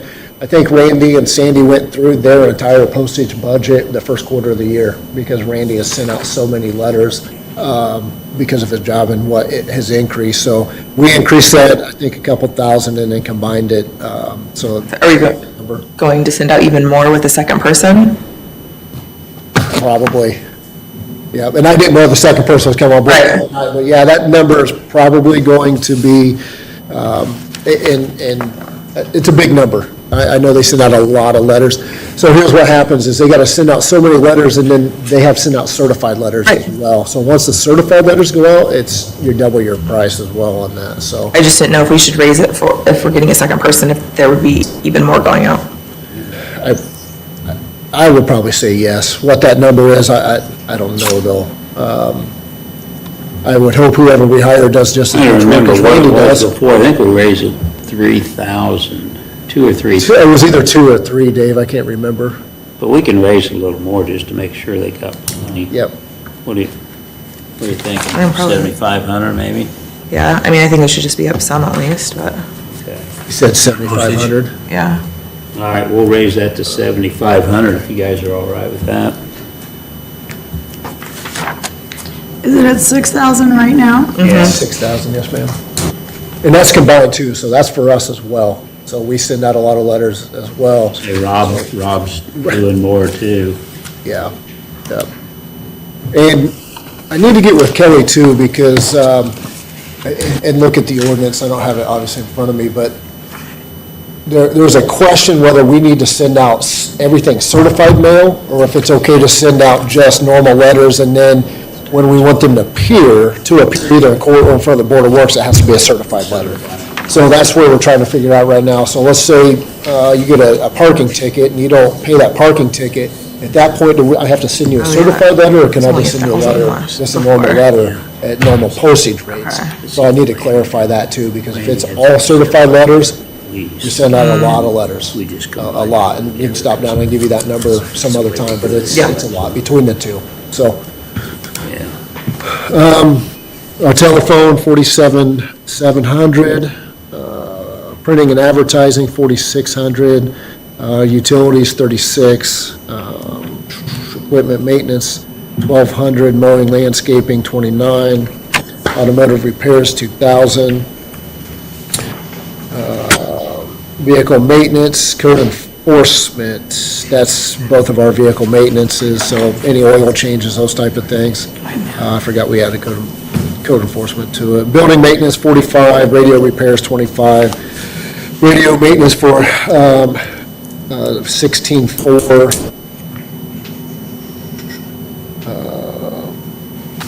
Fire.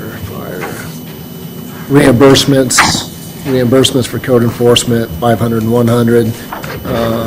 Miscellaneous, 6,000. Subscriptions, 13,500.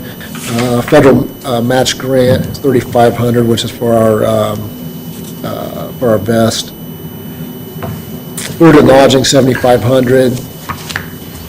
And then into our capital outlays. We're trying to increase the functionality of our weapon systems at 21,210. Stock of moving radars, which will be replaced in some of the vehicles. This is actually about half the price of what it actually is with an increase, but we're going to start replacing those. Most of them are probably 10 to 12 years old. We have a few newer ones, but we're going to start with this and start replacing the moving radars inside the vehicles. What's that do? So each vehicle has a moving radar inside of it, so they drive, and they don't have to sit and be stationary to run radar for speeding vehicles. They can actually drive, and the vehicle can either pass them or come at them, so that way they don't have to actually sit stationary if they don't want to. Chief's vehicle, that's not mine, I don't think, because I didn't. Okay, I was making sure. I was going to say, don't say fire, so I want to make sure. The chief's vehicle? That's Chief's vehicles. I mean, I'll buy one if you guys want me to for 75, but, No, that's coming out of there, actually. okay.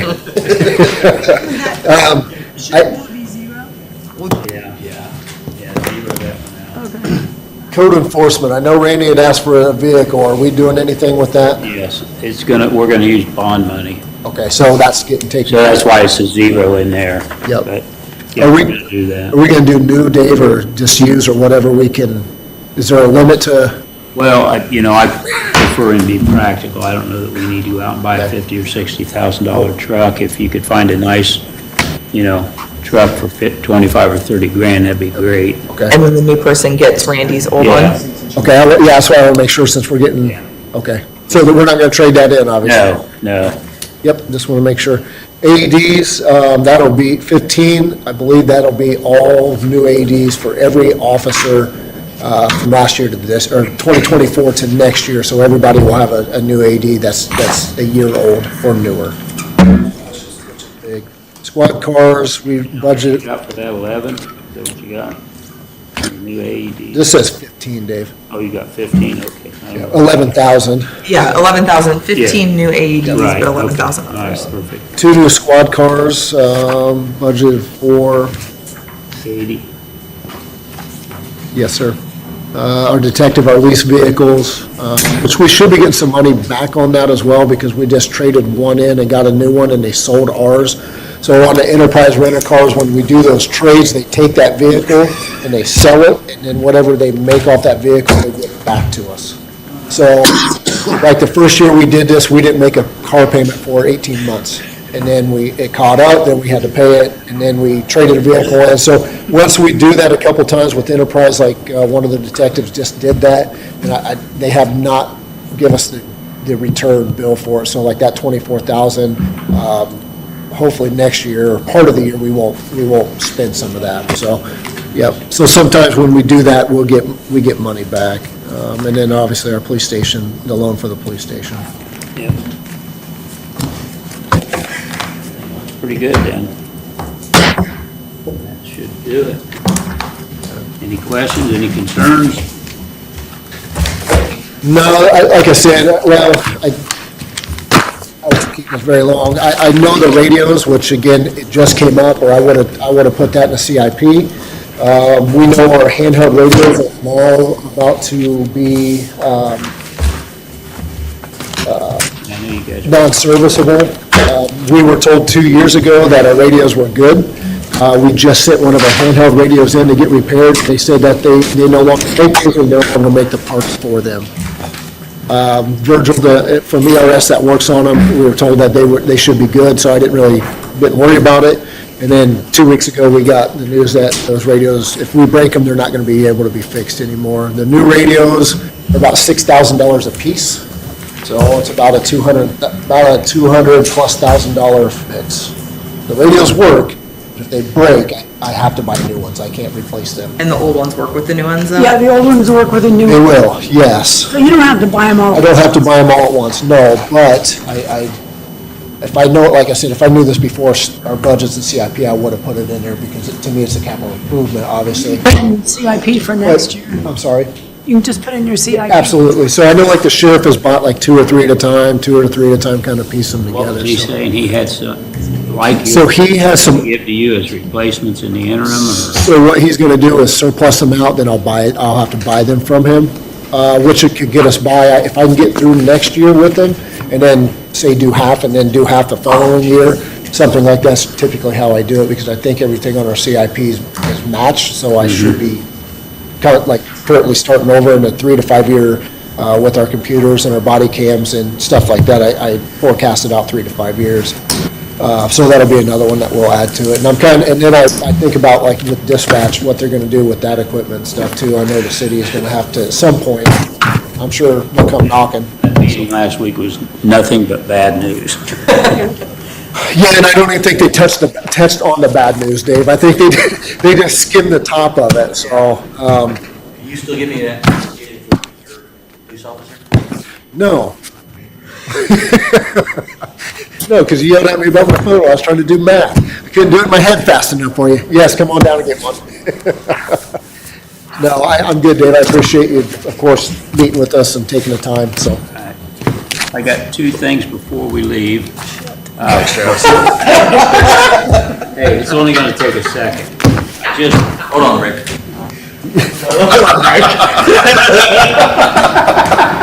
That's all right. You know I tell my wife you're to blame for this, so I'll let you deal with it next time you see her. I thought it was mine. Man. Things I can do. I cease to amaze my wife the stupid things I can do. We have two things that besides the actual budget that have to be done for next Monday.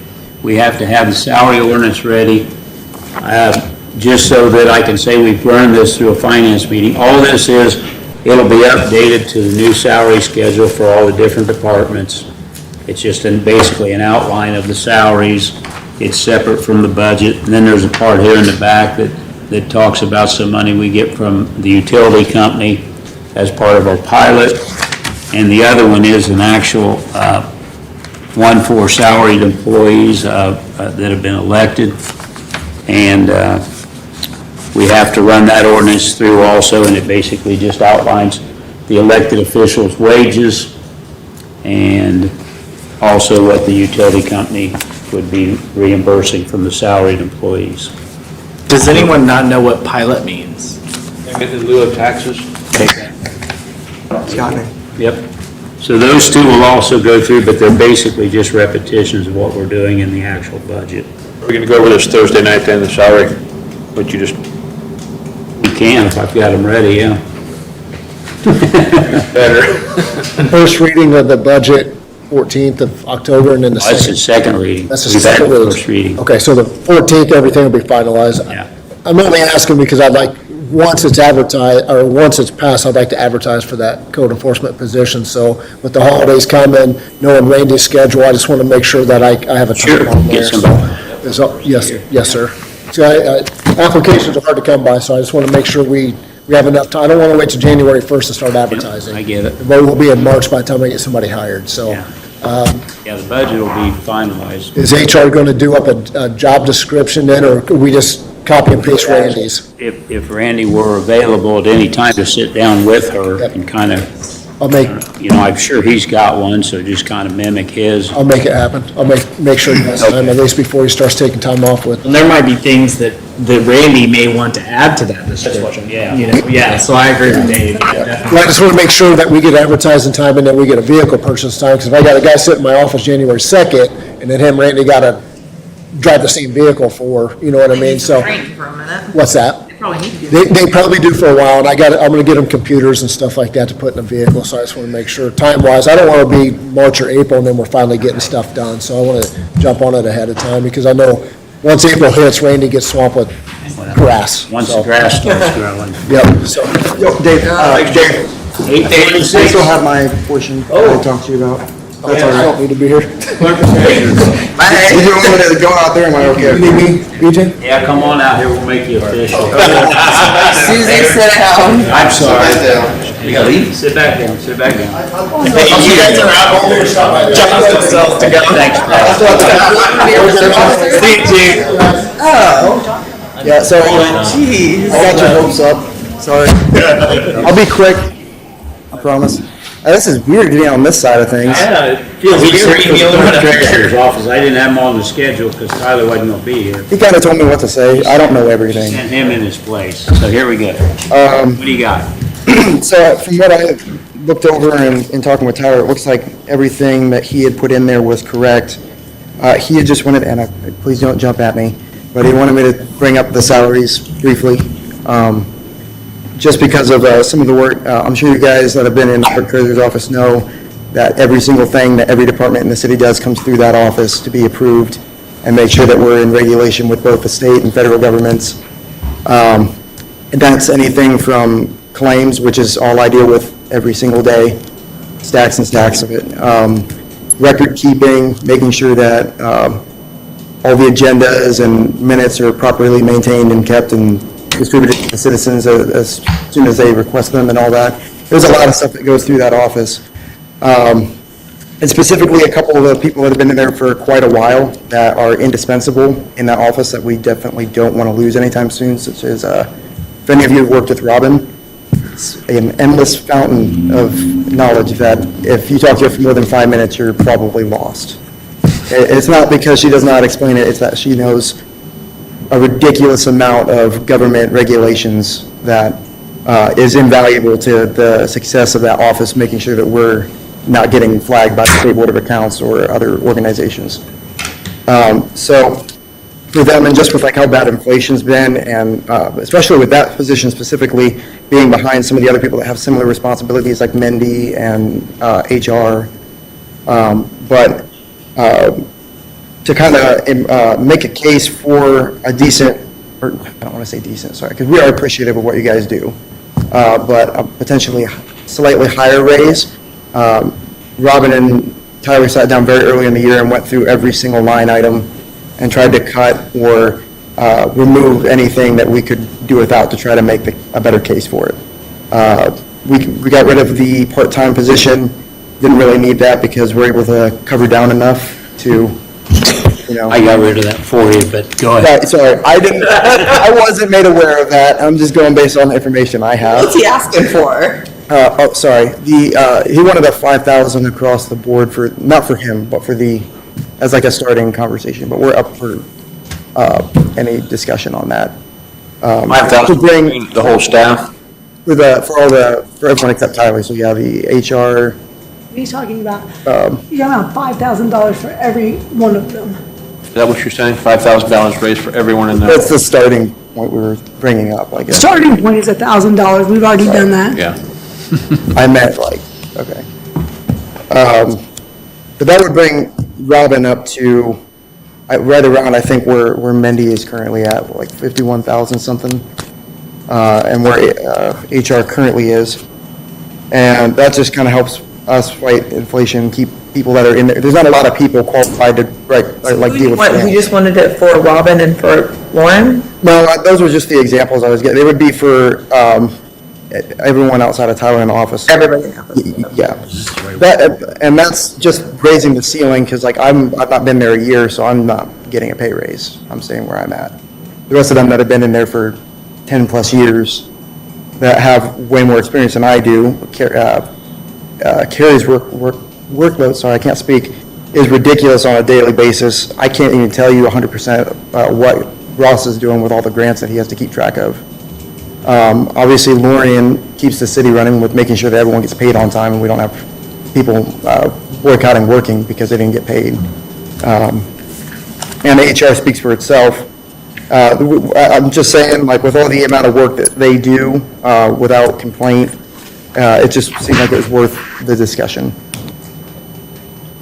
So Tyler doesn't want to raise? I don't think so. From what I heard, he was fine where he was at. I don't want to speak for him 100%, but he didn't say anything about advocating for that tonight, so I believe he's okay, yes. Yes, sir. Yeah, I agree with Bob, and maybe they're closer to Mindy or whatever he said, so. Well, here's what I'd tell you. I think Robin probably deserves the raise because she's doing a lot of the clerk treasurer's work. I don't mean that to be mean to him, but it's the reality of the situation. He puts a lot on her that he should take charge of. I would be more than willing to give Robin his $1,000. And personally speaking, I wouldn't have too big of an issue considering the deputies to get a little bit more, but again, Lauren's been here for 10 months and I'm not going to give her a $5,000 raise. I understand that. That's. I think that's way Yeah, unreasonable. I think that the people that have just been here for a year get $1,000 like everybody else. And I don't mind paying Robin more money because I know how much she's working and she's doing more than just her job. And I don't have an issue with giving her a raise, but as far as your HR person and your clerk treasurer and your job. Yeah, I tried to highlight the max being raised because all 4 of our positions are lumped into that one line item. So that's why I tried to state, like, I've already talked with Tyler and I'm not getting bumped up to that max. I'm not going up further than what I am currently at because I acknowledge that I've only been in this position for a year. That just sets the other people that are lumped in the same line item as me a chance to get a better, like. See, here's what he's talking about. The 4 deputy mayors or deputy clerks all make the same amount. They make $42,400, except for Jonathan, who just started. He makes 40. 42,400 is the max. So evidently you're going to get a raise, but you're not going to the 42,400, or you're not getting any. I don't know. I might go to the 42,400, but from even 1,000, I'm not going above that if I get anything. And I haven't had that conversation with her. But I know for a fact, like, I'm not going past that. Could we get their salaries now and what they're proposing with Thursday night's agenda? Mike? They're all at the max Got right their now. salaries in front of you. Whatever's on that page, they can make $1,000 less, Scott. Because they're all at the max. I'm the only one not at that max amount right now. Jonathan makes $40,000 and the other 3 deputy mayors or deputy clerks make $42,400. Robin makes $46,122. Lauren makes $49,500. That was the last one. No, these are on my sheet. Okay, I was I was saying. gonna say, this is just the one that's lumped together. And see, here's, and as far as Lauren getting $5,000, this is what I don't agree with, and I'll just be public about it. That's the max you could make at that job. And he hired her at the maximum amount.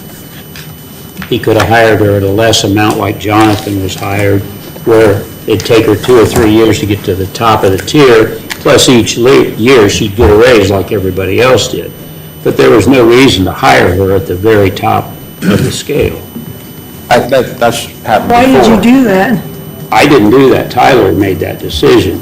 And that's just my feeling. He had the right to do it, but I don't feel that that's the right way to handle hiring the She wasn't a employees. human Because now resources. you She can wasn't a have, human resources department person before she came to work here. I guess the precedent for that was neither was Marla. They've hired her at that same rate. I'm not saying it's right. I'm just saying there was it happened before. I'm not trying to argue. well, I'm just saying that she was hired at the maximum amount, and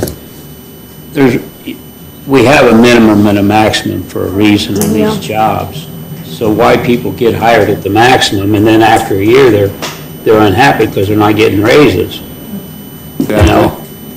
Just saying. Yeah, I just wanted to reiterate, I volunteered to, like, I was asked to speak on this anyway, just because I work with those three specifically that I was referring to. I don't disagree with you, and the struggle that I get into is then I'm gonna have the Parks Department come and say, well, why'd you do this? And I'm gonna have the Street Department come and say, well, They're Where do you guys doing listen? that now. Huh? They're doing that now. Well, I know, but it's just- How come the fire chief gets a 10 grand raise? And I know. he's been there, Tony's been there 39 years, and a new probationary, was a fire guy, or policeman comes in making almost what he's making, $700 less.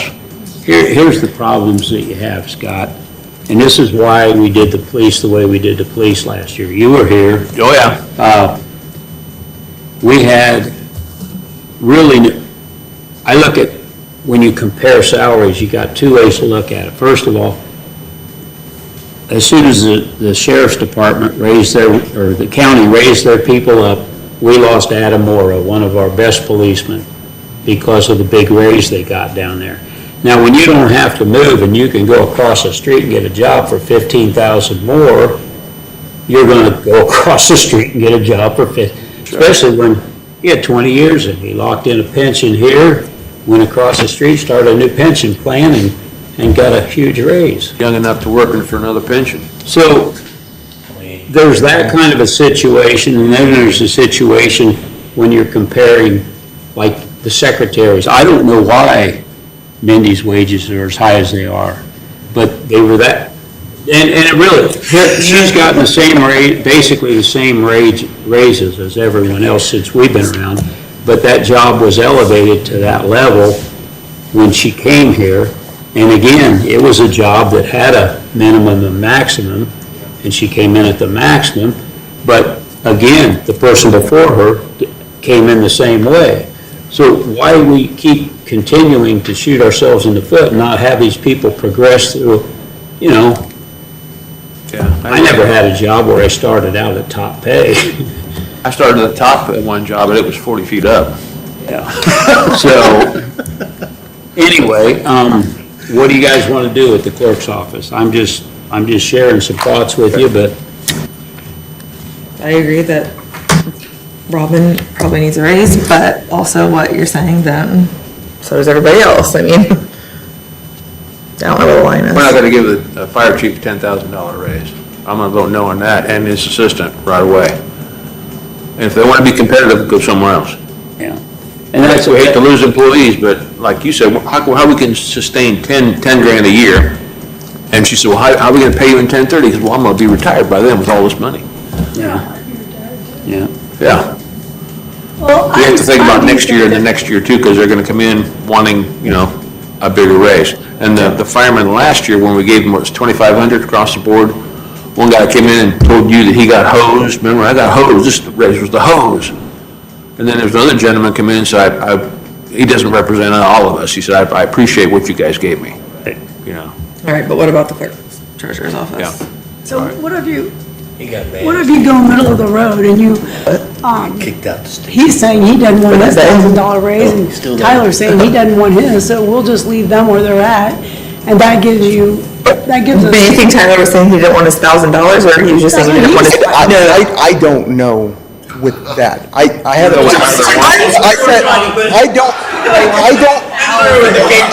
I don't think he wants I don't think he wants beyond the 1,000. $5,000. That's what I was referring to. Yeah, he wasn't speaking about his $1,000. I'm sure he does. I'm sure he wanted more than that, but from what he told me early on is that his focus was on getting the employees. Hold up. Okay. It's only $1,000 though. Let's back away from it. I'll tell you what we did one year, because I'll be honest, this department in my mind, everything that Jonathan says is true. It's the most valuable department we have in here. Everybody goes to it, everybody dumps on them, nobody, 90% of the time, they don't follow the directions before they get there, so they've got to stand there and tell them how to do everything that they've told them a week ago how to do. But one year, Dwayne worked there 4 years and never took a raise. And every year, he gave his raise to his employees, basically, to get them up to where they're at now. I mean, he really did. And, you know, Dave, are all these raises on clerk treasurer, mayor, or deputy mayor, are they with the clerk treasurer's office and us in one? So if we vote on a raise for, say, Jonathan, are we voting on a raise for all of us that I just mentioned? Or is the separate? we're talking separate about a votes? specific department right now. Okay. No, we're just That's talking what we're about- voting on? Yeah, we're just talking about the three women, right? Well, you And got, Ross. Yeah, Robin. you got Ross, you got Jonathan, Ross, Carrie, Robin, and Lori and Tyler. And then you got Lauren up in HR. There's 6 people in that department, basically, 7. 7. or 7. But we already know that we're not doing Lauren, we're not doing Yeah, Jonathan, well- and we're not doing Tyler. Let's not give a person a raise that we're hired at top pay. So, yeah, so that leaves 4 people. And I'm not giving any of them a $5,000 raise. No, we just can't justify something Right, we like do, we that. can, we just don't have the money to do it. So, I was more making that, I'm sorry, I was making more that, the 5,000 case for Robin to get her equal with some of the others that were doing the same amount of work, like Mindy and Human Resources. And then she's gonna be at top pay, correct? She's already technically at the top of her, like, pay That's scale. where you have to go back Yeah. and adjust the Right, salary yeah. once every year, Scott. She's at the max right now. Right, but she makes less than Mindy and HR, but she's doing the same amount, if not more work, I don't know. No. Here's the clerk treasurer. There's, Data processing guys for the wanna do? 4 deputy clerks. I'm the chief deputy. Mindy, here, I'll tell you again, Mindy I and agree Lauren. with Susie on salaries, period. That you have to be able to sustain salaries. Salaries isn't something that, is just there for 1 year and then you figure it out the next year. No, you've got to make sure that you can sustain. A lot of years I've been trying to get you to figure that out. God, mark my calendar. It took Susie a lot. 5 years.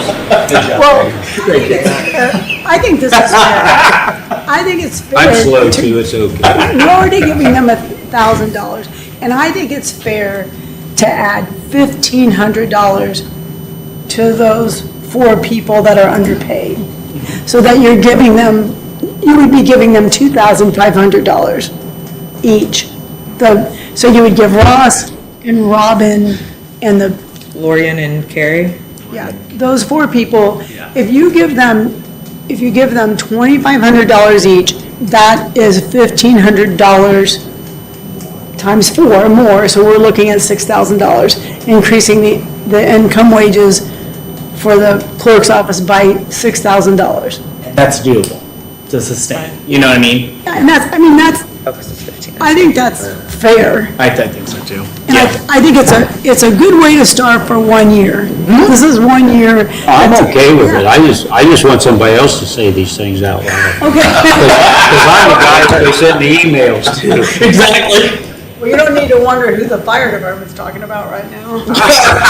Sure not. All right. I'm gonna have to drive home a different way. Let's move on now. Let's move on, it's getting to be 9 o'clock, I want to go home. Let's move Okay. on. All right, so Okay, we're let's going to go. raise Yeah, data processing. yep. And now here's how you have to do that. It'll all show up on their things. But he's included in that raise in the sense that he's in that category. Jonathan is. Right. So I just want you guys to understand. But so you're just adding $6,000 to that number. Yeah. Because we've already given them 1,000, that's $1,500. Well, we're gonna add 6,000 to data processing. Oh. And we're gonna add 1,500 more to the chief deputy, correct?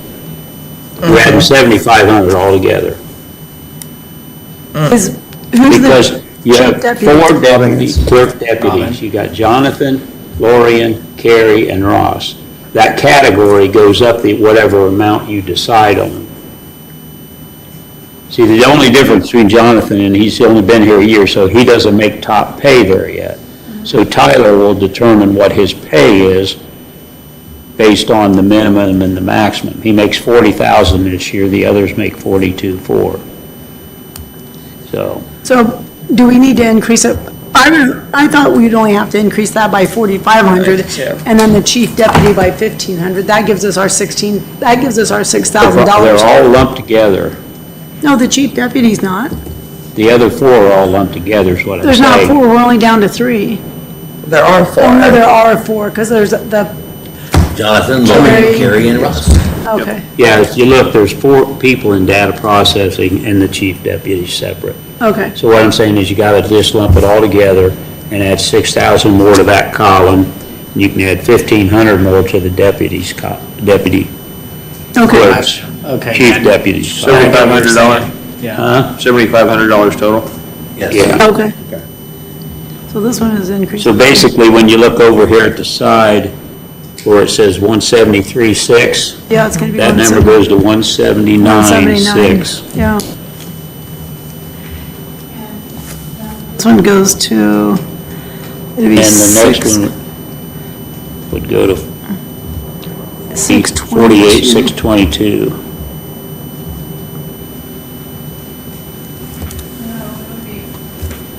And that would get her a little closer to them. Bump think it up it's again 40. next year. That's what that's But almost yeah, what. if you add 1,500 to it, Suzie. Well, that would almost be my suggestion Oh, at because we this already point, gave them because the the 1,000. administrative assistance Okay. keeps getting brought up, if you haven't noticed, over the last couple of What years. is Administrative assistance. And Last so year, it's, she wanted me to give me her money back. I know, Mindy did, yeah. So, Sent me an email, said, I don't, give my raise to the police department. I said, Mindy, I'm not gonna give your raise to the police department. so what I would say is like what Scott and Susie were saying earlier, was Scott was kind of referencing building up into Yeah. where you want them to be, and then Susie being fiscally responsible, let's do it when it's responsible to do it. So I feel like maybe over the next couple of years, maybe we as a council and administration could look at what the administrative assistants are doing in each department, and maybe that be our focus to kind of get them accelerated a little more, you know, and then as far as Mindy goes, I'm pretty sure Mindy's happy where she's at, so I think that, you know, over the next couple of years, she'll be okay with not having to get a raise. You know what I mean? That way, we can catch the other administrative assistants up, because I'm telling you, without my administrative assistant, Yeah. you know, it would not be pretty. And that's, So- that's the direction we've been trying to go. That's why I like with Libby and Christian over here. I Yes. thought, man, how come they're making so little money? Mhm. So, of course, I didn't give somebody else as much of a raise one year. Man, I heard about it for 9, 10 months. I don't know who you're talking about. Who are you talking about? Never mind. Let it go. Never mind. I finally had to tell her boss to say, fire her or tell her to shut up.